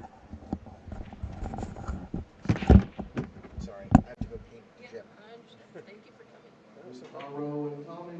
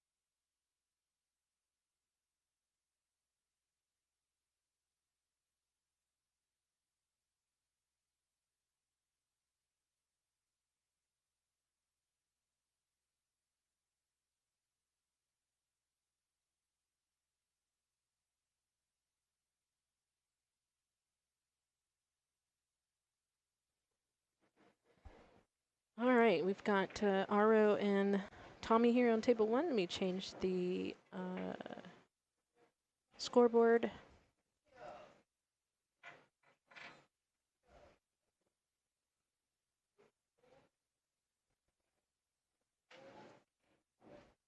I think this is the first game.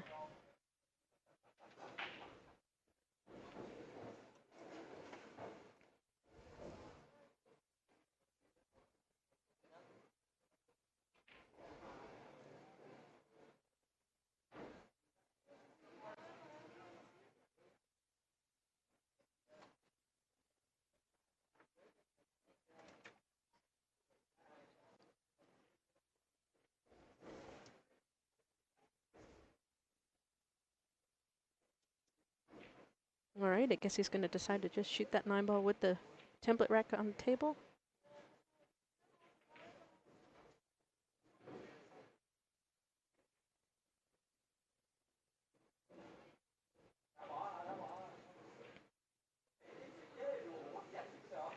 Aro and Tommy are both local Skinny Bobs players. Aro likes to play our weekly tournaments. Tommy mostly plays league. Both very familiar with how these tables play here.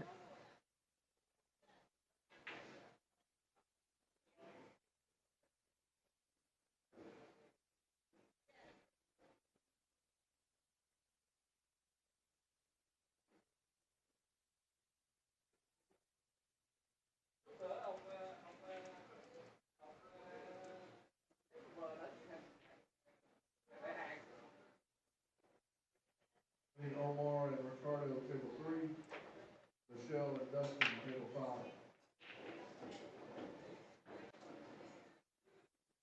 All right, Tommy has a pretty good break here too. Makes 2 balls on the break, straight in on the 2 ball. He's gonna have to put a little bit of magic on that cue ball to get back up here down table for the 3. It looks like he's aiming rail first, maybe. Oh, maybe he had more of an angle than I thought he would. Did. That's a great shot.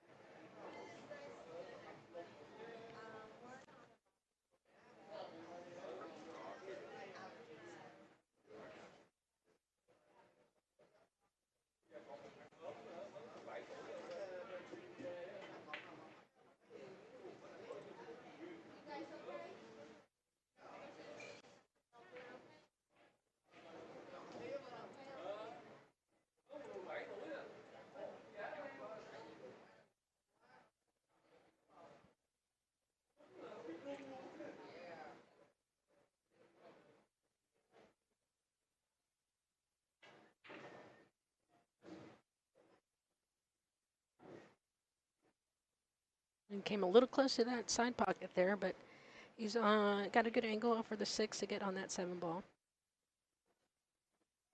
Aro is looking very confident here on this table. I think he wanted to come out just a little bit more on that 7, but he can still go side rail, come back out again, or try and hold his cue ball. He's got a couple choices. But that's where he feels more comfortable. Always makes me nervous when they play with shoot this 9 with the rack still on the table. I've seen them be a little skitty. All right, Aro makes this 2-0 in short fashion.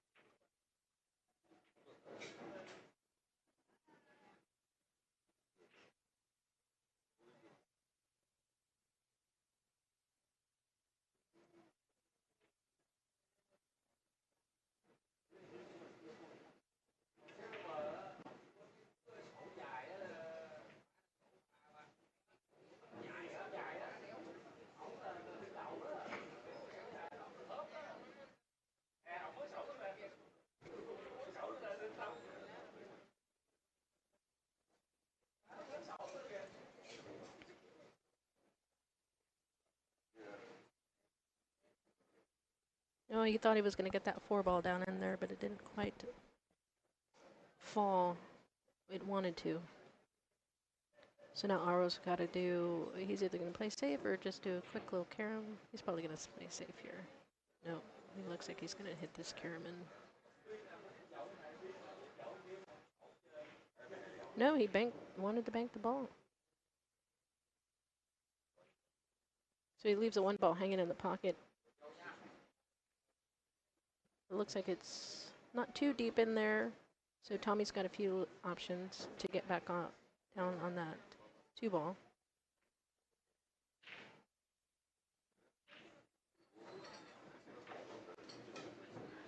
What a nice draw.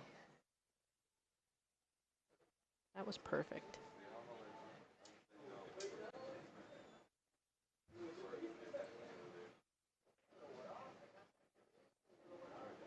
So he makes both balls and still leaves himself pretty good shape for the 5 ball here.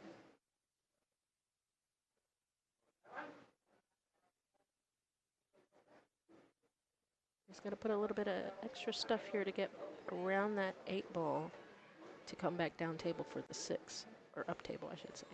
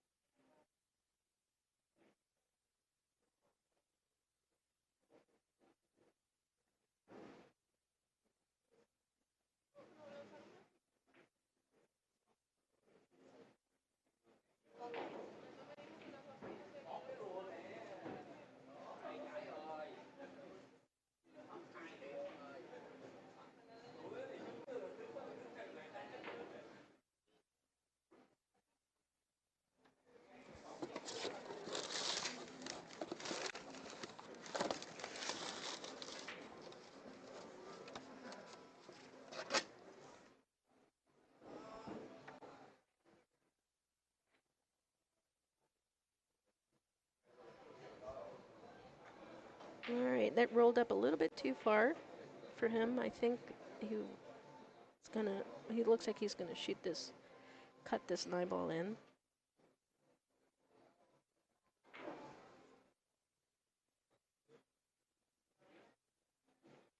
Beautiful shot. Tommy gets himself on the board, 2-1.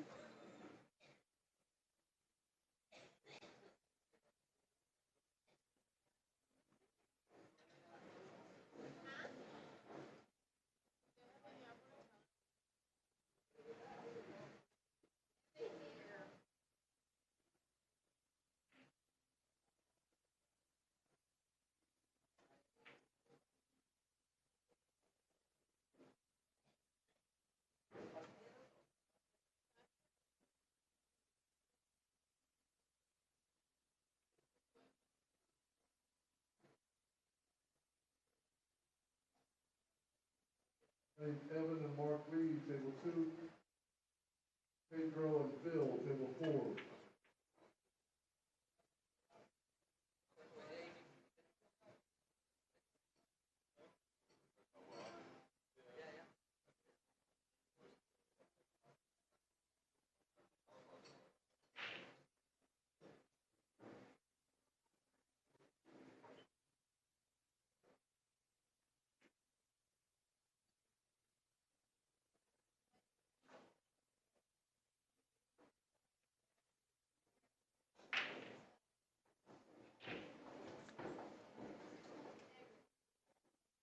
Tommy just made 4 balls on the break. 4 balls. Now he's got a little bit of a tester here with his 3-ball on the side rail. He's going to take out this template rack so that way nothing interferes.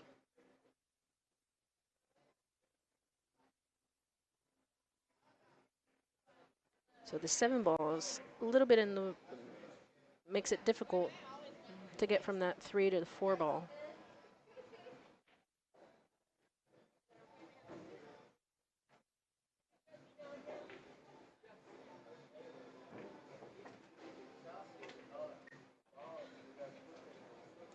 Doesn't make the 3-ball, but he gets, the pool gods smiled upon him today.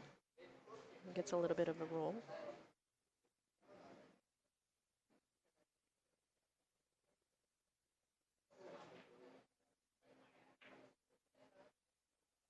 Aro's going to kick at this a couple rounds here. Hopefully stick this behind the 7. Didn't quite get there. But doesn't leave Tommy anything easy. Looks like he's going to try and bank this ball here in the side pocket.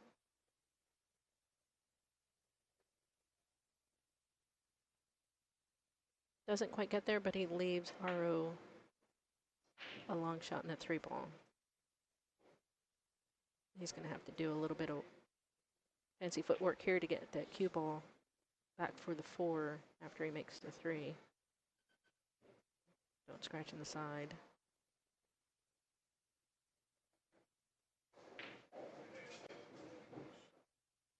That was a good shot on that 3-ball. Left himself angle here on the 4.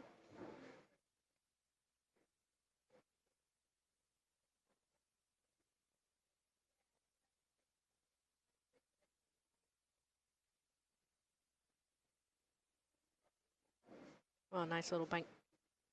Gets him great shape on the 5-ball. Looks like he's going to go down to the end rail and up.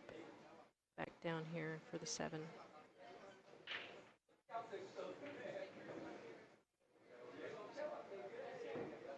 Hit that with good speed. Now you can just punch this cue ball over to the side rail, shoot the 9 in the same corner as he's shooting the 7.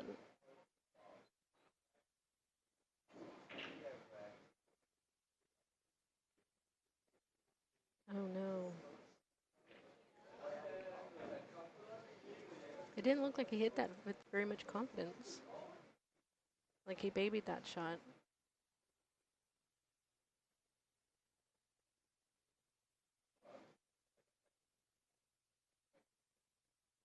Tommy's got another bank here, and he's been making them, so he might just go for it. Yeah. He decided to just take what he leaves himself, concentrated more on just making that 7 ball and staying at the table.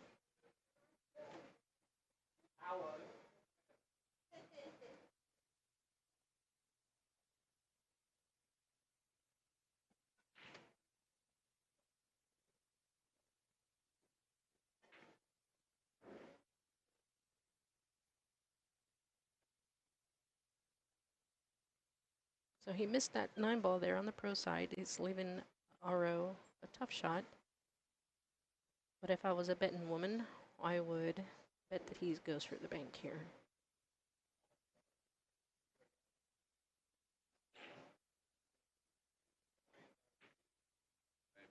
He likes to shoot the balls harder. He's got a higher percentage of making that bank. I don't think he gets to, he did get there with the double bubble.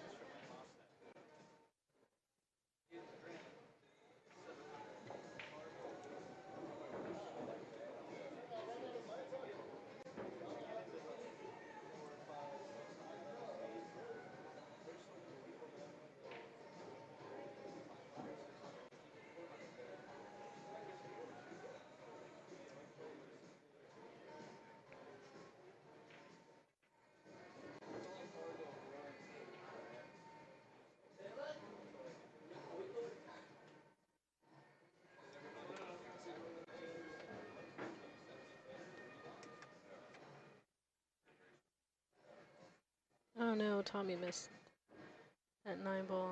He concedes the match to RO.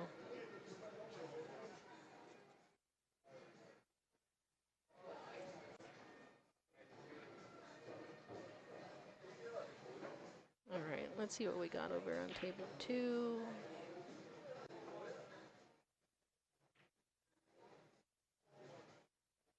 Well, let's see if we get another match here on table 1 really quick.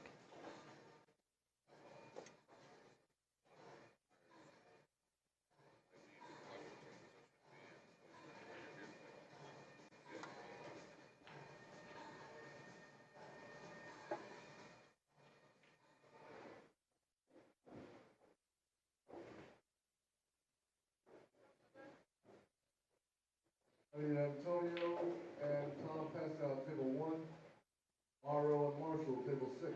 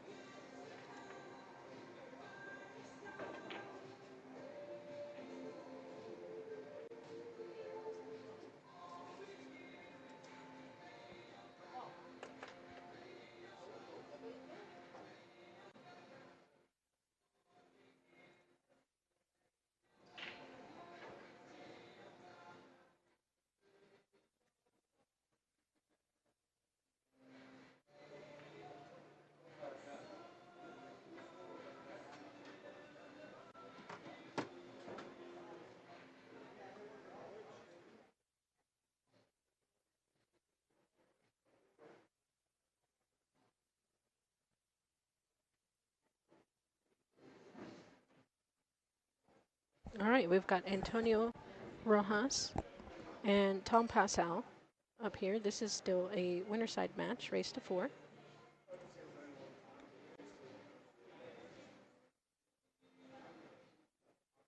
Tom Pascal is one of our local players here. He plays in a lot of our weekly tournaments a few times a week. Antonio's fairly, doesn't come out very often, Skinny Bobs. It's been a while since we've seen him here, so always good to see Antonio. Another fellow streamer. So it looks like Tom won the break. I mean, the lag, and it will be breaking first.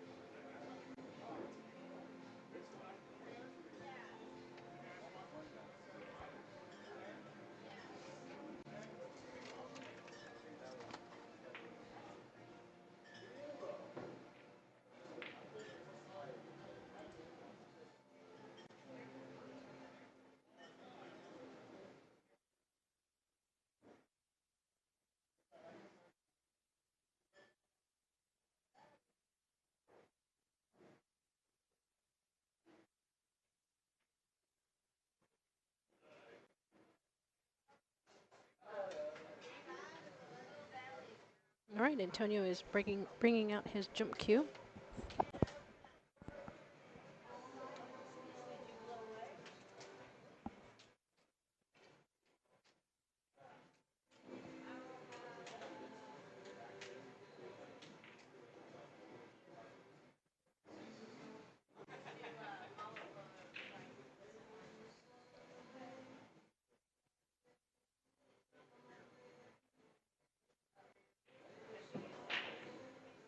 He's getting back in his bag, and let's see what he's getting.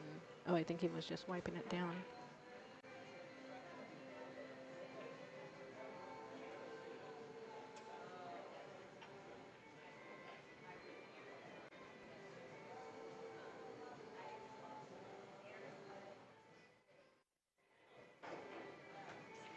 Yeah, he hit the 9 ball first. So Tommy gets ball in hand here, Tommy, I'm sorry. His name is Tom, but it's not Tommy, it's Tom. So Tom gets ball in hand, which that's really, Antonio didn't want to do that because that was the one ball he didn't want to give him ball in hand on.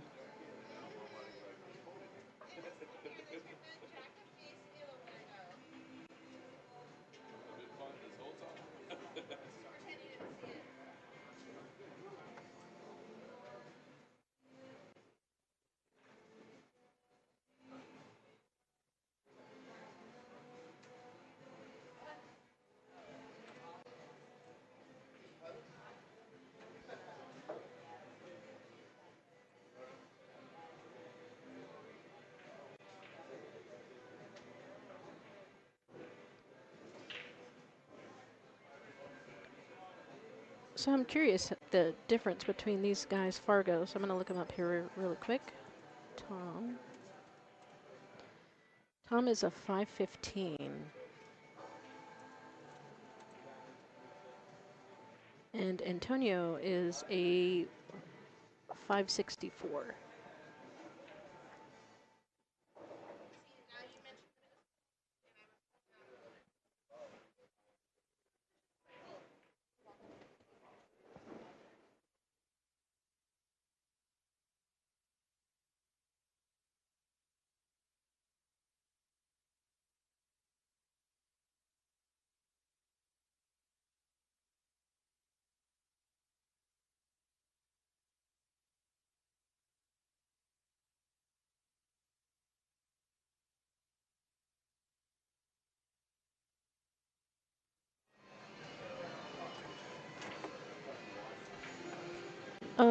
It jarred the 8, but did he get... He made it tough for Antonio here.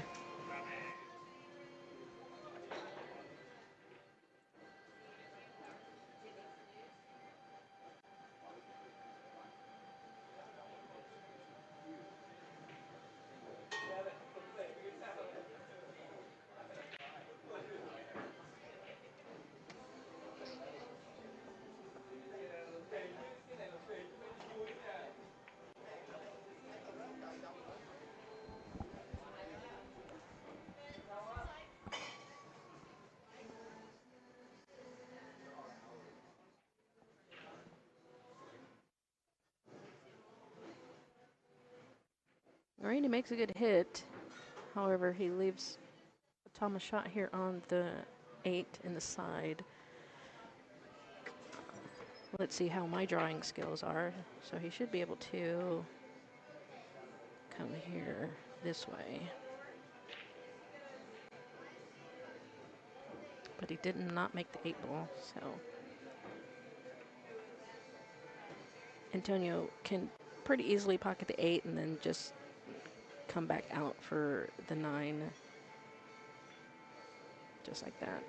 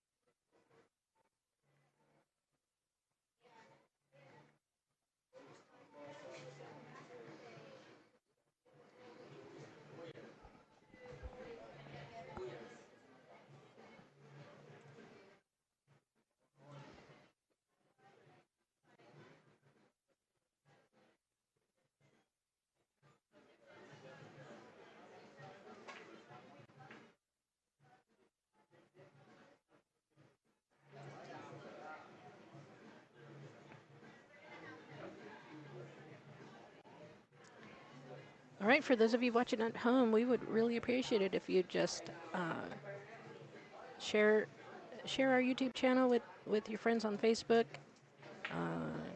Make sure you're subscribed to our channel, I'm sorry. Turn on those notifications so that way when we go live next time, you'll know. You'll be notified. It might be something that you might be interested in to watch. This is really how we grow we're going to be able to grow our channel and provide all this free content for you guys.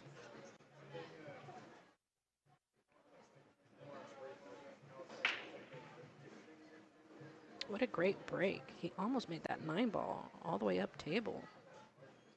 So he made the one in the side. He's got a pretty good, decent shot here on the 2-ball.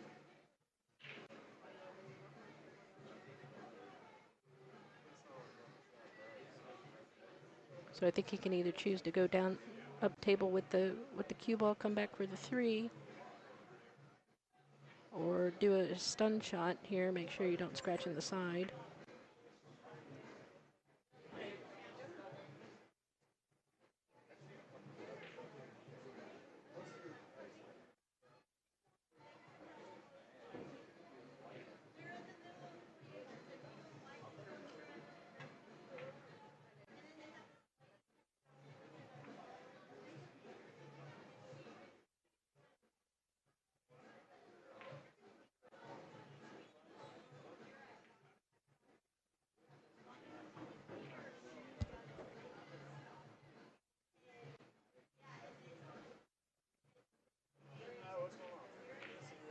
All right, so he left himself a pretty long shot here on the 4-ball.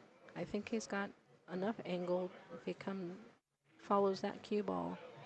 But he's going to have to go all the way back down table to see that 5-ball. That 8-9 cluster there is really huge from anywhere on this side of the table. Yeah, he didn't quite get there.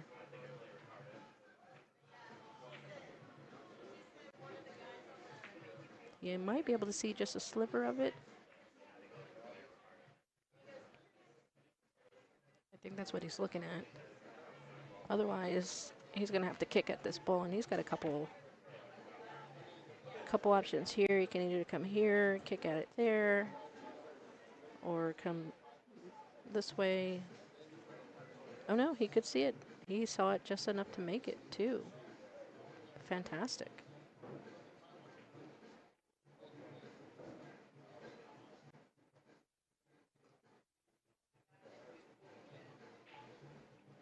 This might be a perfect safety opportunity to stick those with that 8-9 wall over there. Bring the 6-ball here, and then throw this cue ball all the way around this way. I know, not like that, but, you know, get the picture. But don't scratch. Oh, that was unfortunate.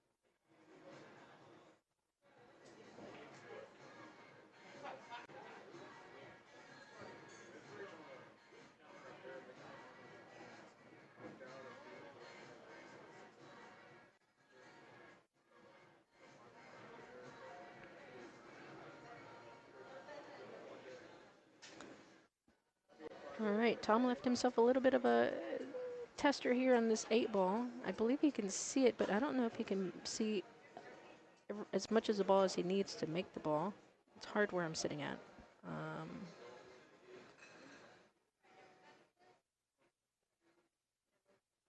You might just concentrate on making this 8-ball and deciding to, you know, shoot whatever he leaves himself.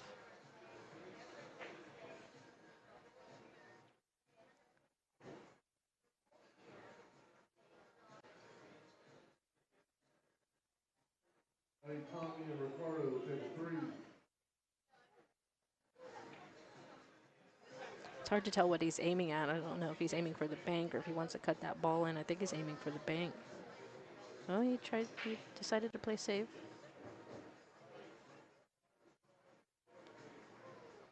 And he put a lot of distance on this ball.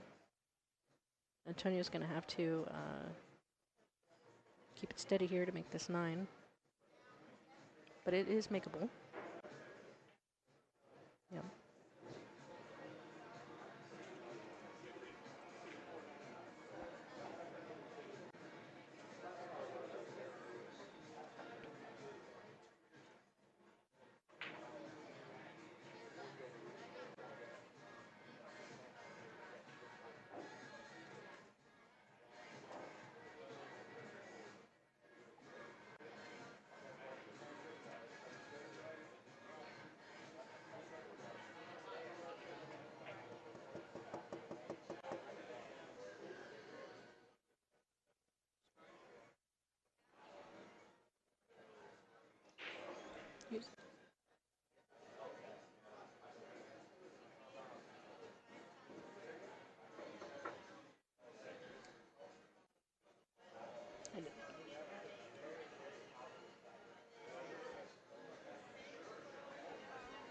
I thought you could control it.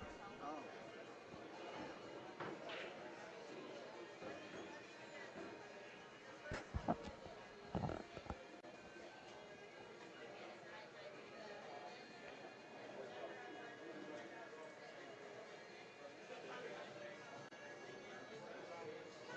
All right, team effort here to remove the rack.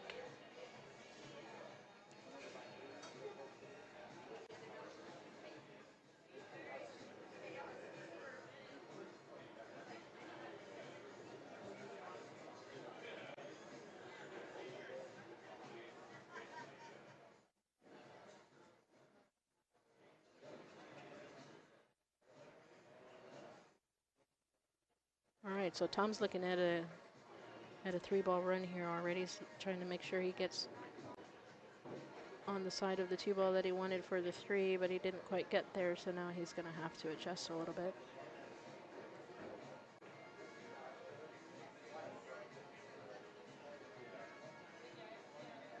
And in the process, he broke out that 7-9 cluster.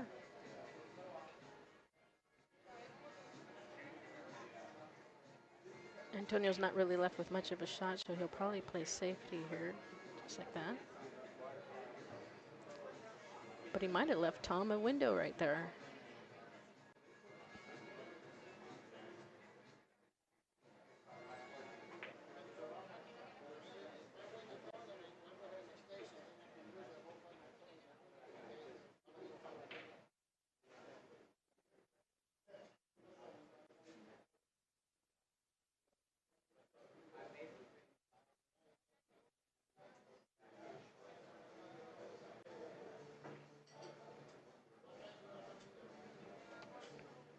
All right, so he's got to get from the 2 to the 3. There's lots of obstacles here. But where he's at on the table, he's got options. He can come up 1 rail. He can come up 2 rails, 3 rails. Beautiful shot.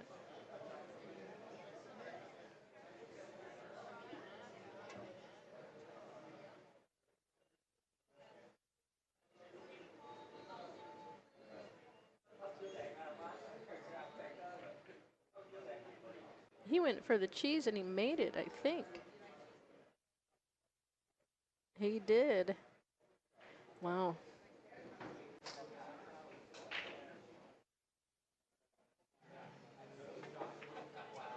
He looked at it too, so it wasn't, it was one of those twofers that he was going after.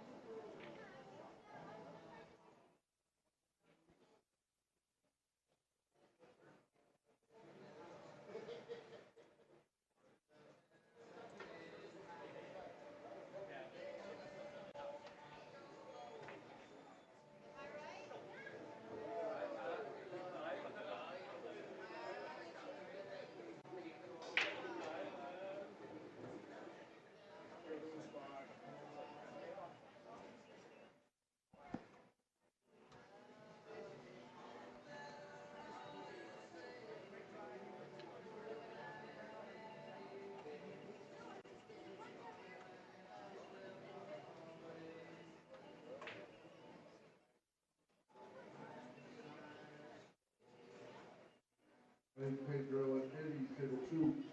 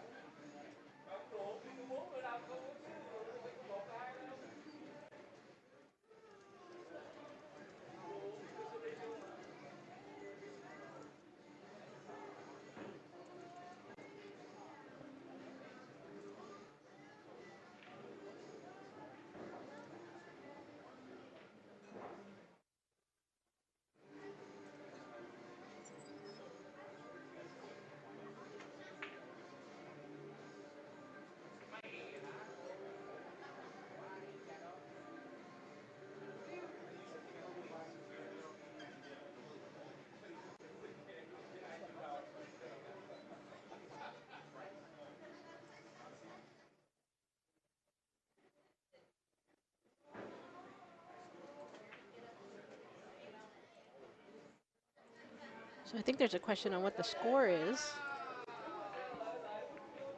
But I had it at 3-1.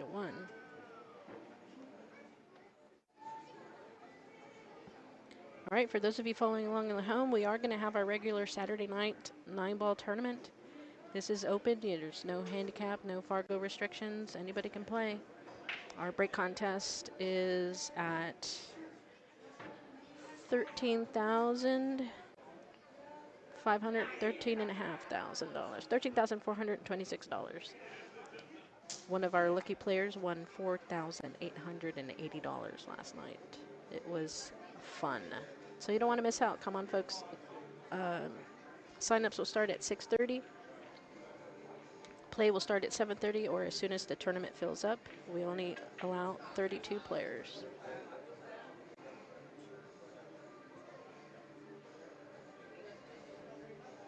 So make sure to come out on at 6:30, get in line, and there usually is a line to sign up for the tournament.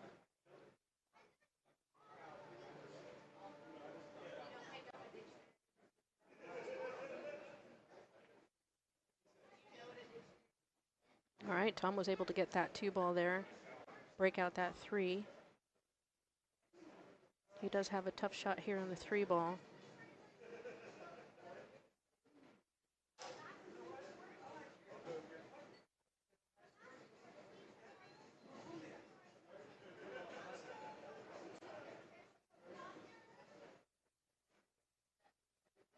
And he got a roll.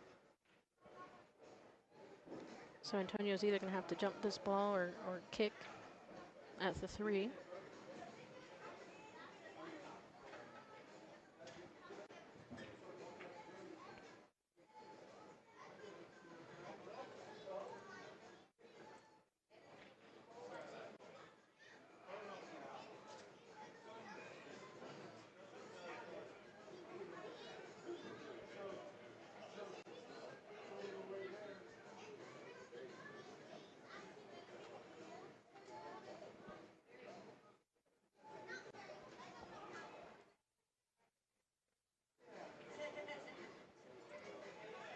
All right, he's choosing to jump the ball.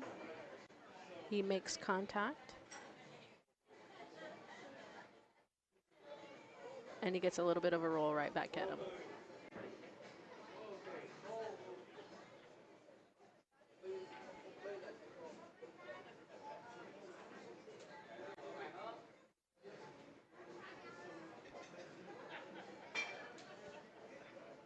But he can see enough of this 3-ball.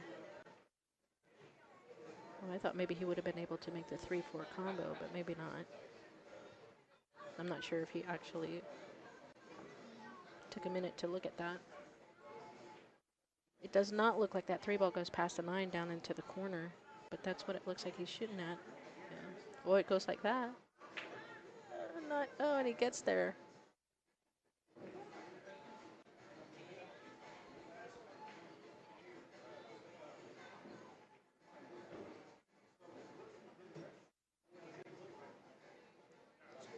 All right, he takes the safe way out here.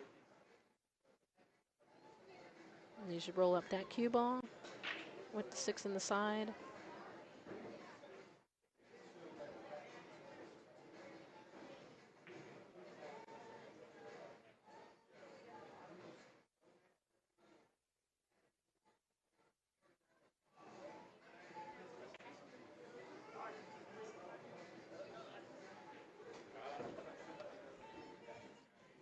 I think he got a little bit further than what he was hoping to get, but this actually is not a bad deal.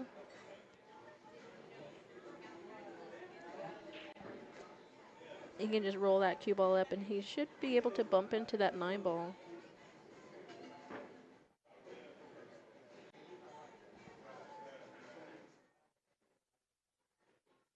Not get behind it. Oh no. I don't know, he might have come out far enough.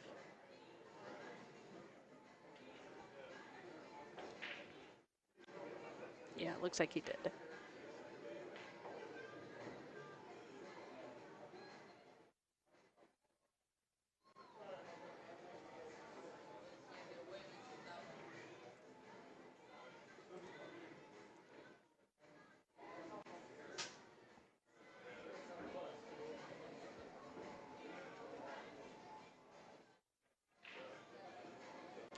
And he pockets the 9 for the win here on Tom.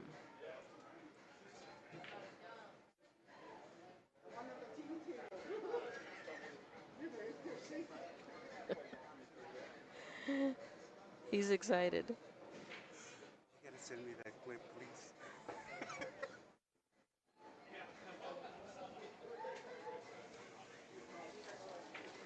He came to show me his hands were so shaky for playing on the TV table, he says, and he was happy that he won on the TV table. All right, let's take a look at this bracket here and see who we might be up next. We're down to the nitty-gritty, folks.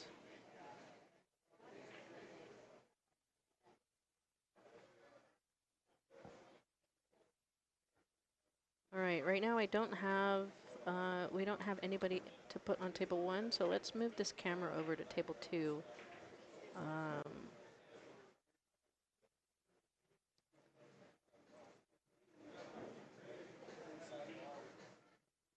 I'm not sure who this is. Pedro and Eddie. Let me fix the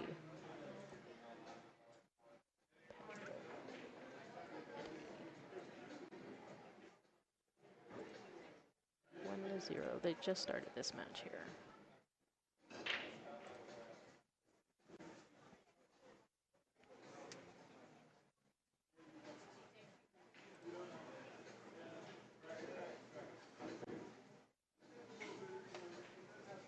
All right, Carlos Cruz in the chat asked if we're still having our Saturday night tournament. Yes, we are, Carlos. Yes, we are. Come out. Make sure you get in line at 6:30 like usual.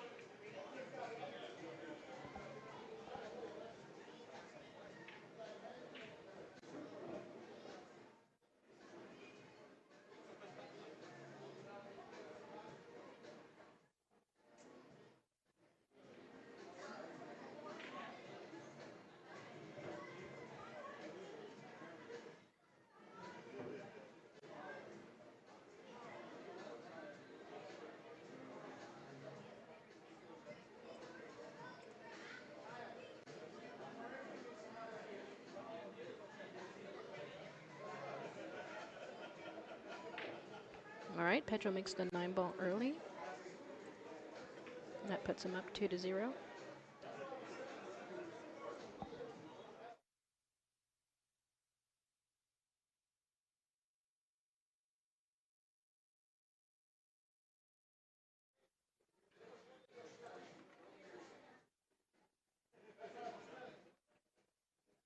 And this is a race to 3. Let me fix that score there. So race to 3. Eddie has a pretty good break here. Does he make a ball?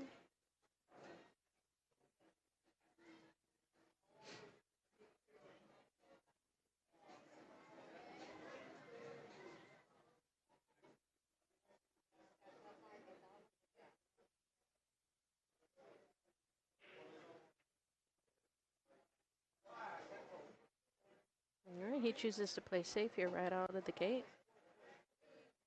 which is understandable with that 3-ball tied up there on the side pocket with the, looks like the 4-ball.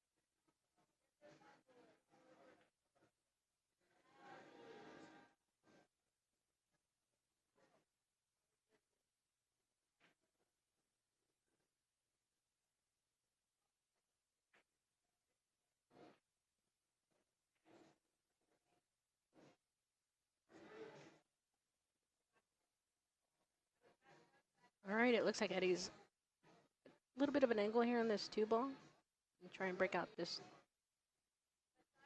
3-4 combo. Cluster, I mean, sorry.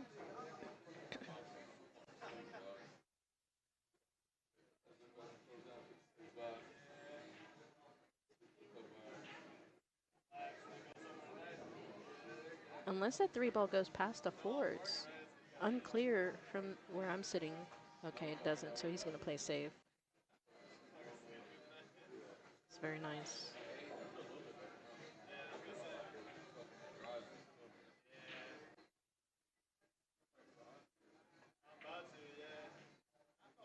Force Pedro to come up with,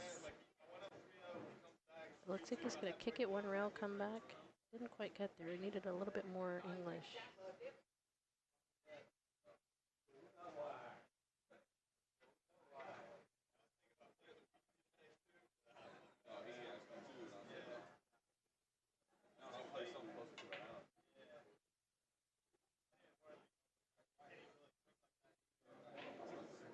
That is tight.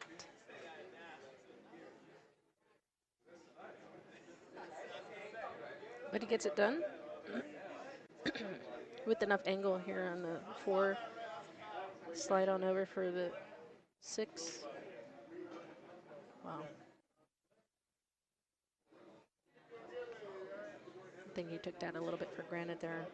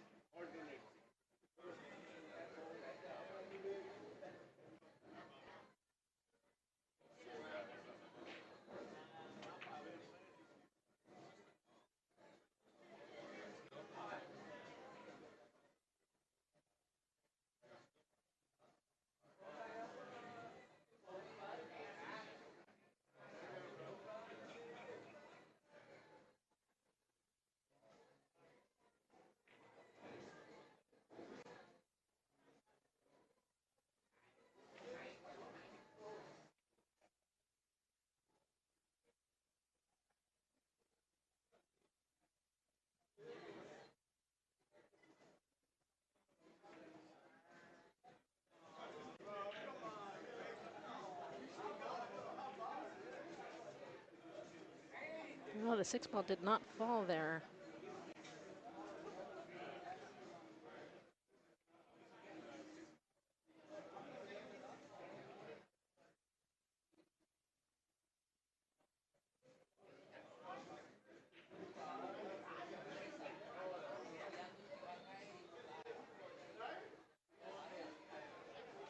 So Eddie's in a tough spot here. That 8 ball goes. He had to get, and he got literally perfect.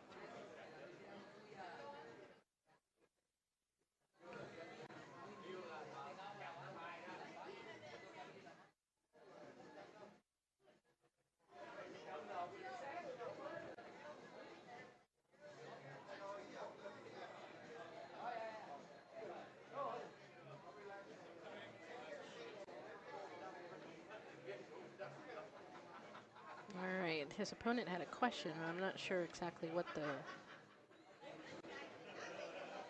question was there.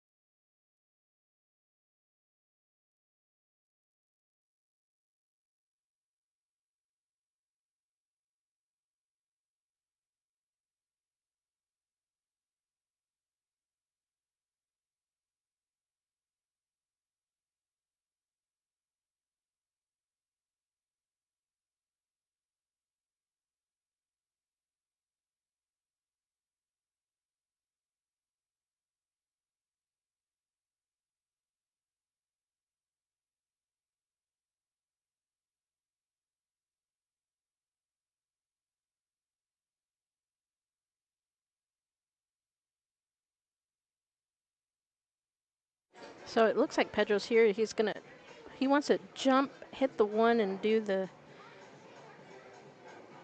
1-9.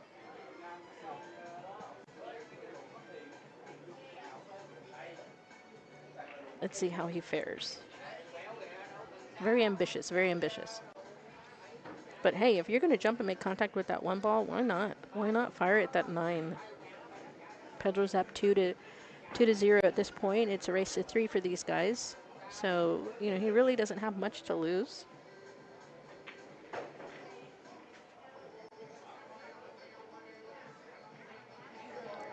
He almost made the 1 even. All right, so now Eddie's up at the table.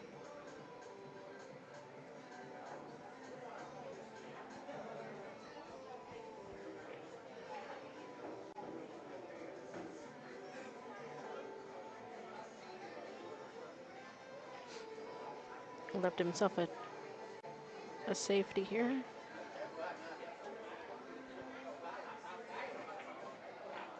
Did he get there? I don't know. He got there, but I think he might have left him enough to make.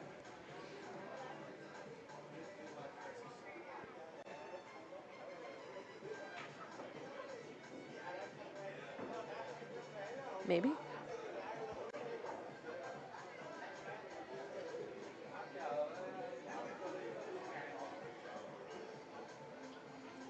So he could not see that at all. Tommy and Michelle, 35.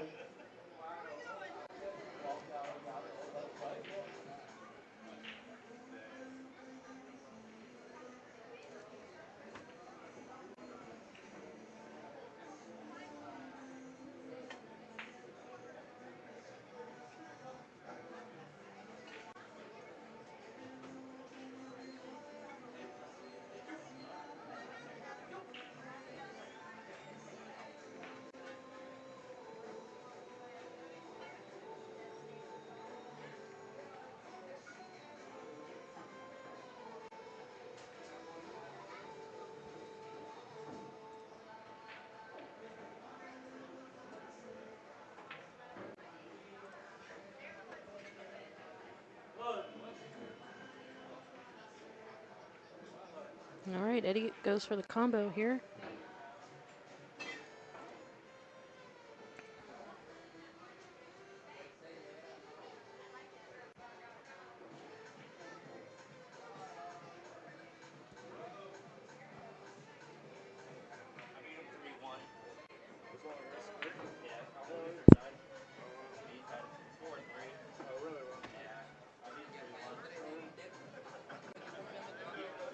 I think it's 2-2 with Eddie here, so we're at hill match.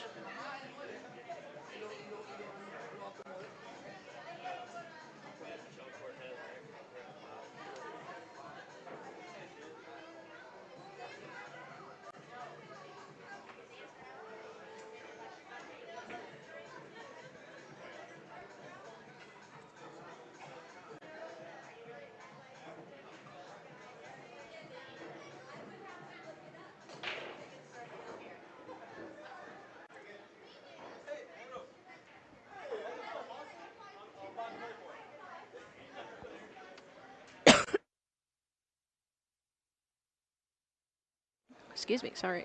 That came out of nowhere.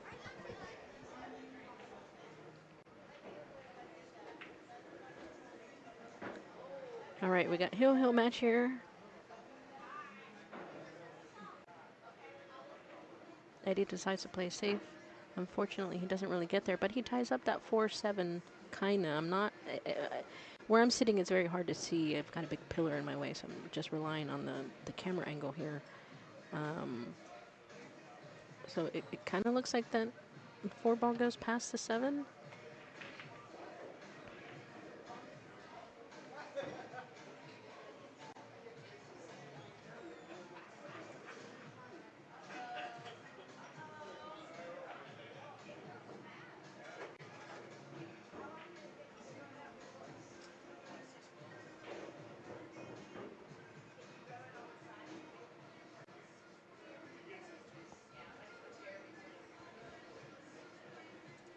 All right.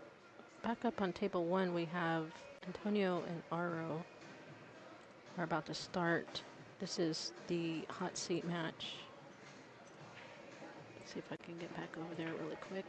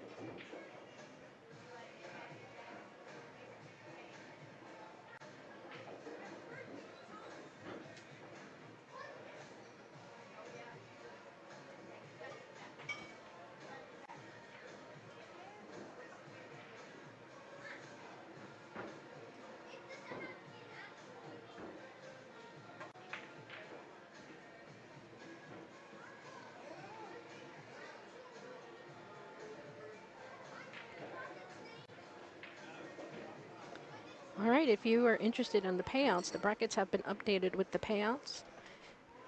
If you're in the chat, the bracket is pinned up to the top of the chat there. You can click on there and check out. I think most of these matches are now, we're in the money.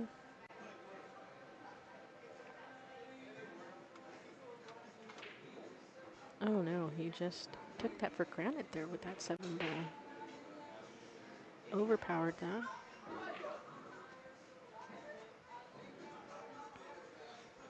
You can't do that with Antonio.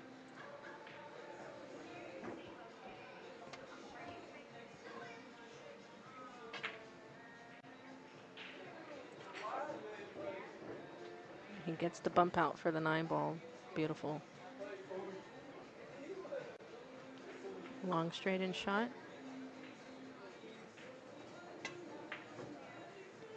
All right.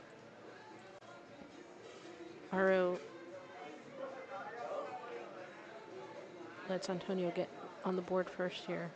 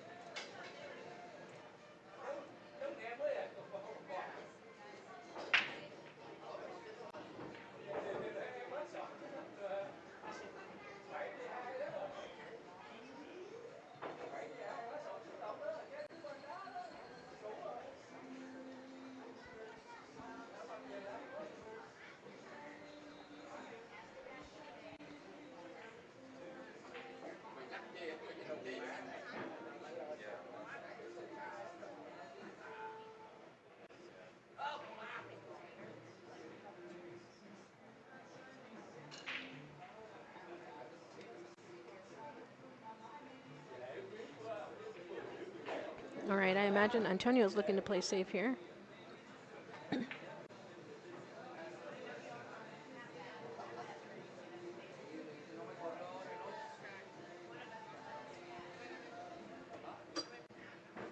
He makes good contact.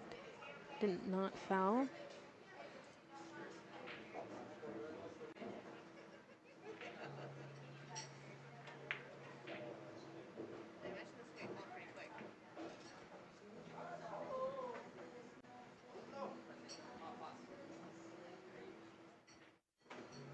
All right, there, players, be advised, if you're still in the tournament, you're in the money. Don't forget your money.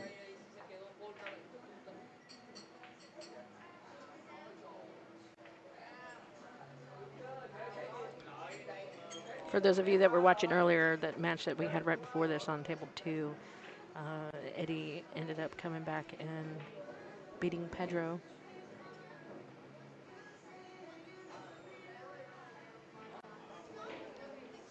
Putting Evan and Eddie, table 4.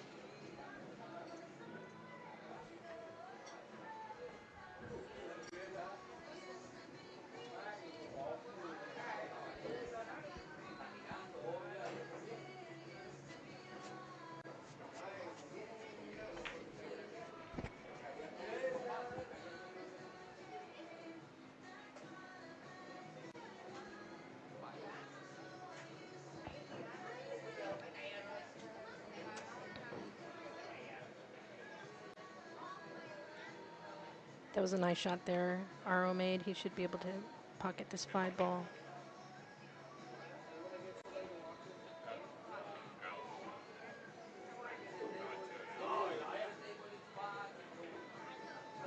All right, they're looking for a ref. Getting Ray out here. Put him to work. It looks like it should be obvious.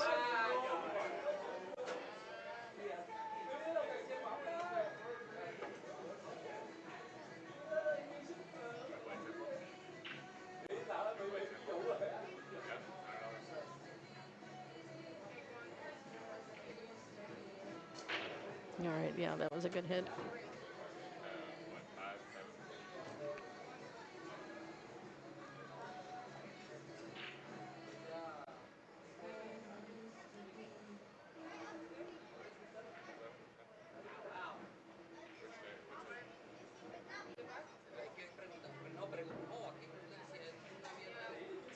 All right, does he get on the proper side of the 7? Not quite. So he can either choose to stop his rock. It looks like he's going to come around 2-3 rows.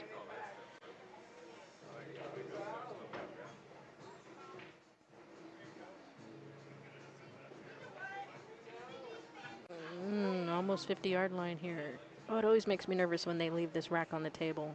Aro likes to leave it for whatever reason.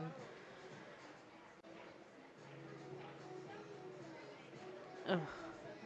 Does not fall. And he gives that game to Antonio.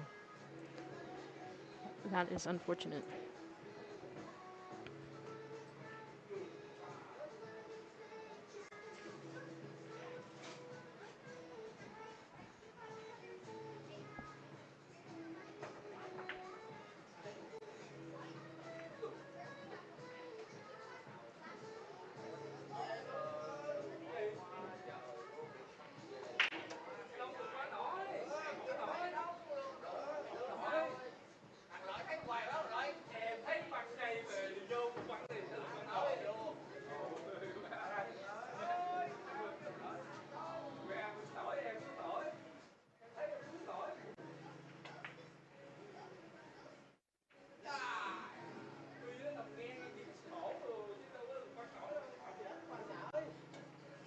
He's got ball in hand. He's up 2 to something. I mean, 2 to something. 2 to nothing. Yeah, I shoot at it. I think he should. It's not a hard. It's not a hard combo. Put a little force behind it. And take your time. There you go. That's a big game there. Puts him on the hill. Aro's not even on the board yet. Gives him a little bit of room to breathe.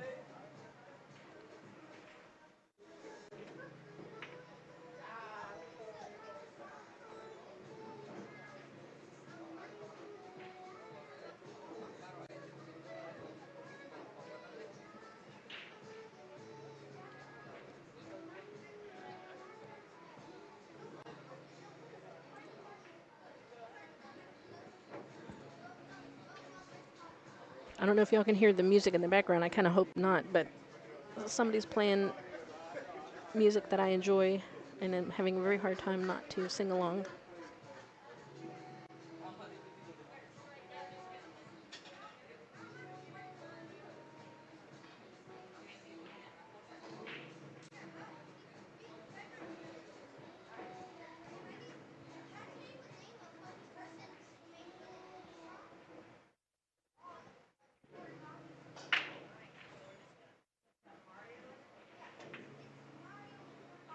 All right, he doesn't make a ball in the break, but doesn't leave Aro anything significant here.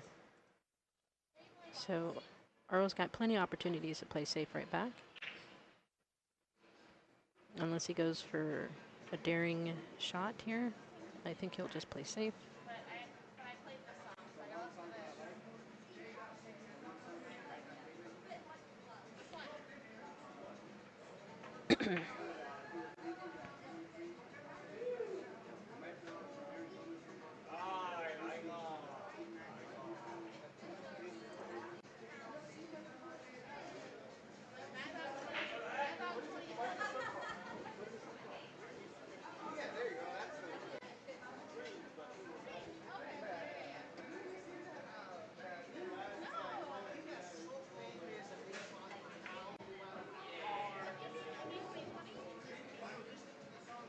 All right, we're waiting for Antonio to shoot. He's having a side conversation here with his opponent and a spectator about the music that's playing. All right. I think he's pulled his jump cue out here.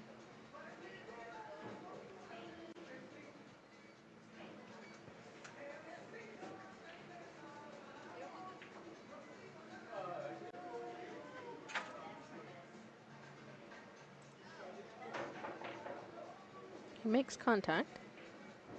Let's see where this, and I think he gets a roll out of it. There's no shame in that.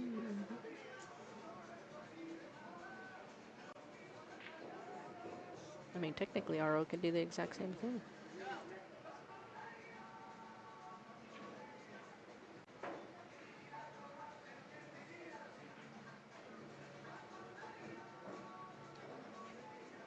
All right, one ball came out a little much. Antonio can see it, but he's got to bridge over this 3 ball. Makes it a little bit tougher and stretch. So he decides to play safe right back at him again. Might have left him the window, not quite.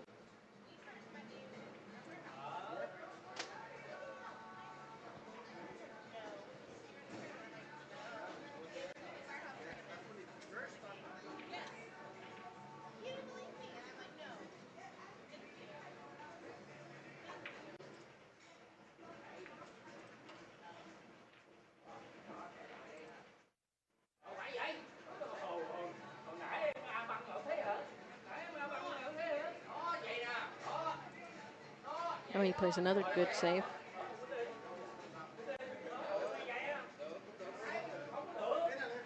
But I think he can see that 1 ball.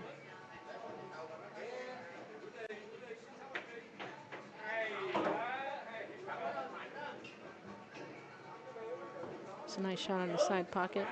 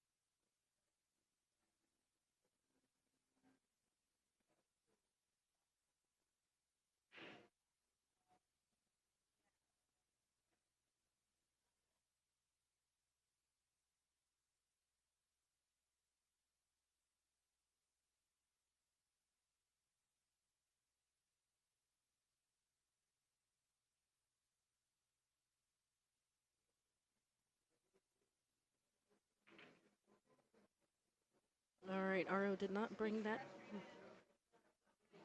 back far. It looks like he didn't, but he's looking at it like he did.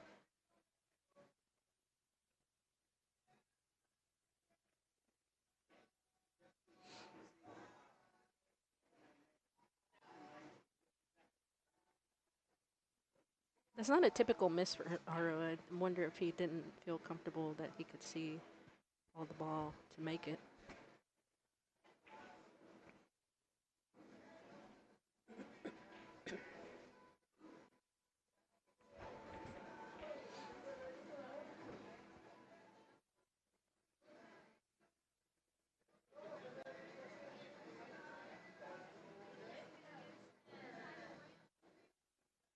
Oh, Antonio missed that 8 ball.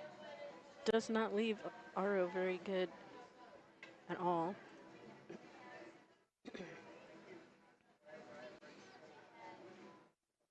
These two side pockets where these balls are just so huge at this angle here. It's almost like you want to come up table to avoid that side pocket.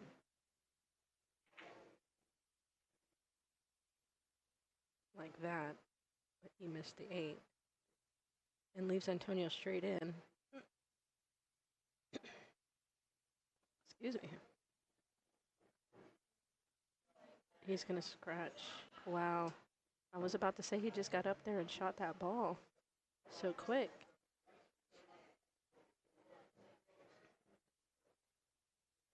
He lets Aro in the game here.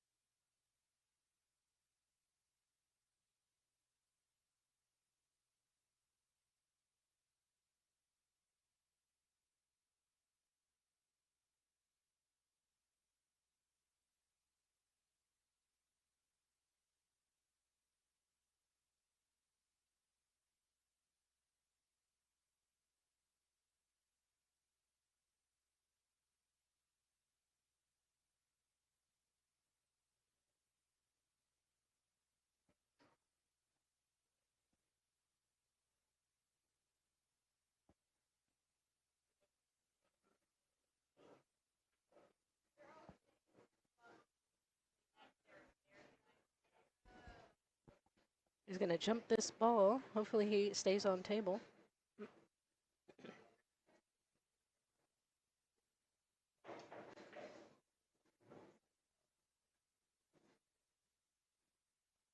Did not get the roll that he was looking for here.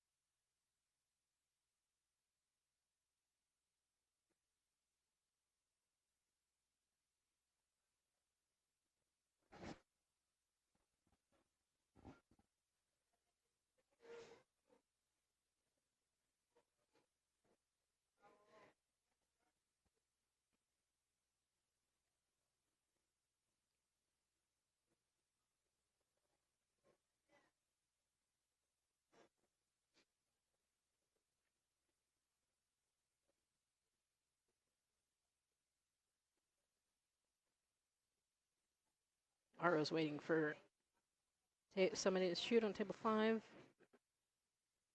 So he's going to go for the kick here. I'm kind of surprised. I thought maybe he would jump this.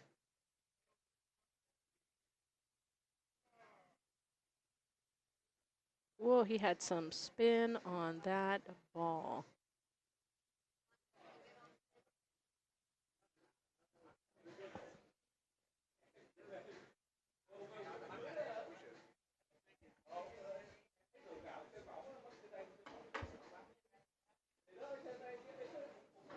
was trying to break it out, but didn't quite have the. I think I put too much.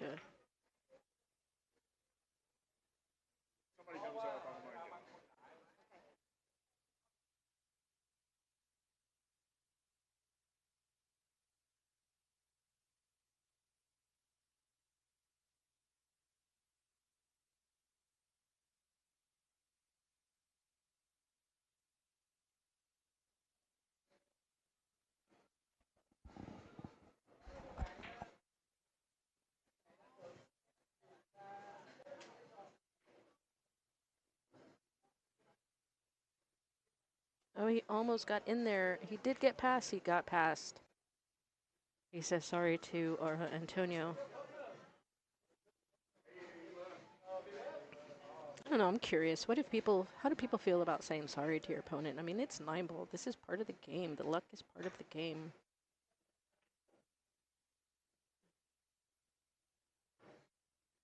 I mean, you really didn't get lucky there because you were trying to get over there. I don't know. What do y'all think? I'm curious.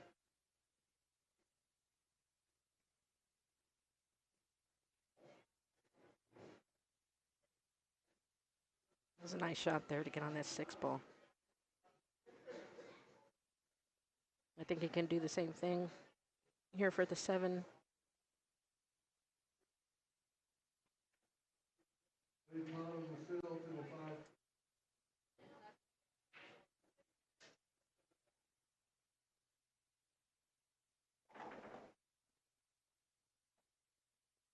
Oh no. And does not leave him good either.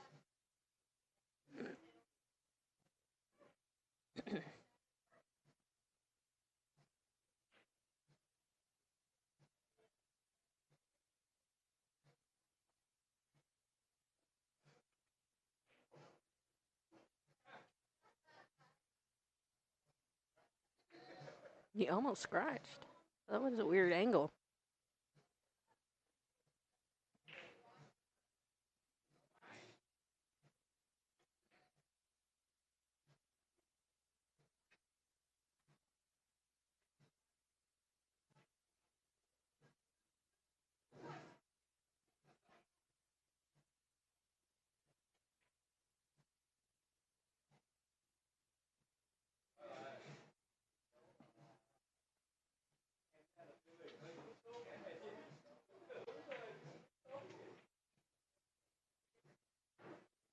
All right, Ara's going to take its time here. Look at this shot. Does his normal pre-shot routine here. That's much better.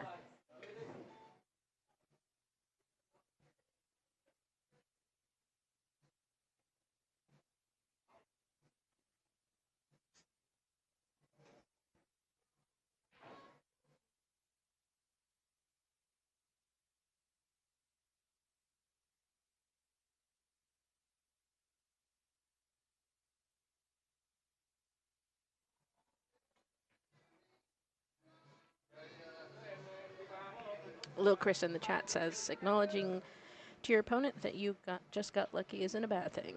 I just wouldn't say sorry for a 9-ball on the break. True.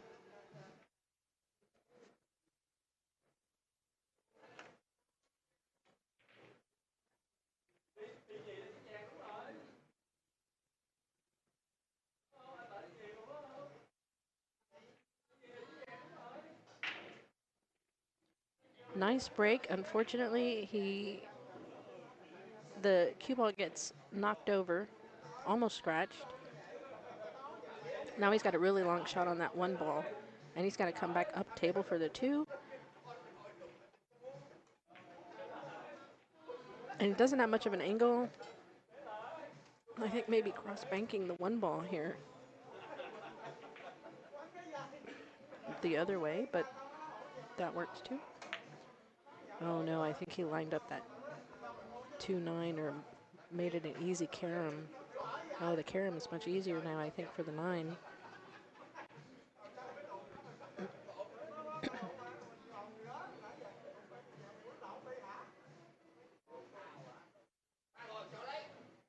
He tried to break it up.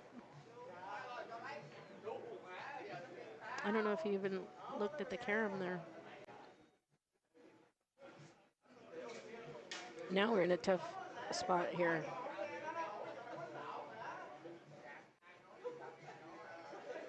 All these balls on the rail, and now the 9 balls on the rail.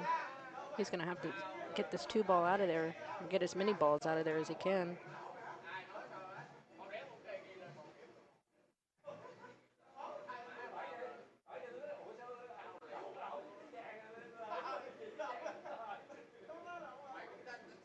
So he gives Antonio another opportunity to play safe right back on him.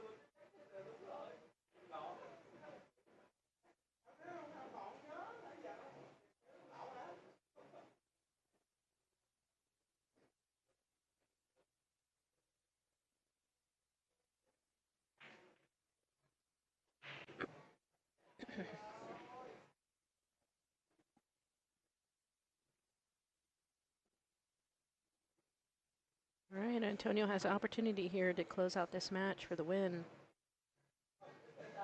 He's going to make this 4-9 combo.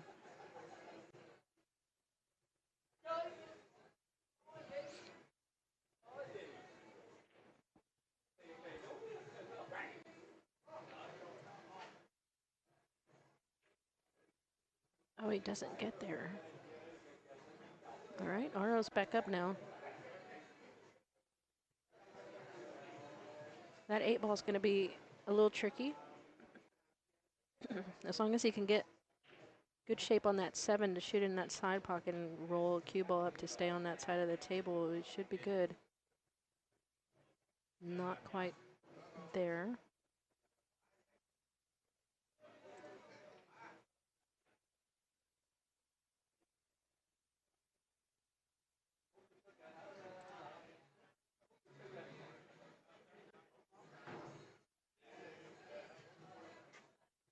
Okay, well, he's telling the cue ball to whoa, but now he's got natural shape to come back and hit then to shoot that 8 ball in the corner down here.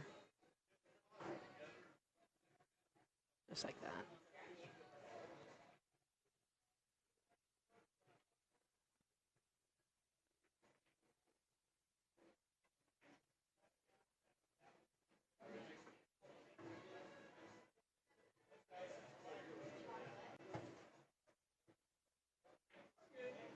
All right.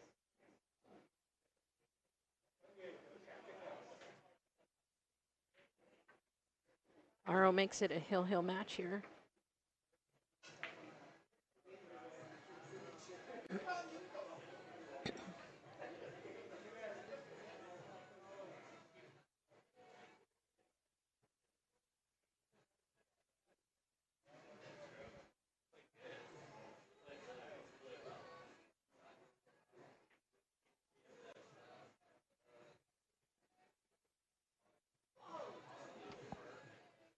And this is the this is the hot seat match.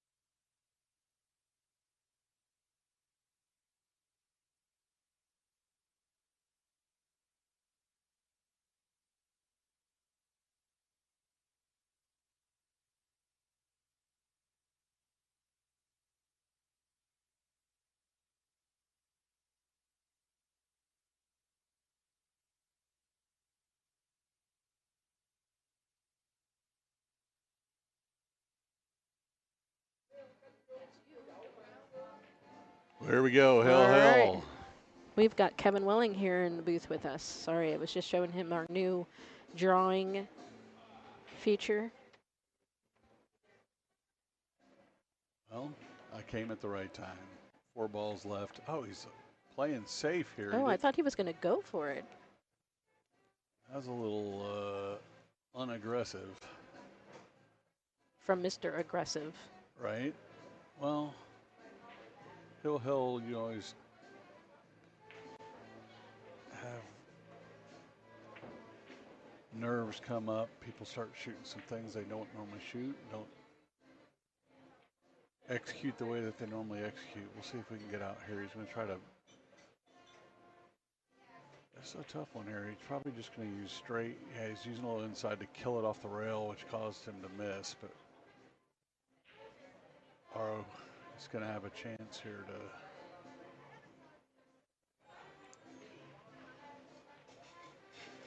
See if he can take his time, calm his nerves. He kind of nonchalantly glances at it. There you go. I like seeing that, man. It's an important ball here. Don't just get up there and slap at it. Take your time and aim. It's almost a natural, you know. Center ball, maybe a tip below center. Just pop, roll this ball in. Looks like he's going to try to give it a look. Yeah, he's still thinking. The main thing here is cinch this ball. I don't care if you end up on the end rail down at the end of the table. You want to be able to, you want to be the one shooting at the 9 first. There you go. Good stroke, same angle. Again. Just want a nice, easy stroke. Make sure you just don't do anything weird with your mechanics and straight through. And there we have it. And he pulls it out. I think he was down originally 2-0. 3-0, yeah. 3-0, he was down. Well, I think we have a match right after. We should have a match available to play next. Yeah, I think Ray was waiting to put Evan and Marshall up here on the stream table. the heck is Marshall Mathers doing? $5.99 and under. No, Marshall McCloskey. Yeah. Oh. He's barely under. Well, obviously he took a misstep because he wasn't here in the hot seat match. But this next match will be a good match. Him and Evan both. Yeah, he's a play 590. pretty solid. Yeah. For being under 600, so. I need Evan and Marshall, table 1. Well, there you hear Yep. it. Ray Toll just called the match.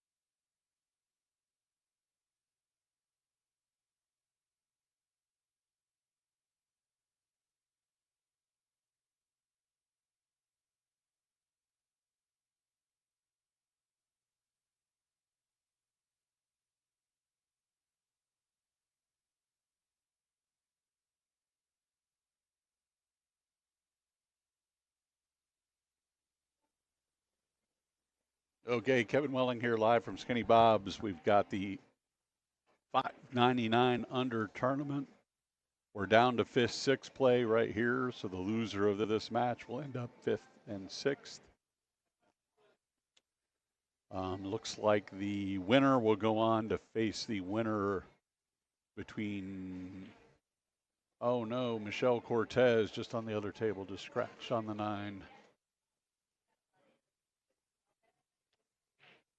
Good action here. I like these two players in particular in terms of under 600 players. They both play high level pool. Both of them have really solid mechanics most of the time. So this should be a really good match coming up here between Evan Kesey and Marshall McCloskey. Looks like Marshall won the flip. He'll be first to break.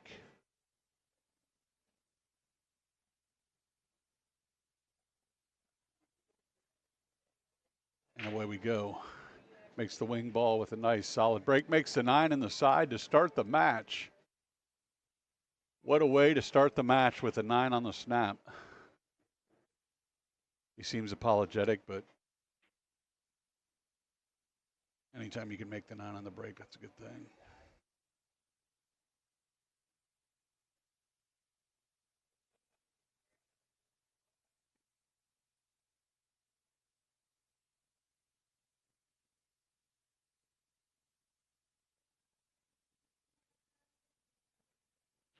Well, alternative break format. Evan coming up to break. We'll see if he can answer. It's a quick way to be down 1-0.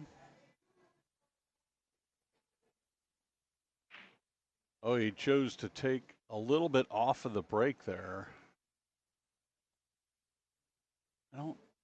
I know that there's some players that like that break. The problem with breaking that, a lot of them like to make the wing ball and play shape on the 1, is if the wing ball doesn't go, if there's some gap or some inconsistency in the way that you rack it, unfortunately you're giving shape to your opponent on the 1. I like to come at after the break a little bit harder in these situations, because then you can get another ball to fall.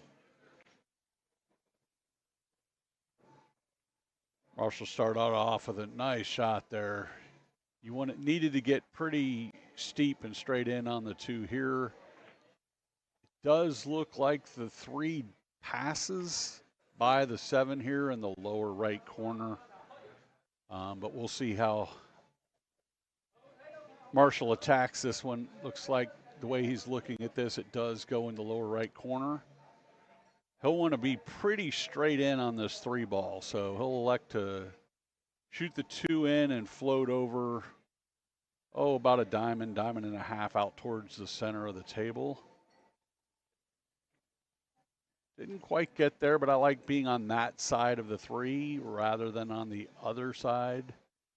He'll just need to follow forward down towards the side rail, leave himself an angle on the 4 to get up on the 5. Oh, he used a little bit of inside English there. You'll see it, particularly with players under 600 like this, that inside English makes an accurate shot a little bit more difficult to execute. And you saw it right there that 3 ran into the 7, wasn't able to get a good clean stroke on it. Evan will probably play this safe down at the 7 and roll up table. Oh, if he can get behind that 6, it'll be a good one. Oh, look at this, man, jail. Looks from here like Marshall's frozen to the 6. We're really close to it. It's going to be, excuse me.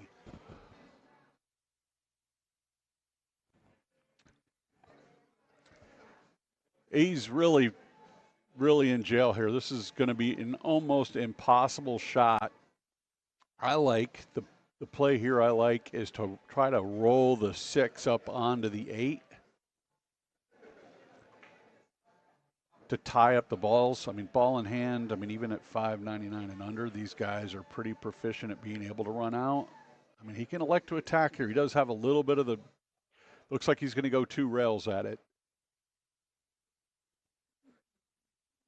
Oh, and look at this shot. What a shot. What a shot.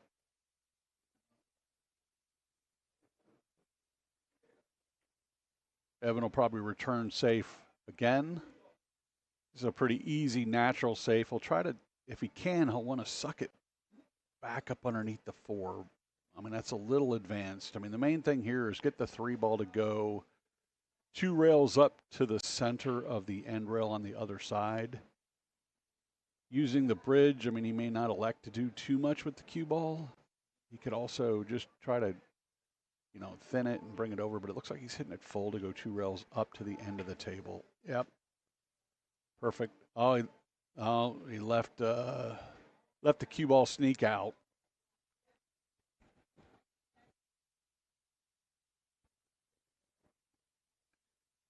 Yeah, especially using the bridge like that, sometimes, you know, being too delicate. You want one thing or the other. So he did execute the speed correctly. That was the one part of the shot that he elected to focus on. And because he focused on that, I think he let the cue ball go a little bit. So what Marshall elects to do, he could probably try to take this 2 rails back down and go behind the 8 if he can do it, and try to get behind the 9 if he can. Problem with that is, man, that if you don't get behind the 8, it's not that difficult to get out of the safety. Looks like he doesn't have the ability to pocket this 3 ball. He could elect, Evan's a really good banker. If he can see it, he's either going to shoot it 2 rails back up to the center of the table like he did before and draw back up underneath the 9 here. Or he could even elect to go cross bank it up and put the cue ball down underneath the 4. No, he kind of did a half. It almost looked like he was trying to make that ball. He massaged it a little bit. I mean, it made it difficult, but Marshall can come with a shot here. You know, doesn't have a natural to get back to the 4. I mean, he's going to have to do something with the cue ball. He could, and I'm almost tempted to shoot the 3-6, but looks like he's going to try to pocket it and do something with this cue ball. Oh, he's banking at it.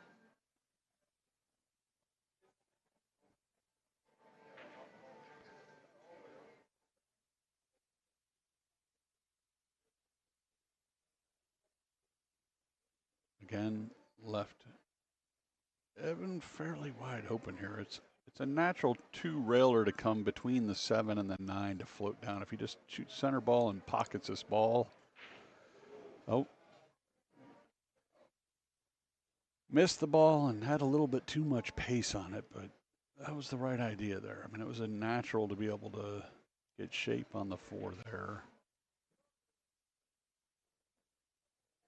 See what Marshall's thinking here. You know, obviously the combo's there, 3-6. It's a natural shape. The cue ball will go back. You know, 1 rail back over to the right side of the table. 3 ball will kill kind of off the end rail and in front of that pocket. So he'd shoot the 3 in the same pocket he's shooting the 6 if he makes it, so he missed the whole thing. Got, you know, a little good with the cue ball here. This is going to be tricky for Evan. Almost straight in. This is really going to test his mechanics here. Can he shoot and pocket this straight? If he can pocket this, I'll be able to float down naturally to get towards the 4. Wow. That was actually a really, really good stroke he put on that ball. Just a little bit off. It looked like he stood up in the middle of his shot. That's always going to lead to not having a straight follow through, which a shot like that where you're frozen on the rail and the length of the table, any little deviation in your mechanics is going to cause you to miss. Really kind of back in the same spot. It looks like he's going to duck. Send 3 ball on one side and then cue ball on the other and just leave distance.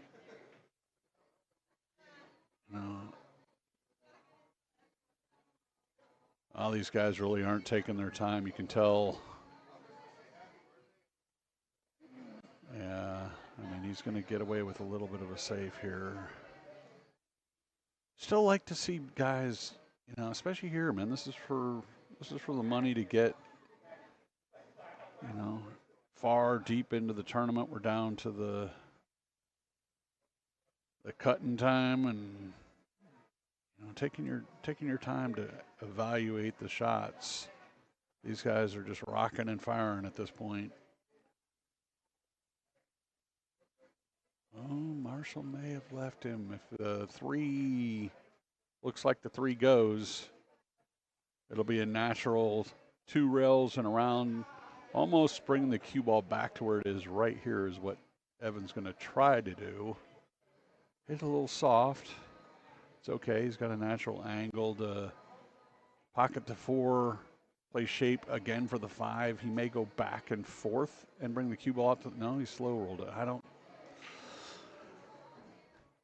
I kind of like drawing off that ball a little bit to make sure you don't run into it. He's going to end up ducking again. Looks like he may have given enough to pocket this ball. If he did, Marshall will do the same thing. I mean, the main goal here is obviously to pocket it. With the steep angle that he has, he's not going to be able to get away from hitting the 7 or the 9. I mean, if I'm Marshall, I'm hitting this at a speed that I'm going to hit one of those. As long as the cue ball ends up anywhere but behind the 8 ball here, I think you're good. So yeah, hit that speed. He went right between them. Wow.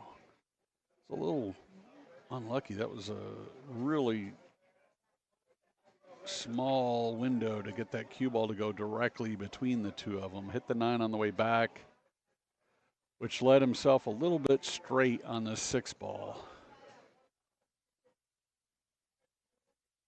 I like the rail first on the 6 here. Naturally 3 rails around to give yourself a good angle. I mean, he's just got to get the cue ball out to the center of the table. If he can get the cue ball to the exact center of the table, he's got a good chance to get out here. So this is a nice smooth stroke, rail first, a little bit of running English. He hit it a little firm. So he had the shot, but he overran it. He does have the cut, so depending on how he's feeling, he can cut the 7 into the lower right pocket here. With a shot like that, you know, most players are going to try to slow roll it and hold it. The shot there, if you're going for this, and it looks like he might be back cutting this ball or playing safe. Yeah, he's going to duck. You see that from lower Fargo rated players. They're going to duck when the pressure's there a little bit more than your higher Fargo rated players. Typically those guys would tend to run more than duck in those situations, but you know, as long as you're trying to maintain control of the table, that's the name of it. Evan going to duck again. He had a bank available to him, but he decided to duck and see if Marshall can come with something here. So we'll see what Marshall's feeling. Being frozen on the rail, can either elect to do the 7 ball back down to the end of the table where he's at and leave the cue ball up on the end rail, or he's going to shoot the 7 in the top left pocket and let that cue ball go. I mean, he almost has a natural to come around 3 rails with the cue ball, to come back up underneath of the 8 and play it in the same corner. But man, you really got to be feeling it to let that stroke. I mean, you got to let your stroke out on that. I'm betting he's going to duck here. He's going to go end rail. No, and he goes for it. See, he had the 3 rail natural. He just didn't hit it hard enough. Yeah. So he'll need to kick this 8 ball. No, he's going to jump. He's going to jump at it. Should have known better with Marshall, man. This guy likes to. He's got a pretty good jump shot. You know, this is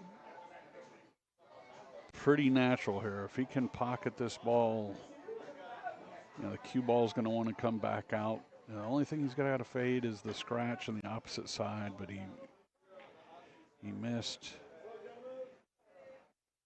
Left Evan almost natural here. Looks like he's fairly straight in on this ball. If he's straight in, he's going to play the 9 in the lower right. If he's not straight in, he'll try to move the cue ball to shoot it in the 9 in the same pocket he's at. So he felt like he, rather than try to hold it, he tried to slide across. Looks like he got there. I like that he went over and looked at it. These guys have not been, not been necessarily aiming at the ball before they shoot, but that time he did and tied it up 1-1.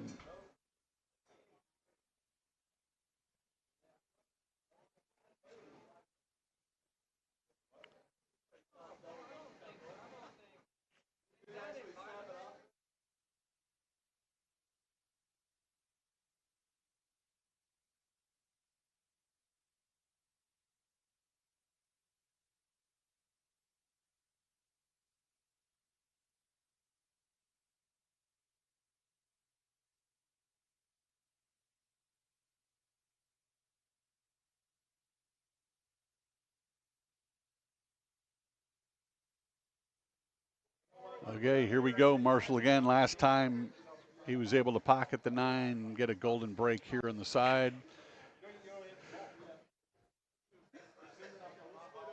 Was able to make the wing ball again.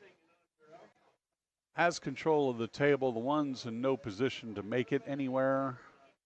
I mean, he could elect to bank at it. That's probably ill-advised, but he'll be, I'm guessing he's going to duck and try to play either the 1 over to the right side of the table, or he'll use the 3 as the ball that he wants to use as a blocker. So he'll either, I like kind of using the 3 as a blocker and going 2 rails behind the 3, you know, something like this, and come behind that 3 ball. Nope, he stiffened it up, brought it down and up. He's going to leave out a shot here.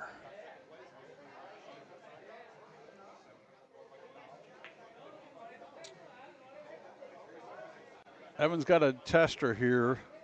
It is, you know, being on the rail like that. Well, the goal here, pocket this ball. If he pockets it, it's going to naturally kind of come over towards the 2. I think no matter where you get, oh no, he hit it full. I don't know if he was trying a safety there or if he just missed. Yeah, he's shaking his head. I don't think, like he just hit that one bad. I think nerves got to him a little bit. Marshall's wide open here. The way that he's cueing, it looks like he's going to draw back to get an angle on the, nope. He tried to hold. So a lot of times players like that, when they shoot, they try to hold the cue ball more so than just letting the cue ball do what it's going to do. So he tried to hold that ball so much that he subconsciously missed the ball. Evan got himself a nice angle on this 2 ball. He'll want to shoot this in, bring the cue ball out about to where he's at. Nice normal stroke on this. Yep. Just fine. I like bringing this up table almost to the center of table again to give yourself a natural, oh no, he gave up on his stroke there. I wish I had rewind to go back and show that, but you could see when he got down, he did not follow through with his stroke, which led the cue ball to get kind of a roll loose. He's just rocking and firing, man. Sometimes in these situations, players just free stroke a little bit to get the nerves out of them. Looks like he's going to try to cut this up table. Come 2 rails down below. No, he's playing safe. He hit it good, right behind the 9. That's a great play there. Great play. Make Marshall kick at this ball. Doesn't look like there's a whole lot of room behind the 5. But if Marshall can come in and 2-rail this ball, so don't go 1 rail directly into the 5, but kick it 2 rails and have it thin the 5 into the 7, which will, oh, he hit it full. Got away with a good one here. Watch out. Don't let it get dead on you.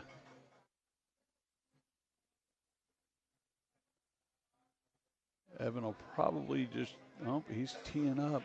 He's going to try to draw the cue ball and do something here. So he's, wow, he went for it and was rewarded.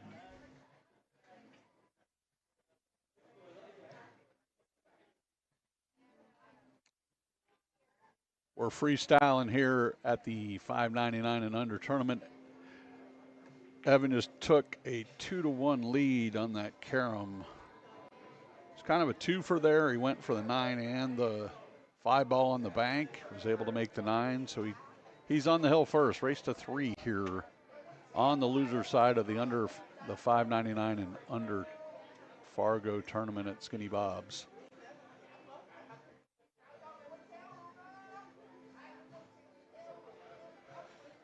Not only did he make the carom, he's got the break as well. Control of the table, needs 1 to move on.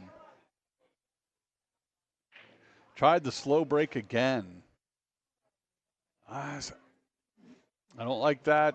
Anytime you start not having success with that break, man, it got to get away from it. You can't just lag, leave your opponent shape. He didn't play that good a shape. Normally he tries to get the cue ball out to the center of the table. Marshall's going to have to do something here. He's going to want to go 2 rails back and forth. Had the right idea on the cue ball, did not execute. I think if he'd pocketed the 1 ball, the angle would have kept the cue ball a little bit more up table, and he would have been better on the 2 than he is, but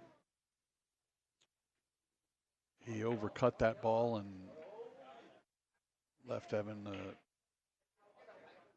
a tester as to what to do here. Man, this is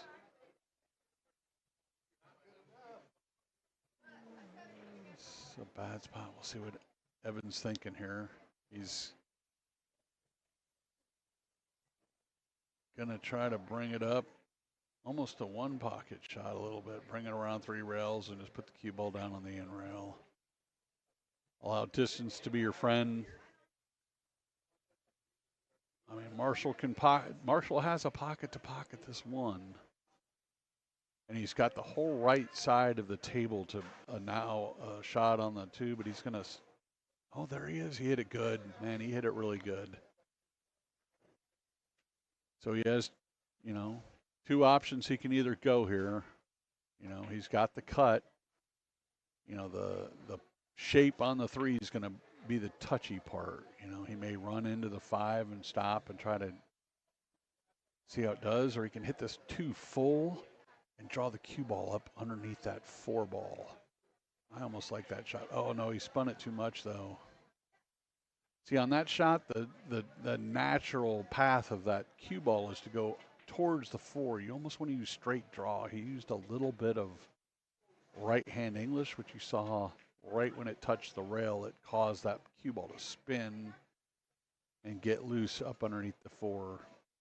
Evan will, oh, he has a big pocket there with the 6. Did not stroke it enough. If you're going to shoot the shot, make sure you hit it hard enough to get shape. I mean, it was a natural to get on the 3. Looks like Evan will duck here.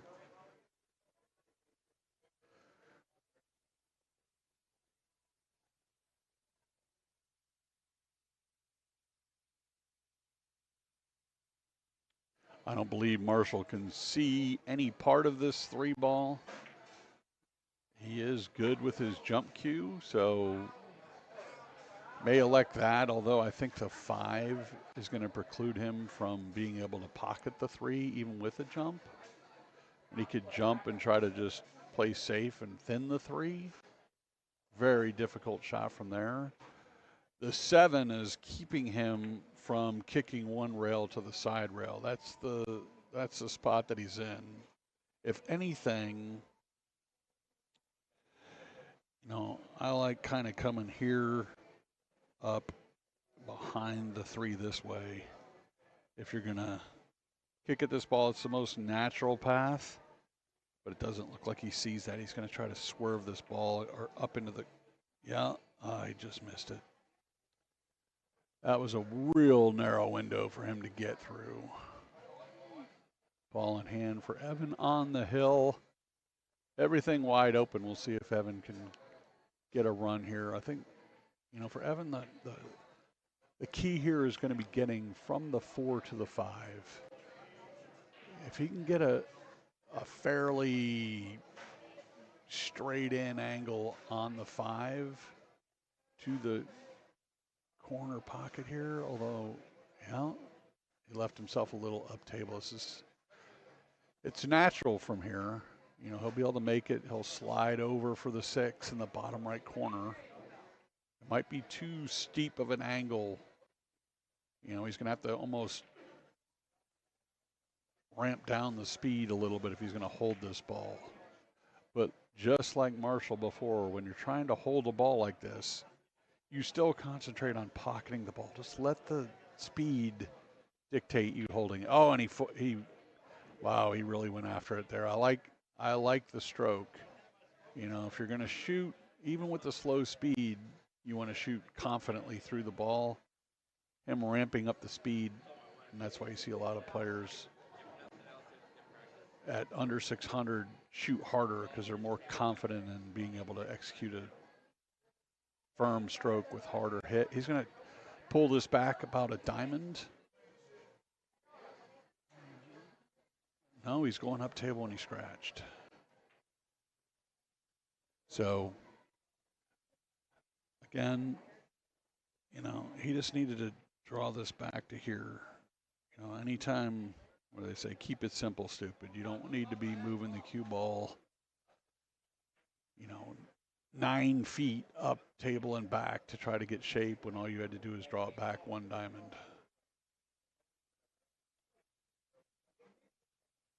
Marshall's got the 9 here to put it hill. And we're all tied up at 2, race to 3. Loser of this match is 5th, 6 here at the under 600 Fargo at Skinny Bob's.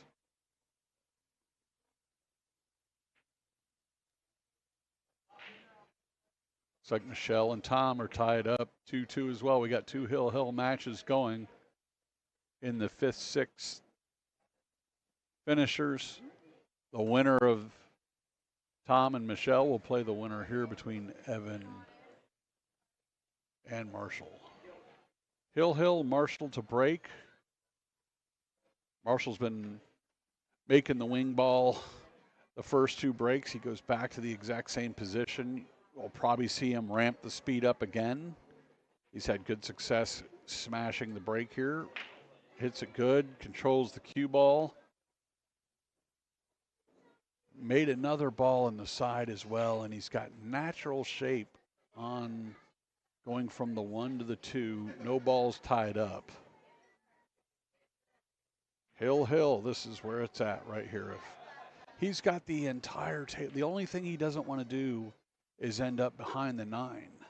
If he goes up table and back down, he doesn't want to go too far where he ends up behind the 9. Anywhere below the 2 here, though, is good. Look at this. This is good shot, man. Good speed. He's going to get natural on this. He's going to want to pull this back about a diamond and a half towards the center of the table. He's going to want to leave himself an angle on the 3. Perfect. Now he'll want to come out again. I say this a lot, but it's true, man. If you can just get the cue ball to the center of the table, you could do a lot. So if you're a lower level player looking to get your game better, work on getting the cue ball from everywhere to the center of the table, because right here, bring this ball out to the center of the table and you're the favorite to get out. See, Center of the table. He just needs to pull this back.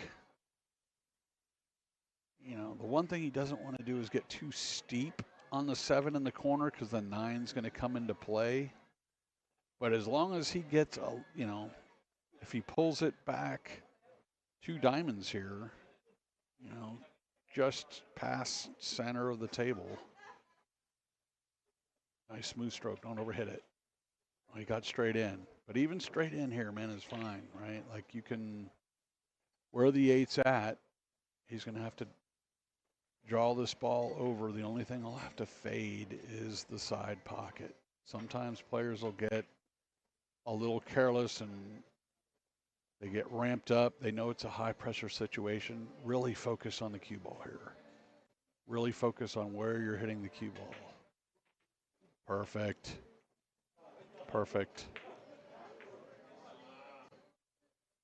All but out. He's going to want to draw it back about a diamond, you know, but anywhere between a diamond and 2 diamonds back, and you're the favorite to get out. So really cinch this ball and just draw it back. There you go. Marshall straight in on the 9. Hill to advance in the under 600 tournament. Bam.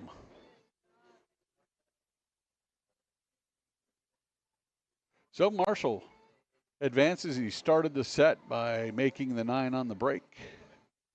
Took advantage of that early lead and continued to advance. He will play the winner between Michelle and Tom. It looks like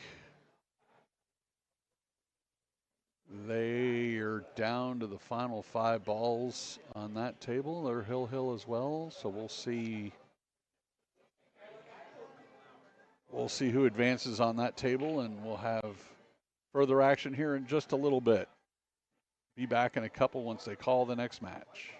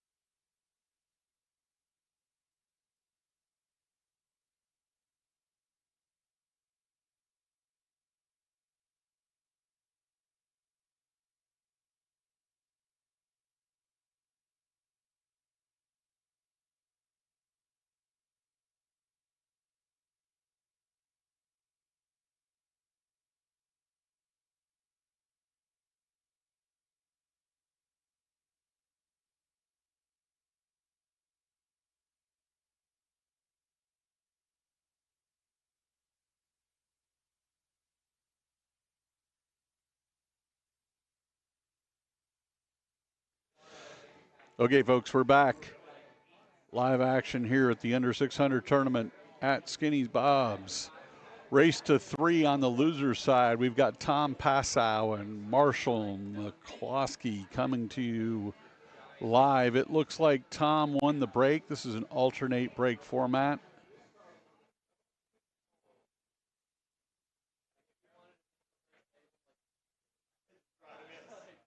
Evan Kesey and Michelle Cortez with a 5th-6th finish here.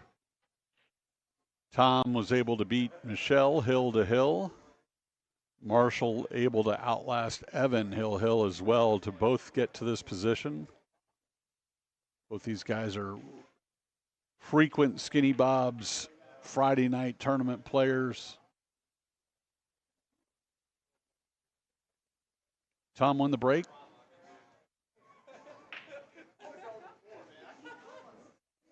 That was a little bit of an interesting break. He kind of came with it's kind of a medium break. He looks like he almost did a cut spin on that. I mean, heck, once you get a break going, man, if you figure out something that's working, you try to replicate that over and over again. And it looks like Tom's found something that he liked from other matches, and he made 2 balls on the break. He'll try to pocket the one and bring it out to the center of the table from where it's at, 1 rail over and back out. Oh, he chose to go 2 rails. Sometimes early in the set, taking a little bit of speed off the ball makes it difficult. So he stroked that one pretty firm. He's going to pocket the 2 and the 3 in the same pocket. Now, I'd use that same stroke he did right there to go back and forth, 2 rails side to side, back out. Anywhere on the center of the table out to the left is going to be fine. Oh, he's drawing this one, so he's doing too much. So the last one he shot too hard. This one he shot too soft. Should have used the same stroke there, and I think it would have worked out better for him. He's going to kick underneath this ball. He'll probably go full into it. Nope, he's thinned it. Oh, no, he might get a bad roll here. Oh, he got a good roll instead. He hooked Marshall behind the titty. Marshall's either going to have to massé this ball, or I like to kick it. I like kicking 2 rails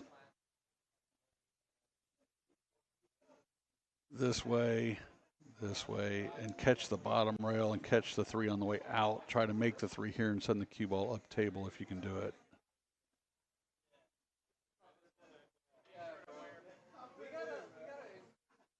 Oh, he hit it full. Now it's roulette. Where's the ball going to end up? And he's going to end up safe. Look at that.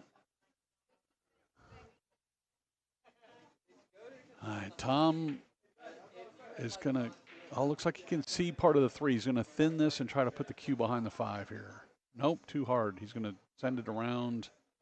Looks like he's going to leave a shot. It'll be long and straight in, though, freezing him up on the rail. It's a little bit of a tester here for Marshall. Does have an angle, though. He doesn't have to fade the scratch. You know, he can elect to attack this and come in.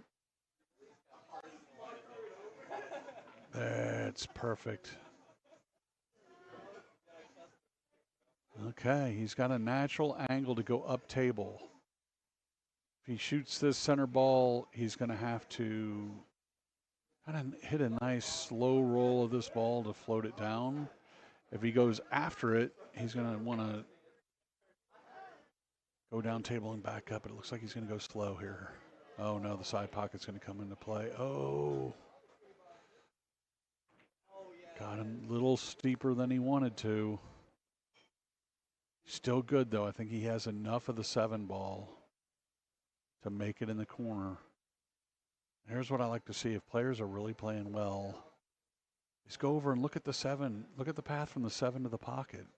You know, he's shooting it from here. He can't see the angle from there, though. You really see the angle much better when you go stand behind the 7 and look at it to the pocket. You know, but that's the under 600 players. He free stroked it, got it in.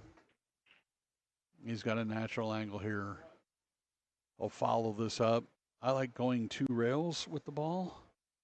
So coming here over, down, and shoot the 9 in this bottom pocket. It almost is a center ball hit. Doing anything else? Oh. Yeah, doing anything else with the cue ball just ramps up the amount that you will miss that ball. You got away with it here. I mean, left Tom in a tough spot. You know, this is one, you know, does Tom have the game to be able to thin this 8 ball? Nope.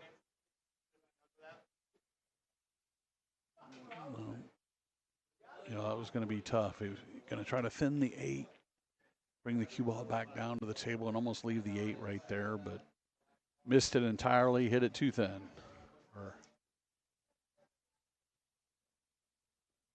So thin he didn't even hit it.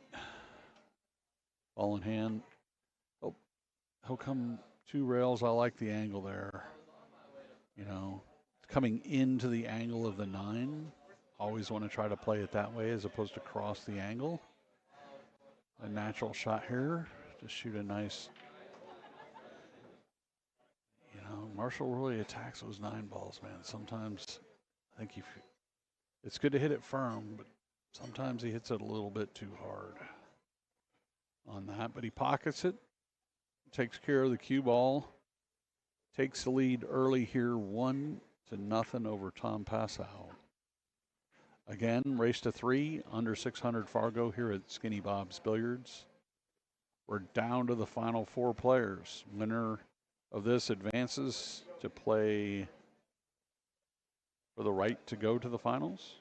The loser here will finish in 4th place. Marshall's been breaking over here from the side. He's been, the last couple matches I've seen him, he's really attacked the break. He's controlled the cue ball really well. Look at that cue ball. You kind of wanted it more in the middle of the table, but, you know, don't scratch, make a ball, be able to see the one. Outside of being able to make the one, that's about as good as you can ask for in a break, which is partly why he continues to go back to that. Last time he had this exact shot and he spun it. Okay, he went a different way this time. He's using the 2 ball to play safe behind.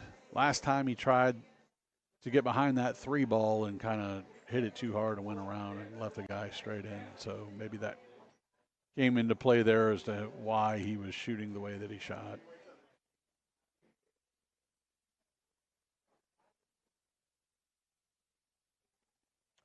Tom really lining this out. I like that he's aiming and actually trying to do something with this. You know, even if you're not proficient enough to do it, you still want to try to do something. Even at this level, the only way you're going to learn is to try to do something and then get feedback as to whether you can do it. He's going to try to kick this in the side. Nope. He was trying to kick it in the side. See, he mishit it, and he's going to get a little bit of a roll here. Got safe. I like the way that he was attacking it, though. If you play it for the side, you miss it. Cue ball would go up table. 1 ball would go the other end. He overcut it, which got the same result. But main thing when you're playing the safety game and the kicking game is to make sure that you're able to kick and hit the ball. Majority of the time, you're not going to sell out. Marshall will spin. Hit that ball. I can't tell from here, but it looks like he may have gotten close enough to the 3 ball to preclude Tom from being able to make it. We'll see how Tom attacks this. If he gets down right away, he's looking at it like he can pocket this ball in the side pocket. If he does, he'll stop and shoot the 2 up in the corner where he's at right there. Oh, he's trying to do too much and draws it back and misses. Again, got a little bit of a roll and got safe. Doesn't seem to phase Marshall at all. Marshall's going to get down and kick at this ball. If he can go 2 rails behind the one and stick it right there, that would be phenomenal. He chooses to attack. He could go 2 rails and thin the one and try to make it. Yeah. Oh, hold on, cue ball.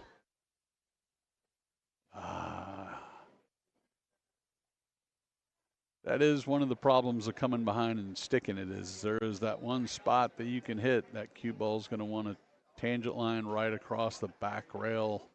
Ends up scratching a lot. Gives Tom ball in hand here.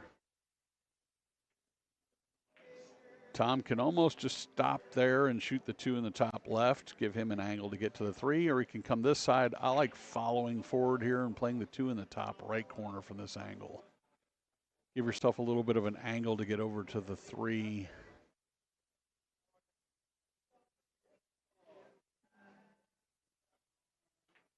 Give yourself an angle here no matter what. There you go. Oh. He's straight in, it looks like.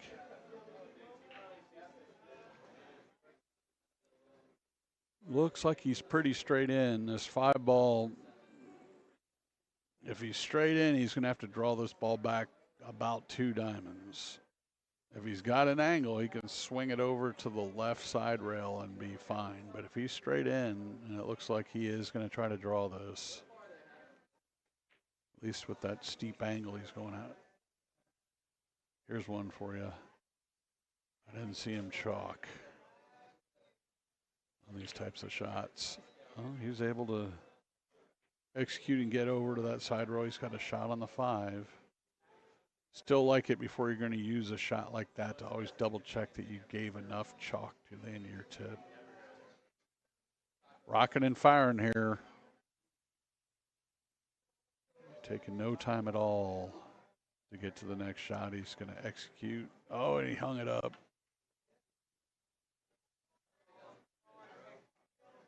Okay, Marshall's got tic-tac-toe. We'll see if he can get out here.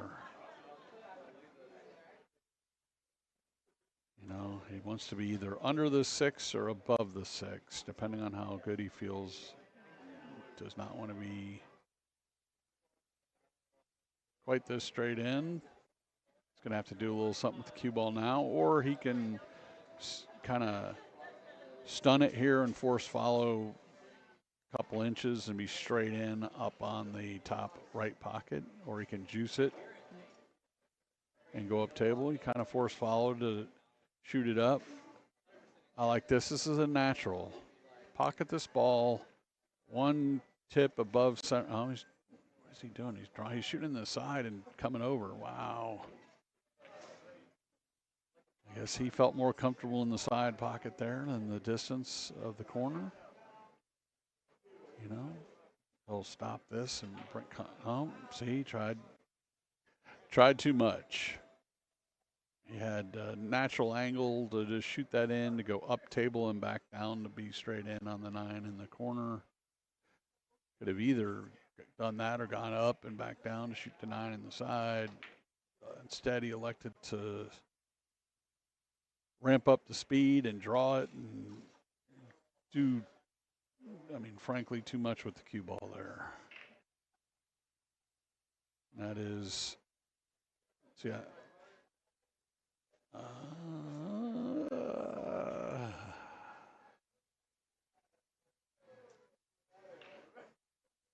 Tom's lined up for the bottom right pocket. We'll see. And Tom really shoots well when his mechanics are together.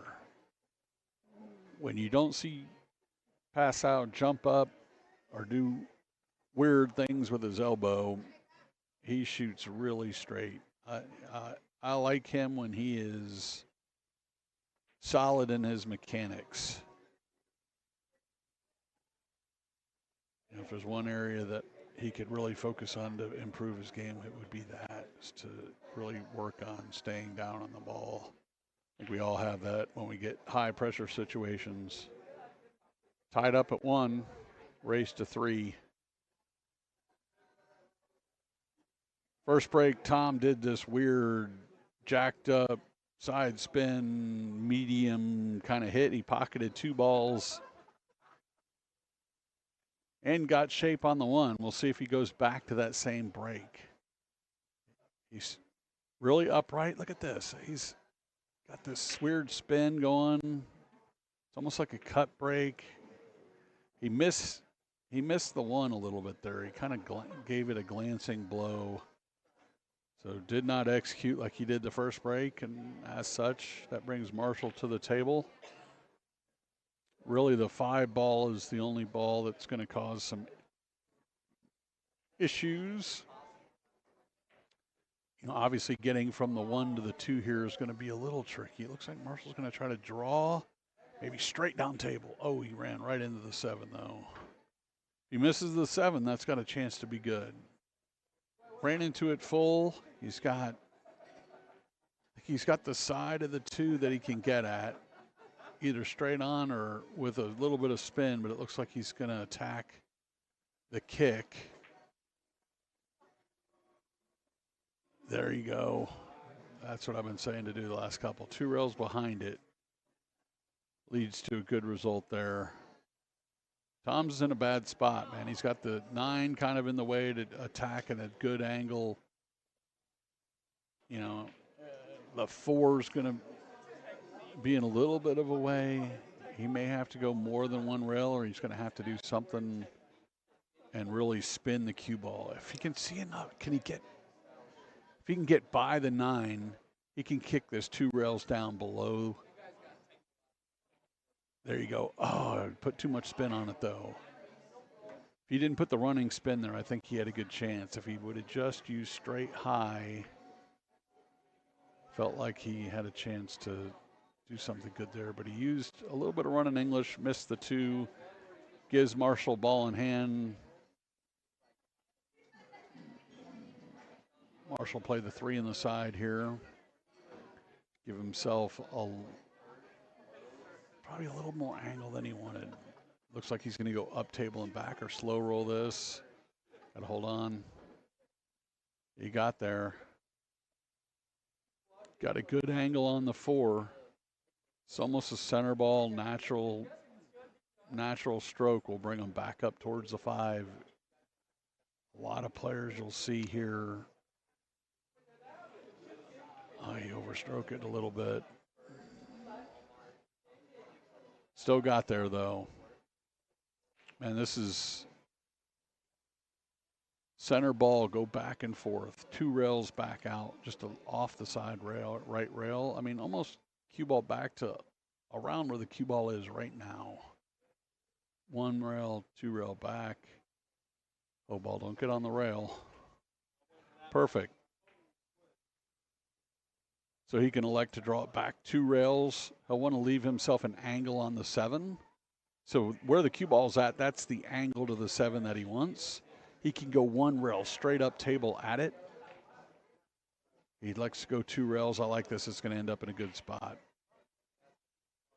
Now it's almost stop shot. It'll naturally come out from the table. If you can bring this out almost to center table, just a nice firm. Oh, he kind of gave up on a stroke. Do you see how he stood up there? You can see well, you can't see it on the camera, but you can see it in the face here in the crowd. You can see the frustration there. He gave up on it. The trick to that shot and to get the cue ball, to get the action to come out, is the follow through. And he gave up on the follow through there. Still got a good chance. Regroup, pocket this ball and come up. Oh man, he's gonna play it long. He's got himself a good shot to get there. But again, he gave up, kind of half stroked it. I like that he came over and looked at it. He hasn't been doing that quite a bit. He's just kind of been slapping at it. I like. Good shot here, straight in, stop shot, bam. Takes the lead, 2-1.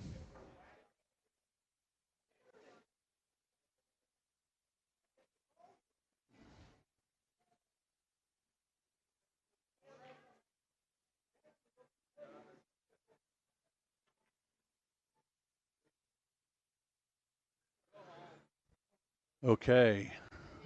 So I've just been told third place has taken the money and gone home. So the next match, the winner of this match will be playing in the finals.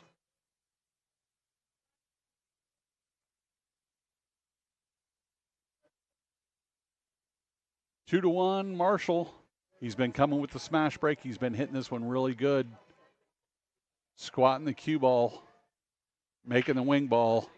He let the cue ball go a little bit there. He still made the wing ball, but he put a little bit of draw on the cue ball and ended up table some. If he'd ended up in the middle of the table, I'd really like his chances here. He's got control of the table. The one does go in the side. It'd take an extreme cut.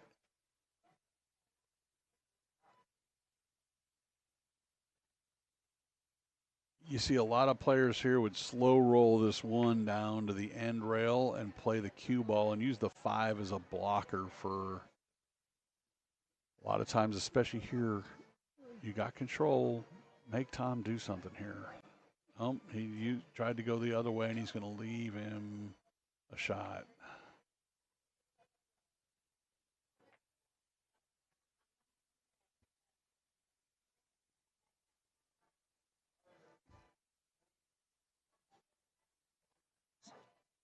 So Tom's got a couple of options to duck, obviously. If he feels strongly about making this ball, he could go after it, but I think he's going to duck. Oh, look at this. He plays a one pocket two-way. Did he get there, though? Or is there a window to be able to see that ball? Looks like Marshall's going to attack it through the window. He might have to spin the ball or masse it a little bit if he's going to try to make this. Or he could elect to just two-rail it out of there and leave the cue ball down here. Yeah. Too much draw.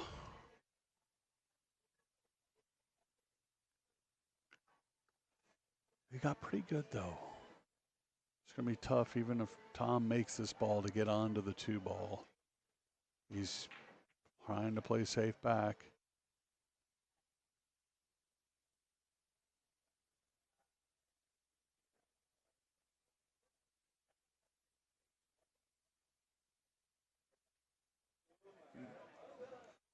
Looks like Marshall's going to attack. He's going to try to cut this ball in and run into the 2. Just leave it where it is, and whatever the gods leave him is what he's going to deal with. When you're on the hill, sometimes that's a good way to approach it. Just make sure you're pocketing balls or keeping control of the table.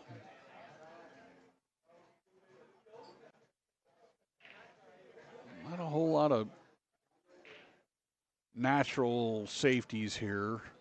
The 9 is, I mean, the 6-3, maybe you could get behind it, but I mean, you got to get the cue ball. I almost think playing the 2-ball behind the 6-3 and putting the cue ball up behind the 7-ball. So taking, coming off of here up, leave the cue ball up in this area, banking the 2-ball over to here. Maybe the best, but it looks like he's doing some. He goes back and forth, 2 rails that ball between all kinds of traffic, gets there. I think he was trying to 1-rail that one in. I don't know that he quite had the angle to do that, but one thing you can say about Marshall is he's got a lot of English. His stroke really puts some English on the ball, so if he needs to move the cue ball, he can do it. Likes to cinch this ball. I think that was an opportunity for him to get a little bit closer than that. There was no fear of going down and back out 2 or 3 more diamonds to get closer to the 4. It's when you get distance like this is when you start to have misses happen. He's going to probably shoot this 3 rails around to come back out. Oh, he put right-hand English on it rather than the natural spin. He's trying to, he'll come down. He'll have a shot at the 5 in the side. Knowing how Marshall's shooting, he's going to try to bring this out to about the center of the table in here. shoot the 6 in the side. It's almost a natural tangent line to come off that and over. Doesn't have to do a whole lot with the cue ball here. Again, the follow through is the key to get this cue ball. Oh, he's cueing a little bit lower than I would like, which kills the cue ball.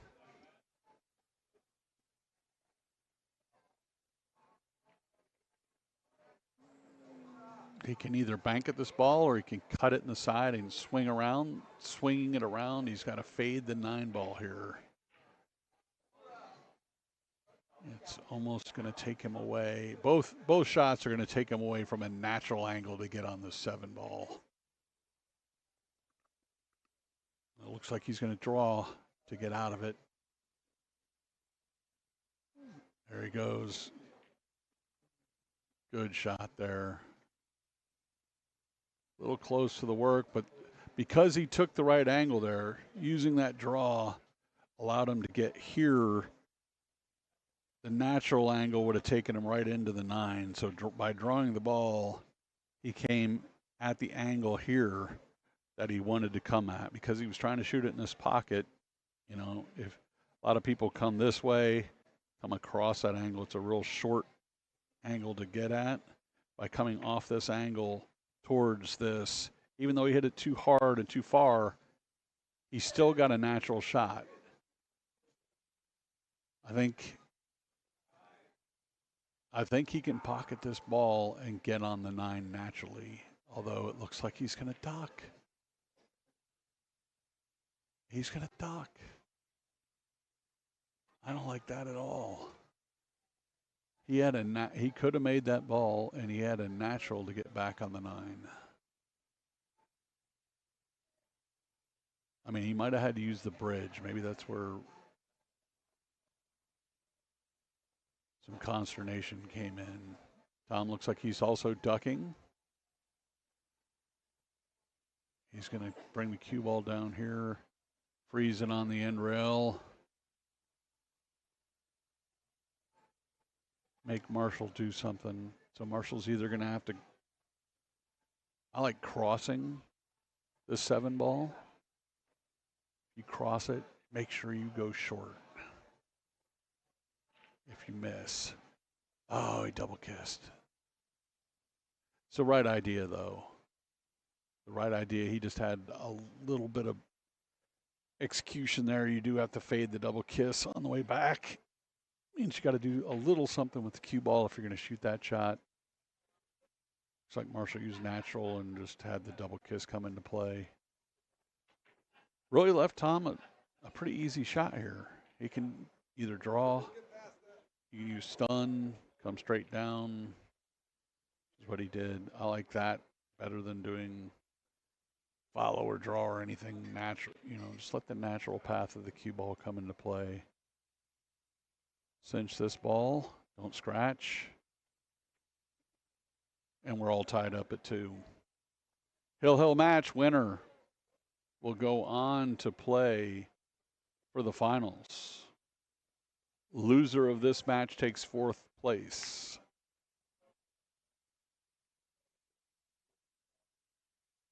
We did have the loser of the hot seat match go ahead and take 3rd place money.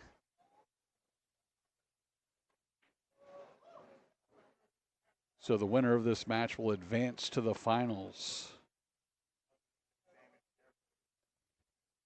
and play Aro. Aro's back warming up on table 4, knows he's got a big match coming up. He'll need to be beaten twice to lose the tournament.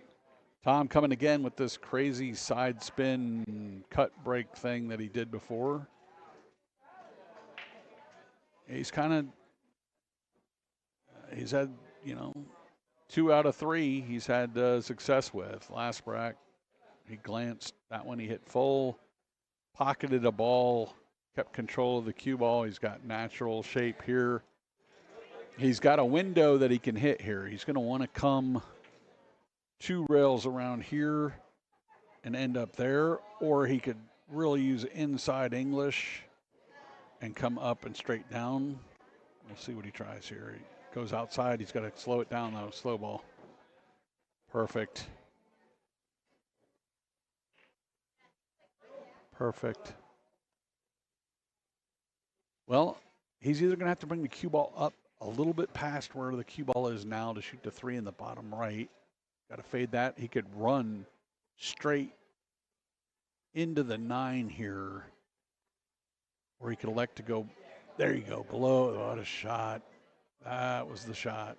Run smack dab into the 9. Gives you a natural. Now, the angle that he's at, he's going to have to do a little something with the cue ball, because if he draws it back, I mean, it's going to draw right across this line here, which means with the 4 here, he really wants to end up, you know, on that line there. So coming straight across there, man, he's got to almost hit it exact. He could try to come up and draw underneath and do something like that with the cue ball.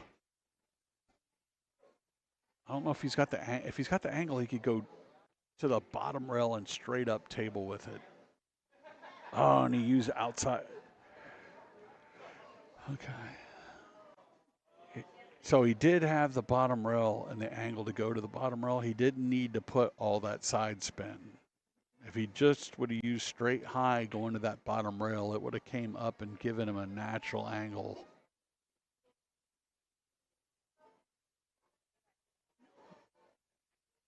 By putting that side spin on it, he mis-aimed the ball, and he gave Marshall a shot here. Marshall's going to want to give himself an angle on the 4. Gave himself a little too much of an angle. Again, disgust in his face.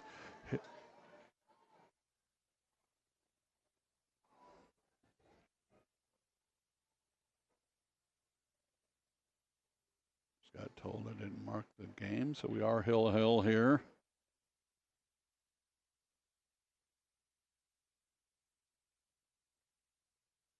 If you're going to go after this ball, cinch it. Just make it. Let the cue ball go back and forth. You got no threat of scratch in here. Really concentrate on the make. Marshall does that and lands pretty good. I mean, Marshall could have ended up about anywhere, and he'd have had a shot at the 5. So it's perfect. Perfect. He can pretty much execute a stop shot here, have a natural angle to get from the 6 over to the 8. It's almost stop shot, stop shot, stop shot to get to the 9 here. Watch. We'll see if Marshall sees it this way. A lot of times the issue is going to be when they try to do too much. He doesn't have to do anything here. Just stop the ball. Cinch it. Bam. Why hit it that hard? Why hit it that hard? Okay, well, looks like nerves came into play there. You can see that when players get nervous, they ramp up their speed sometimes at this level. That's exactly what came into play there. You can see the disgust on his face. He's shaking his head. And Tom comes to the table. He's going to need to come back, just float it up. Oh, he didn't want to get on this side of the 6, though. Getting on this side brings the 9 into play. Staying on the other side, you have the entire table to get down on the 8. So, oh, wow. He feathered that ball and didn't touch the 9 at all. Gave himself a natural. This is natural. If he just pockets this ball with normal speed, he can't help but get on the 9 ball. Although he's using inside English. Oh, did something a little bit weird there, but he's going to get there. And Marshall concedes the match. Marshall with a 4th place finish. And Tom Passow will advance to the finals in the under 600 Fargo tournament here at Skinny Bob's. Finals coming up shortly. Stay tuned.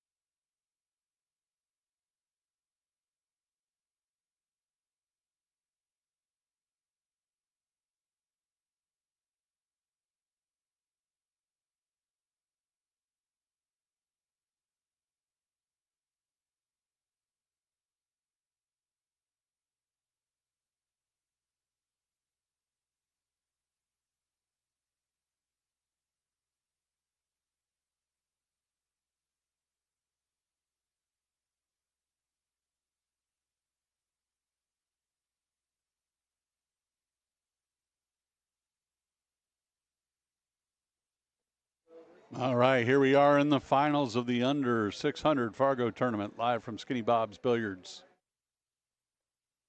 Tom Passow, Aro Mahumber. Looks like Aro won the flip. Aro has control of the hot seat, which means that he will need to be beaten twice. So we'll have a race to 4. If Tom wins the first race, we'll have a subsequent race, and it will be to 3. Winner takes first place here at the under 600 tournament. Loser takes second. Congratulations to Marshall for finishing in 4th place here. And with that, we're underway. Aro to break. It looks like he's using more of a cut break here to start off with. Normally see that cut break when the 9 is being spotted on the spot, but Aro uses it to his advantage here. Wasting no time at all, he gets down on the 1. He'll try to fade hitting any of this 5 ball. He really wants to kind of spin in behind it and spin 3 rails behind the 2. And back out, executes it perfectly. Looks like the 3 ball does go in the corner, so he'll move this 2 ball in, float the cue ball over 1 rail back out to the center of the table. Perfect. If he can get the cue ball to where it is right now, it's going to be perfect position for Aro. He wants to shoot the 4 in the bottom right. He does not want the 9 to come into play here. He shoot it a little bit too hard. He's going to have that 9 ball move, which isn't a bad thing, but it does. If you come in full to the 9, you could end up behind the 7 ball, and you don't want that. Hit it full. Got a little bit away with that one. Got away with it. So that could have easily ended up in disaster there, but he did get over off to the side. He's got a natural shot. Natural 2 rails to get onto the 6. Between the 7 and the 9 will come 2 rails in between. Watch. Bam, bam. Don't fade. Don't fade the scratch. Yeah. So that one, the speed, if you're going to shoot it that hard, you really almost want to hit the ball a little full or use a little bit of draw to make sure that you come in towards the 2nd diamond. So on that one, if he'd have shot here, he wanted to come in a little bit steeper on this rail here to come this way. At the speed that he hit it at, he used the natural angle, which is the 3 rail to the corner, which is fine if you know that you're going to try to end up and leave it short up into here. But he let that cue ball go, and it did, in fact, roll straight into the corner pocket. It'll give Tom a somewhat easy out here. I mean, Tom's going to shoot the 6 into this corner here, float up, straight in on the 7, pretty much. If anything, give himself a little bit of an angle and shoot the 9 in the same corner pocket that he shoots the 6. Let's see how he plays it.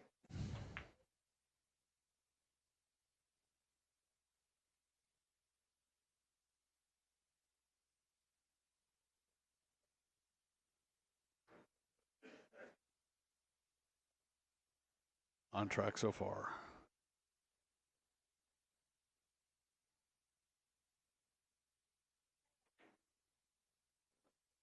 Now he's got a natural shot here. The main thing here is to make sure that you stay down. Make sure you don't grab the cue. Backhand needs to be nice and loose here. Don't do anything that you don't want. Don't put any English you don't want on the cue by gripping because of the pressure. And Tom executes it flawlessly and takes the lead. Takes advantage of Aro's early mistake here in the match and goes up 1-0. Again, for those joining, this is the finals of the under 600 tournament here at Skinny Bob's. This is the finals. Aro has won the hot seat. Tom Passow came out of the loser side. So Tom will need to win 2 sets in order to win the tournament. Aro only needs to win this set, but Tom has taken a 1-0 lead here in the race to 4 finals. Tom going back. He did this in the last match. He's got this crazy punch, jacked up side spin break. It's a little unorthodox, but he's having success with it. So I mean, anytime you have success, you can't knock a guy for what he's doing. So if he's straight in on this one, man, he really only needs to draw this back a couple inches and he'll be straight in on the 2 into the bottom right corner. I mean, from there, it's tic-tac-toe. I mean, really getting, you know, the right angle on the 5 to get to the 6 was probably going to be the tricky part here. But, I mean, just make sure you're stroking every shot. Oh, look at this. He goes down below, man. He got away with it, I think, but I don't know that he was trying to do that. You could see from his reaction that he was frustrated that the cue ball did what it did. But he does look like he has this angle here. Don't go crazy and do too much here. You got. See, he just moves the cue ball too much. He didn't need to do all that. This was the last match. I think he lost a couple of games that he shouldn't have, doing too much with the cue ball. Plays a standard safety.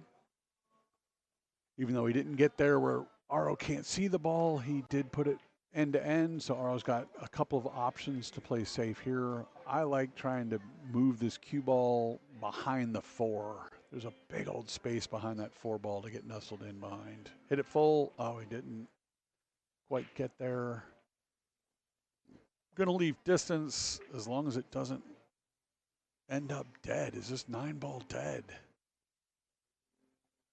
Aro doesn't seem to think that it's dead the way that he came down, but still, even if it's not dead, you've given Tom a pretty good opportunity here to play safe back. I mean, even if he hits on this side of the 3 ball, brings the cue ball around up to here, that 3 is going to end up on the end rail, but it was dead. Tom takes advantage and takes a 2-0 lead in the race to 4 here in the finals.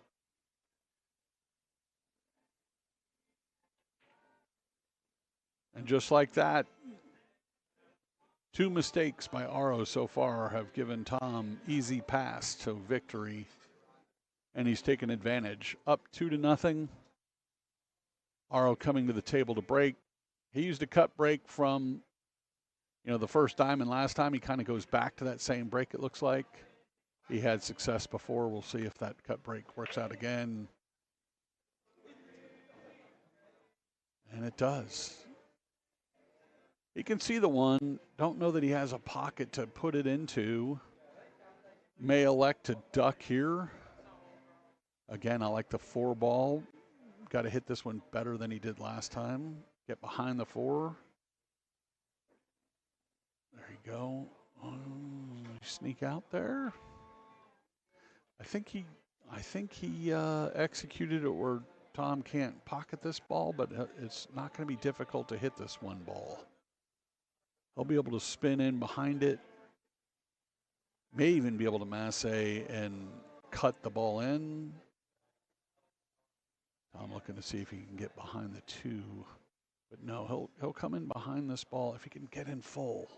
Oh, he just clipped it. Just clipped it and got pretty good back at him. Aro will have to elect a duck here. Looks like he's going to kick in behind the 1. Send the 1 up table and leave the cue ball down here on this side. Oh, he missed the whole ball, though. Another unforced error by Aro gives Tom ball in hand, table wide open.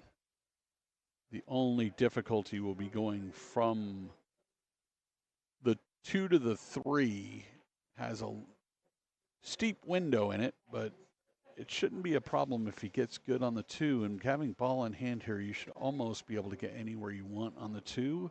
He's going to want to get down here. About got the right angle. So anywhere on this side, basically of the 2-3 line to here, if he ends up anywhere in that window, he's going to be perfect.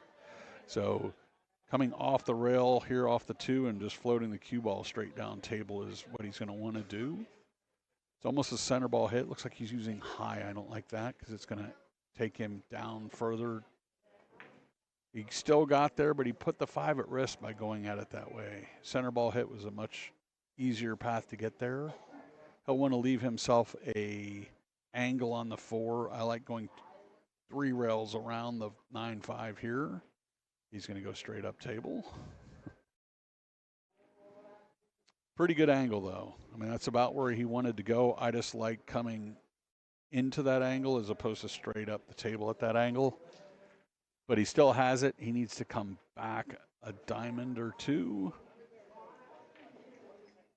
Perfect. Now, anywhere below this half of the table and down is where he wants the cue ball.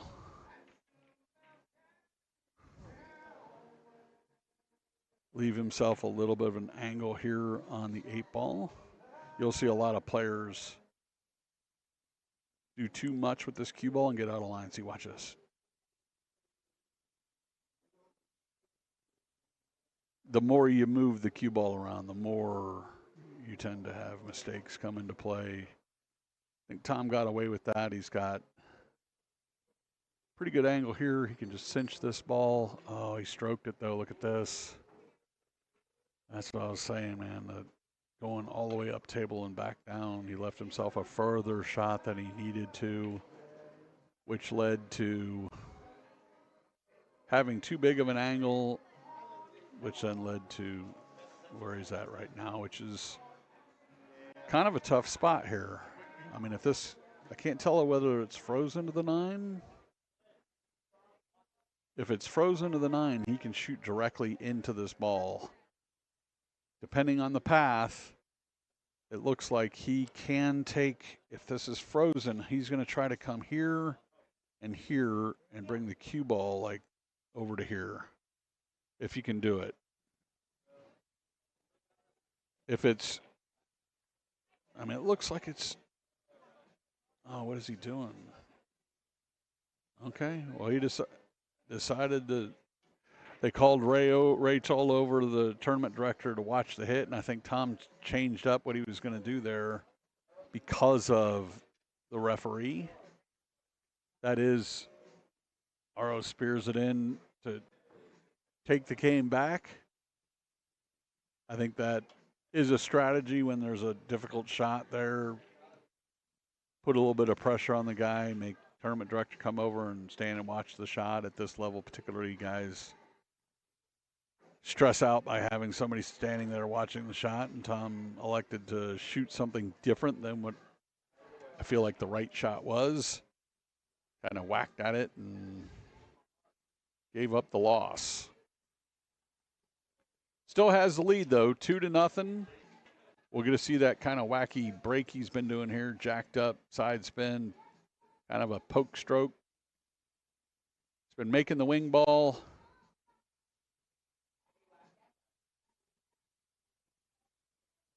Cue ball gets a little away from him, but let's see if he handles it here. Oh, it's a little bit different than what he has been doing, but it worked out pretty good here. He's got shape. Table's fairly wide open. I mean, he's going to have to do something with the 1 ball to get around to get on the 2 ball, but he does have the entire table. I mean, only the 3 ball. You know, if he ends up anywhere on this side in this wedge there, he's going to have shape on the 2. So really the main thing here is don't run into the 3. Okay, well, he doesn't try to go around the 3. He elects to not get closer and make sure that he can see this ball. Don't hit anything. It should naturally come around.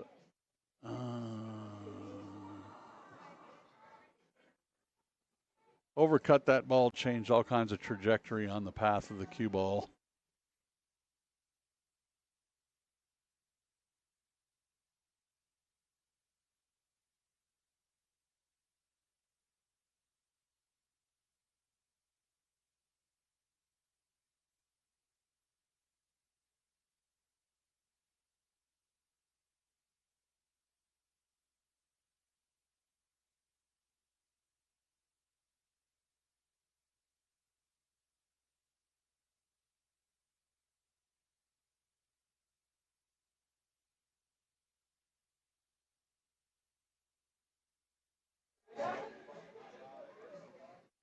All right, well, it looks like Tom executed the jump shot fairly well, but he left RO with this 8 ball in the pocket.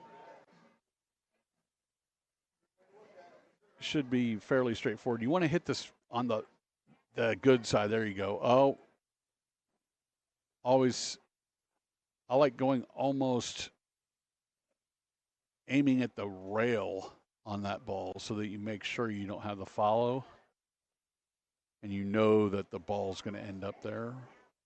Looks like he's got a shot on the 3 ball here, though. You know, getting back on this 4 is going to be the tough spot. I mean, he's got where he can see the 4. I don't know whether he quite has enough to make the 4 from where I'm sitting. It's a little tough of an angle. Arl looks like he feels like he can do it. He's going to swing at it, and he's going to run into this 9 ball for sure, though. Can't help it. Okay. I don't know if he was trying a safety there or not, but the speed worked out great where he's up table. You know, see how Tom's feeling as a tester here. If he wants to, he could cut at this ball, try to cut it into the corner. It's going to have natural shape on the 5 if he does make it. You know, you'll see a lot of players, particularly under pressure here in the finals, elect to duck here. You know, and if it's just as easy for you to make it as it is for you to execute a safety, I like going after this ball.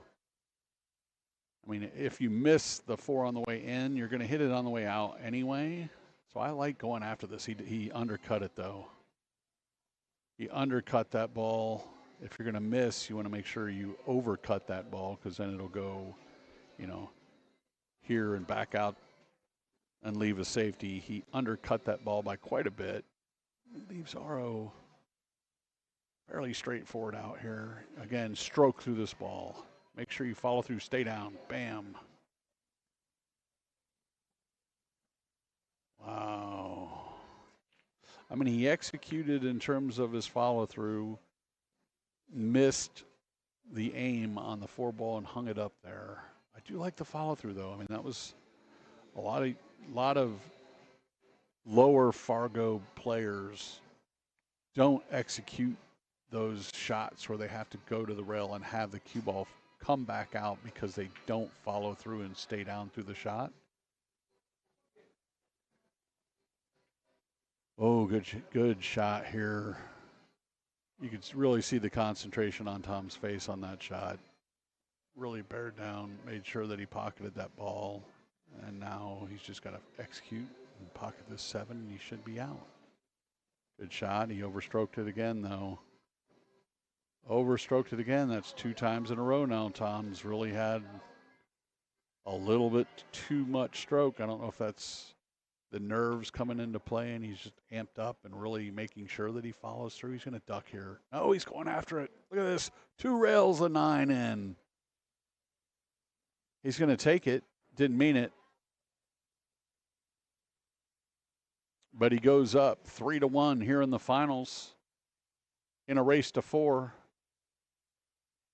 RO coming out, has the hot seat, needs to be beaten twice. He's got his work cut out here in the first set, down 3-1.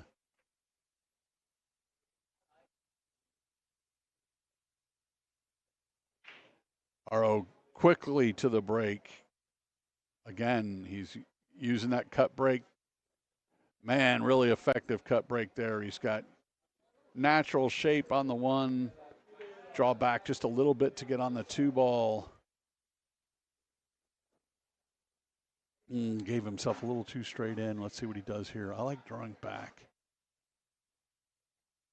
Straight. Oh, there you go. Good shot. Okay.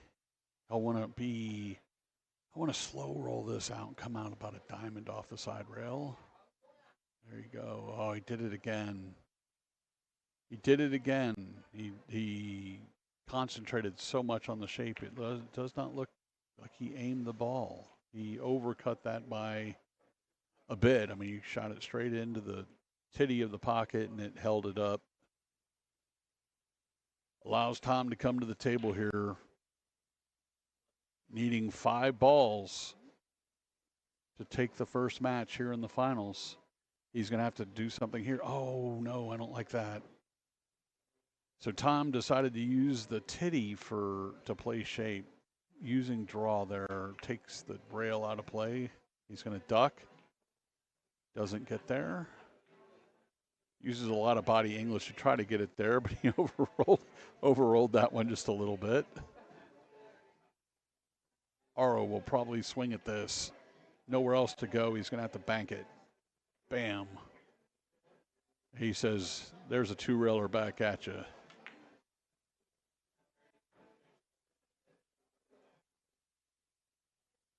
Does he have enough of this pocket to pocket the 6, or is he comboing? Okay, he swings at it. Tom, almost a no-brainer to win the first set. Just got to make sure he doesn't overstroke and leaves himself a shot on this 8. Cinch this, bring the cue ball around 2 rails. Make sure the cue ball ends up in the center of the table. The beauty of going 2 rails and around to the center. Bam, bam, out to here. No scratches in play. It's a natural angle. You don't have to do anything with the cue ball. I don't like putting side spin on this ball. The only way you don't win this game is by missing this 8 ball. You put side spin on the ball, you increase the likelihood that you miss this ball. And Tom decides to shoot it one-handed. I don't know what's going on here. What is this? Roberto and Alex playing in the U.S. Open one pocket? Like, what the heck is that? A one-handed shot on the 8 ball, a foot from the pocket to win and move on, and we see a one-handed shot. And then Aro forced that one to go down. All right, well, Aro's still in it. He takes the game. We're at 3-2. 3-2. Tom Passow in the lead. It's a race to 4.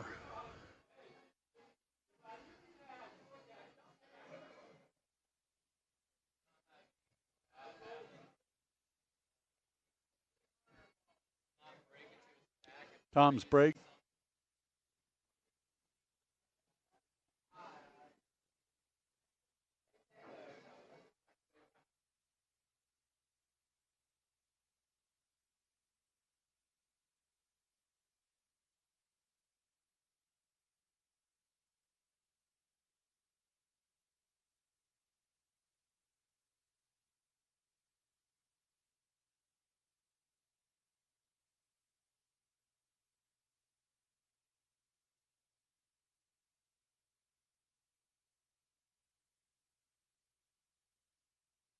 Tom with the side break again.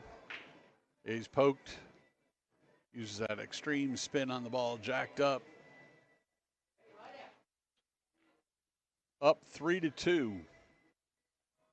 Coming to the table, looks like he has a natural carom on the 7 ball here. If you're going to shoot that, you almost want to hit pace enough for the 1 to, you're going to try to play the 1 in the side pocket on the left side if you shoot the carom. Mistake a lot of players make will be to overhit this ball. Oh, he just missed it altogether. But that was kind of exactly the pace that he wanted to hit. He just hit it.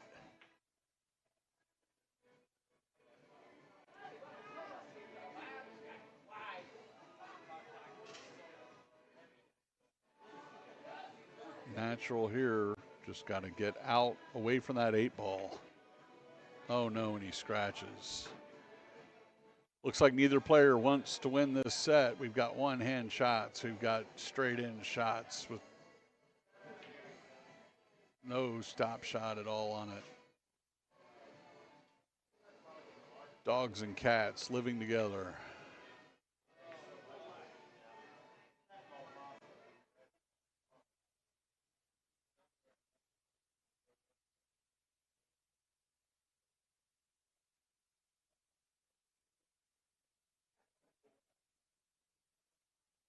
All right, well, Tom's got a little bit of a tricky spot here. He can draw this back. I like drawing this back almost to where the 8 ball is. Now he's going to follow forward. Looks like he's going to play safe here. He's playing.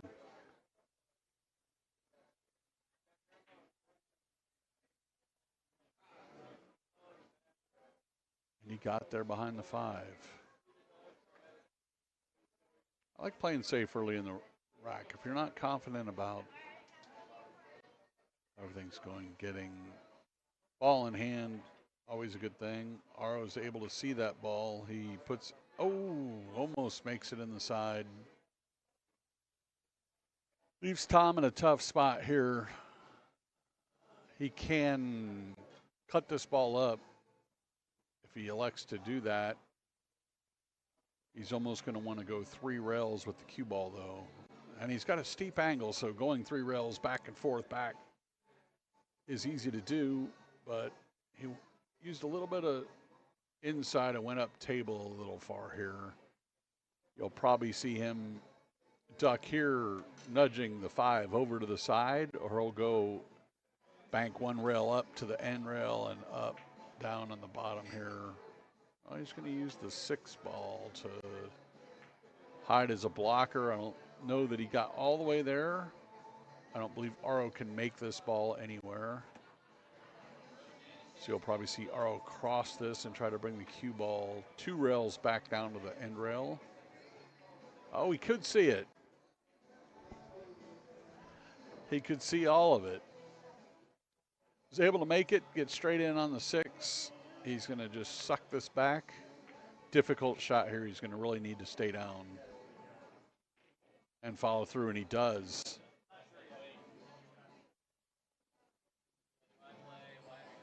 Aro the favorite to get out here. Looks like he's going to follow 2 rails and out. I don't like getting. Looks like he got on the good side of the 8 too. We'll see again if he's floats forward. Looks like he's a little straight in and is going to float forward on this one. Bam. I like the confident stroke there, lining it up. You can tell Tom making the mistake has fueled Aro a little bit here. He's got little confidence going. He's pushed it to make it hill. In the finals, race to 4. Aro owns the hot seat. So if Aro wins this game, he'll win the set. He'll win the tournament. If Tom wins the game, they'll play another race to 3 to see who the winner is going to be for the tournament. Aro's got the break. He's been using the cut break. He'll go back to it. He's had great success with this break.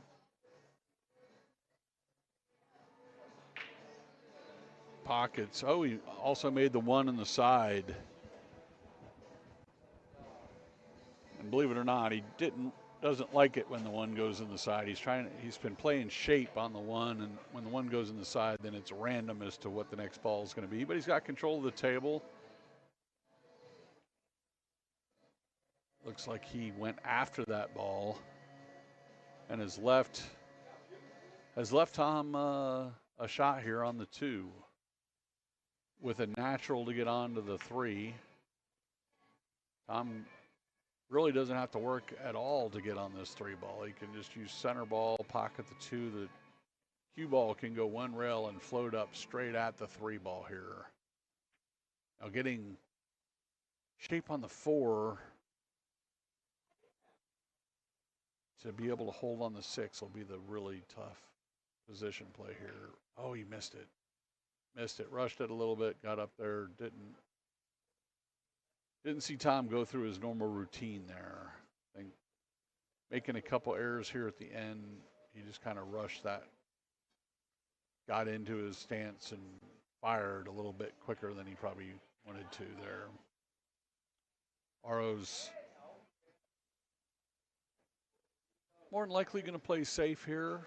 I don't think he has any obvious combos or anything he can play, so I'll try to bring the cue ball up table behind the 3 ball more than likely and use the 3 ball as a blocker here. And the 6 ball is going to stop the cue ball, have the cue ball or the 2 ball float over just a little bit. Oh, he kind of missed the entire 6 ball, but he's going to get behind the 3 if it gets there. Does not appear to have gotten there. So again, Tom to the table. Chance to force this to an extra set. Overcuts the ball. Looks like he used a little bit of outside English to try to get the cue ball to go straight forward, back and forth, and that outside English caused him to overcut the ball. Aro to the table. I could tell right away how Aro's feeling. Watch the stroke. He's feeling confident. Rolled that one nicely. Here's the shot though. The whole shot of the match. How does he get on this 4 ball? He gets good where he can play on the 6. He decided to just allow distance to come in. He's got the right angle. Just got to fade the 9 ball here. Do not run into the 9. If he gets between the 9 and the 7 and comes up table with it and over, man, what a shot. He's going to do the same thing here. He'll go between the 9 and the 7, go 2 rails around, and bring the cue ball in the vicinity of where it's at now. You know, just don't hit the 9 here, don't hit the 7. There you go. This is a natural. Go down underneath the 9. I almost like staying to the left side of the table and staying around, but he'll bring it a little bit harder and come around all the way full. He'll get straight in on this 8 ball. Just needs to draw this back about 3 or 4 rails right here. Cinch this 8 though, make it. Follow through. It's a good shot. He's straight in. You can tell he feels confident. He's got that stroke going. He's down for the win. And there we have it, Tom Passow with a 2nd place finish. Aro Muhammad wins the Skinny Bob 600 and under Fargo tournament with a nice out there at the end. He had to navigate some balls, get around some tough spots, and was able to execute there at the end to win it. Congratulations to Aro on winning the 600 under Fargo tournament here at Skinny Bob's.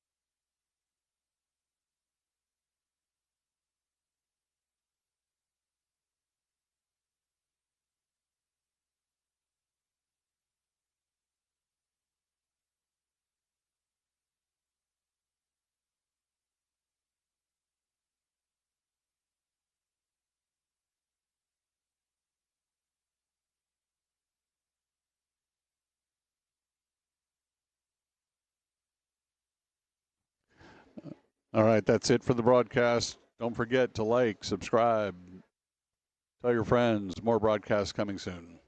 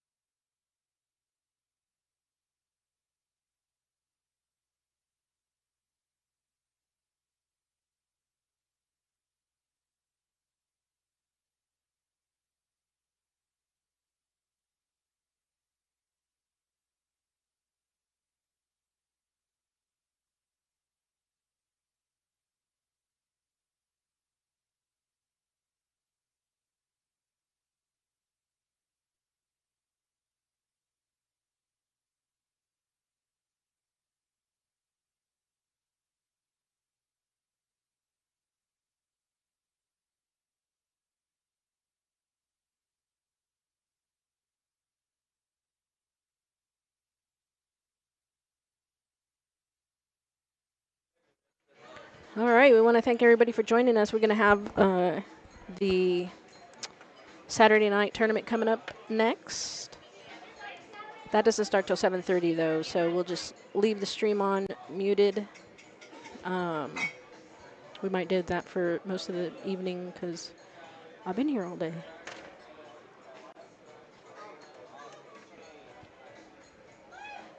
And thank you guys for coming out and watching. If you haven't already, we would appreciate it if you subscribe to our channel.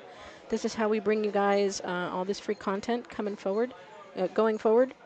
We've got a lot of tournaments on the books. I think I've got a tournament going on here at Skinny Bob's for the next 5 weeks in a row. We've got $4.99 and under next week. The week after that, we have, I believe, an 8-ball tournament. The week after that, we've got the ladies tournament. Weekend after that, we've got Jack and Jill Scotch doubles. That's $1,000 added, so you're not going to want to miss that one. If you're in the area, find yourself a partner. It's no cap. It is handicapped though, but there's no cap on Fargo rating. So go find the best partner you can out there. Again, this is Jack and Jill, $1,000 added. It's only a $60 entry fee, and that's April the 12th. And then we take a week off, I believe, for Easter.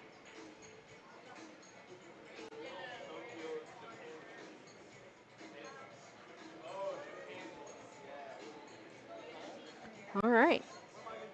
Again, if you could subscribe to our channel, that'd be great. We appreciate you. I think we got a whole 10 new subscribers today. Awesome.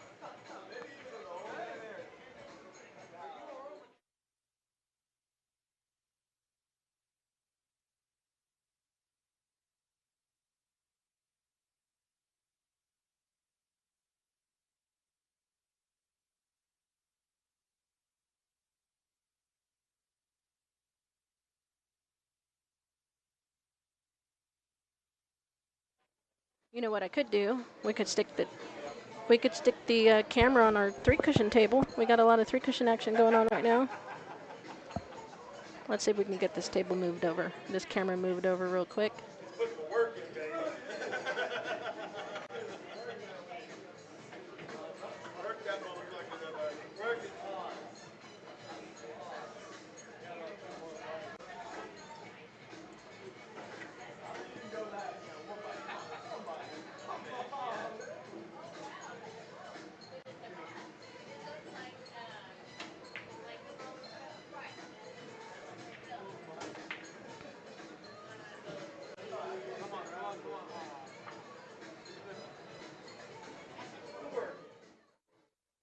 A little something there for you guys to watch.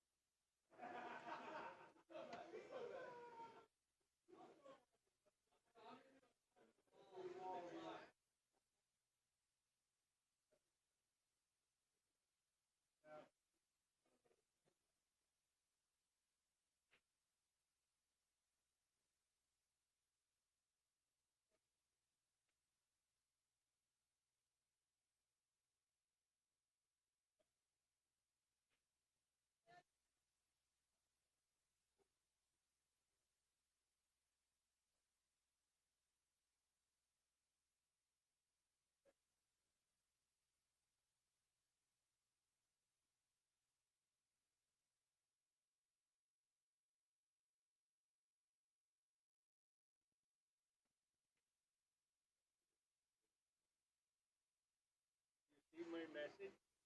Where?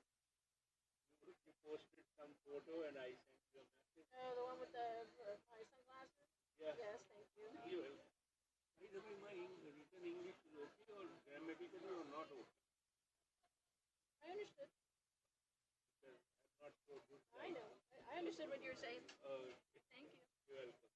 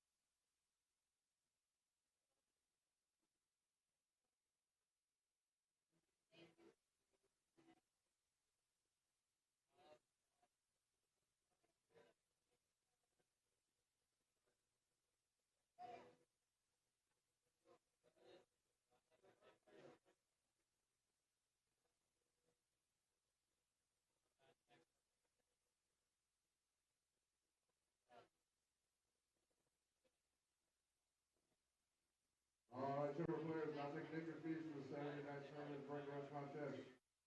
For the all-rounder fees, $10,000 shot clock. What did all-rounder fees you want to play? Steve.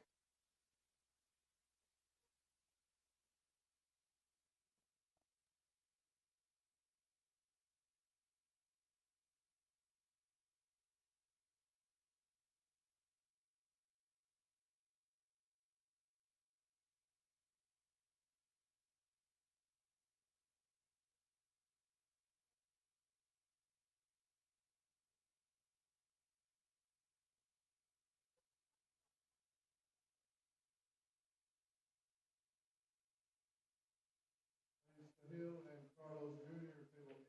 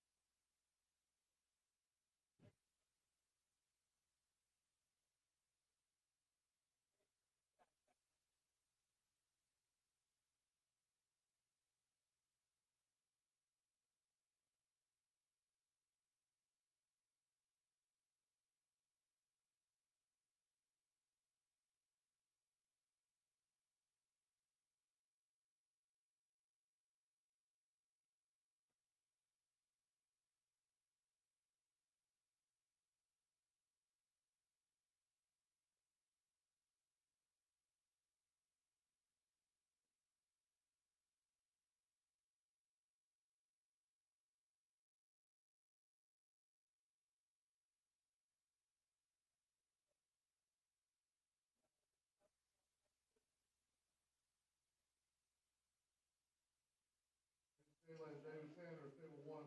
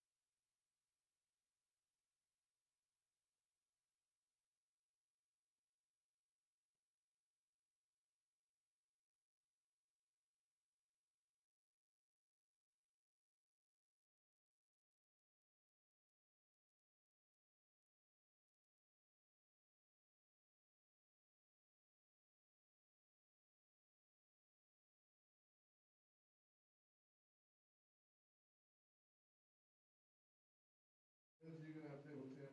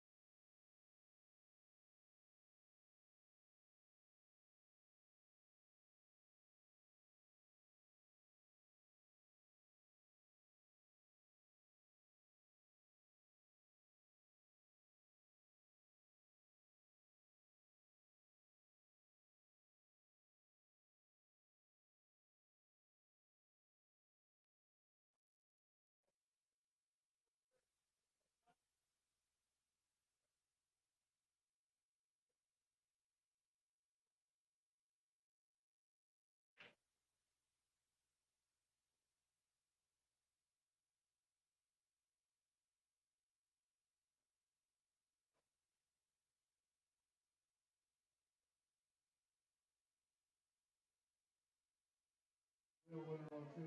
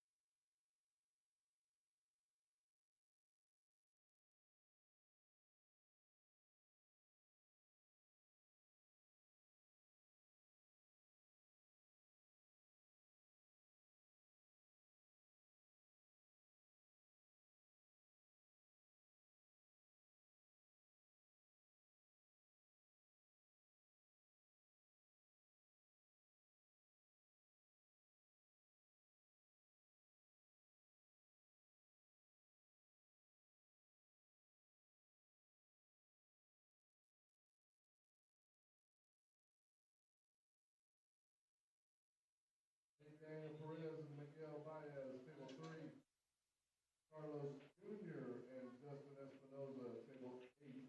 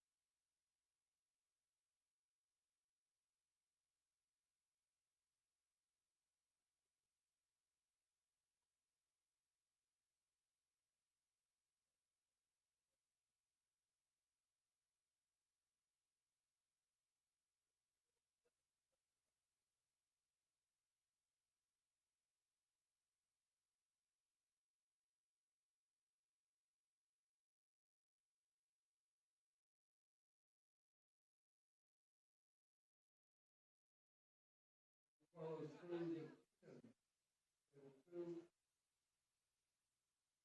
Michelle and Eric, table 5.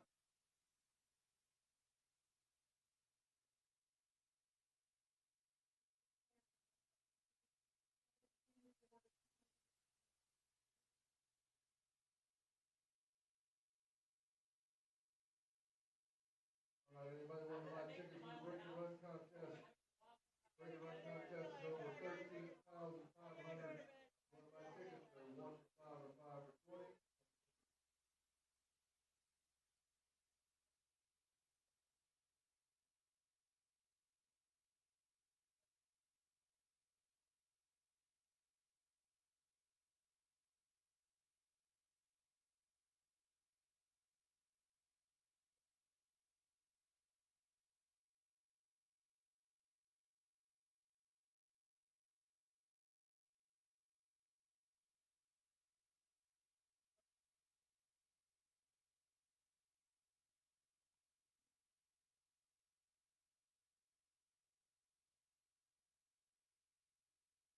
Neil and David Sanders, table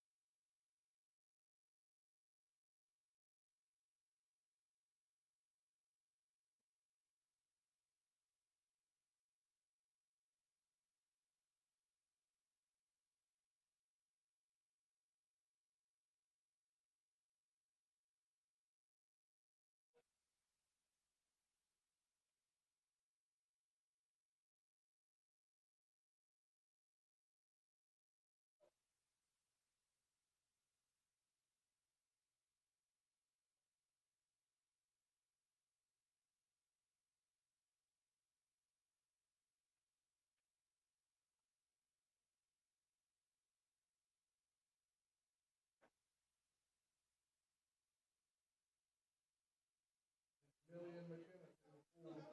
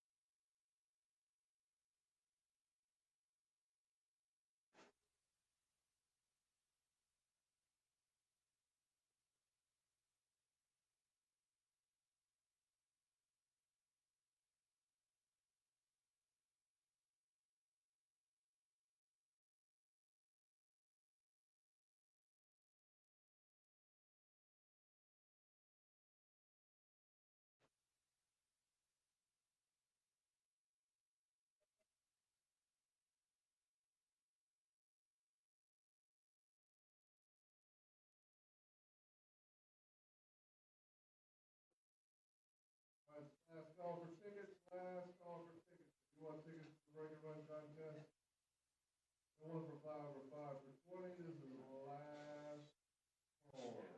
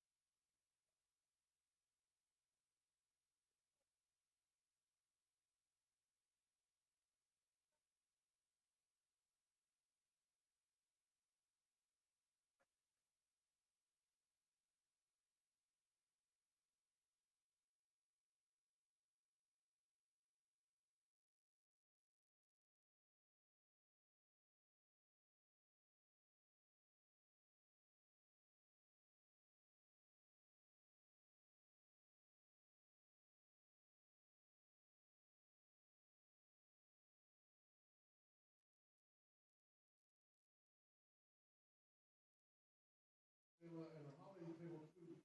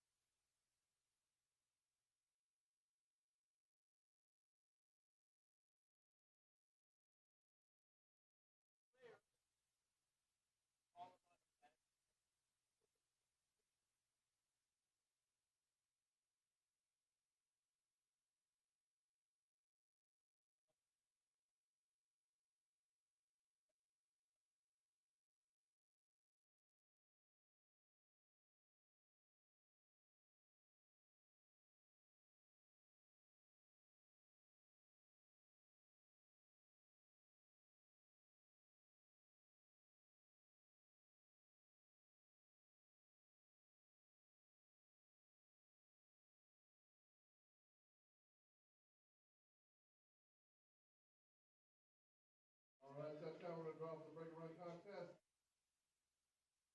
It's the amazing Lindsay over here. Draw us a number.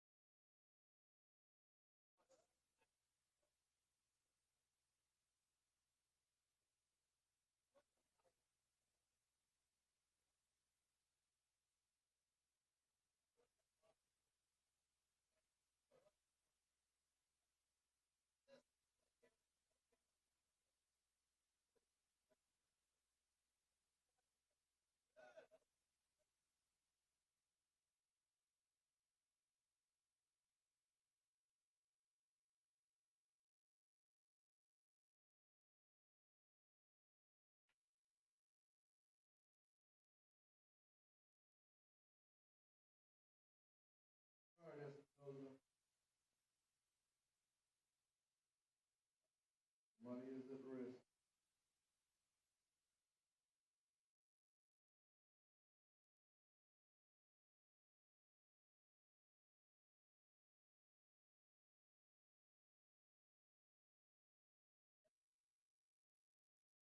Justin, do you want $455 to not break? I can't hear you, son. He said, hell no, he's gonna break them. All right, well, he's breaking for $911 a ball.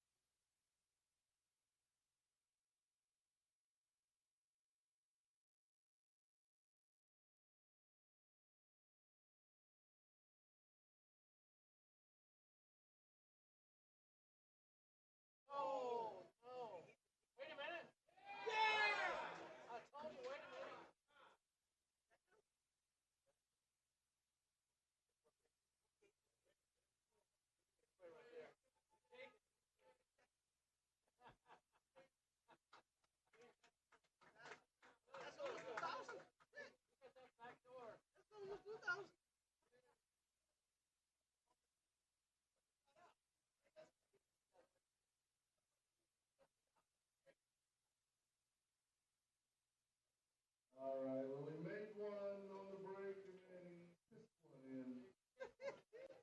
All right, so that's $1,822. Good job.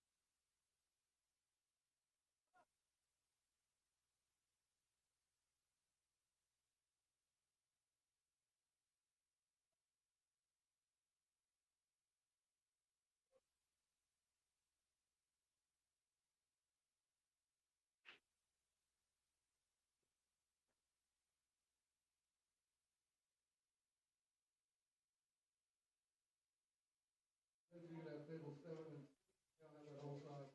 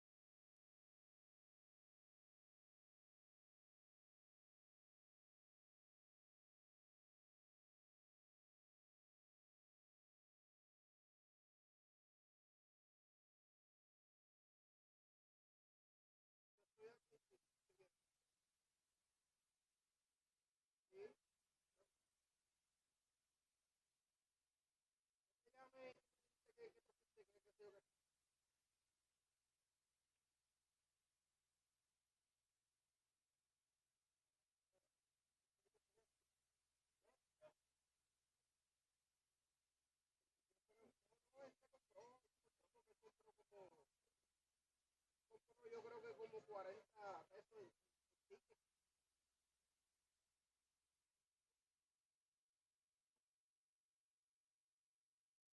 No es que tú no puedes, tú no puedes hacer eso, acuérdate. Si te dan el ticket a ti, el ticket tiene tu nombre y tienes que romper. No, no, no, no, no. Y el que compre el ticket, una vez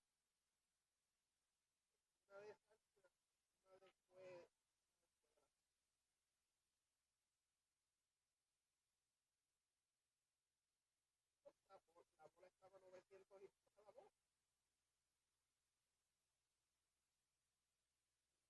Más o menos. O sea, lo que pasa es que él falló la bola, pero se metió otra bola. Como que vale. Tiro el 2, tiro el 2, un poco el 8, cayó otra bola, pero el no le tocaba tirarlo después, y el otro lo veía. Y se quitó con eso, no por, la bola para uno,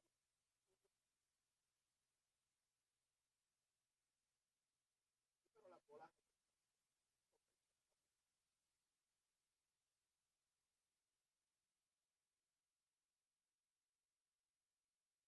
bueno, hoy tenían 15,000 pesos, pues me quita 2, como 13,000.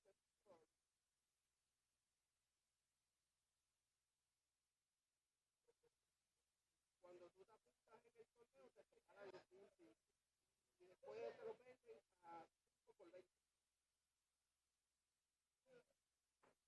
Sí. No, no, yo creo que él compró yo creo que él compró por lo menos como 40, porque él tenía mucho. Yo creo que compró como 10.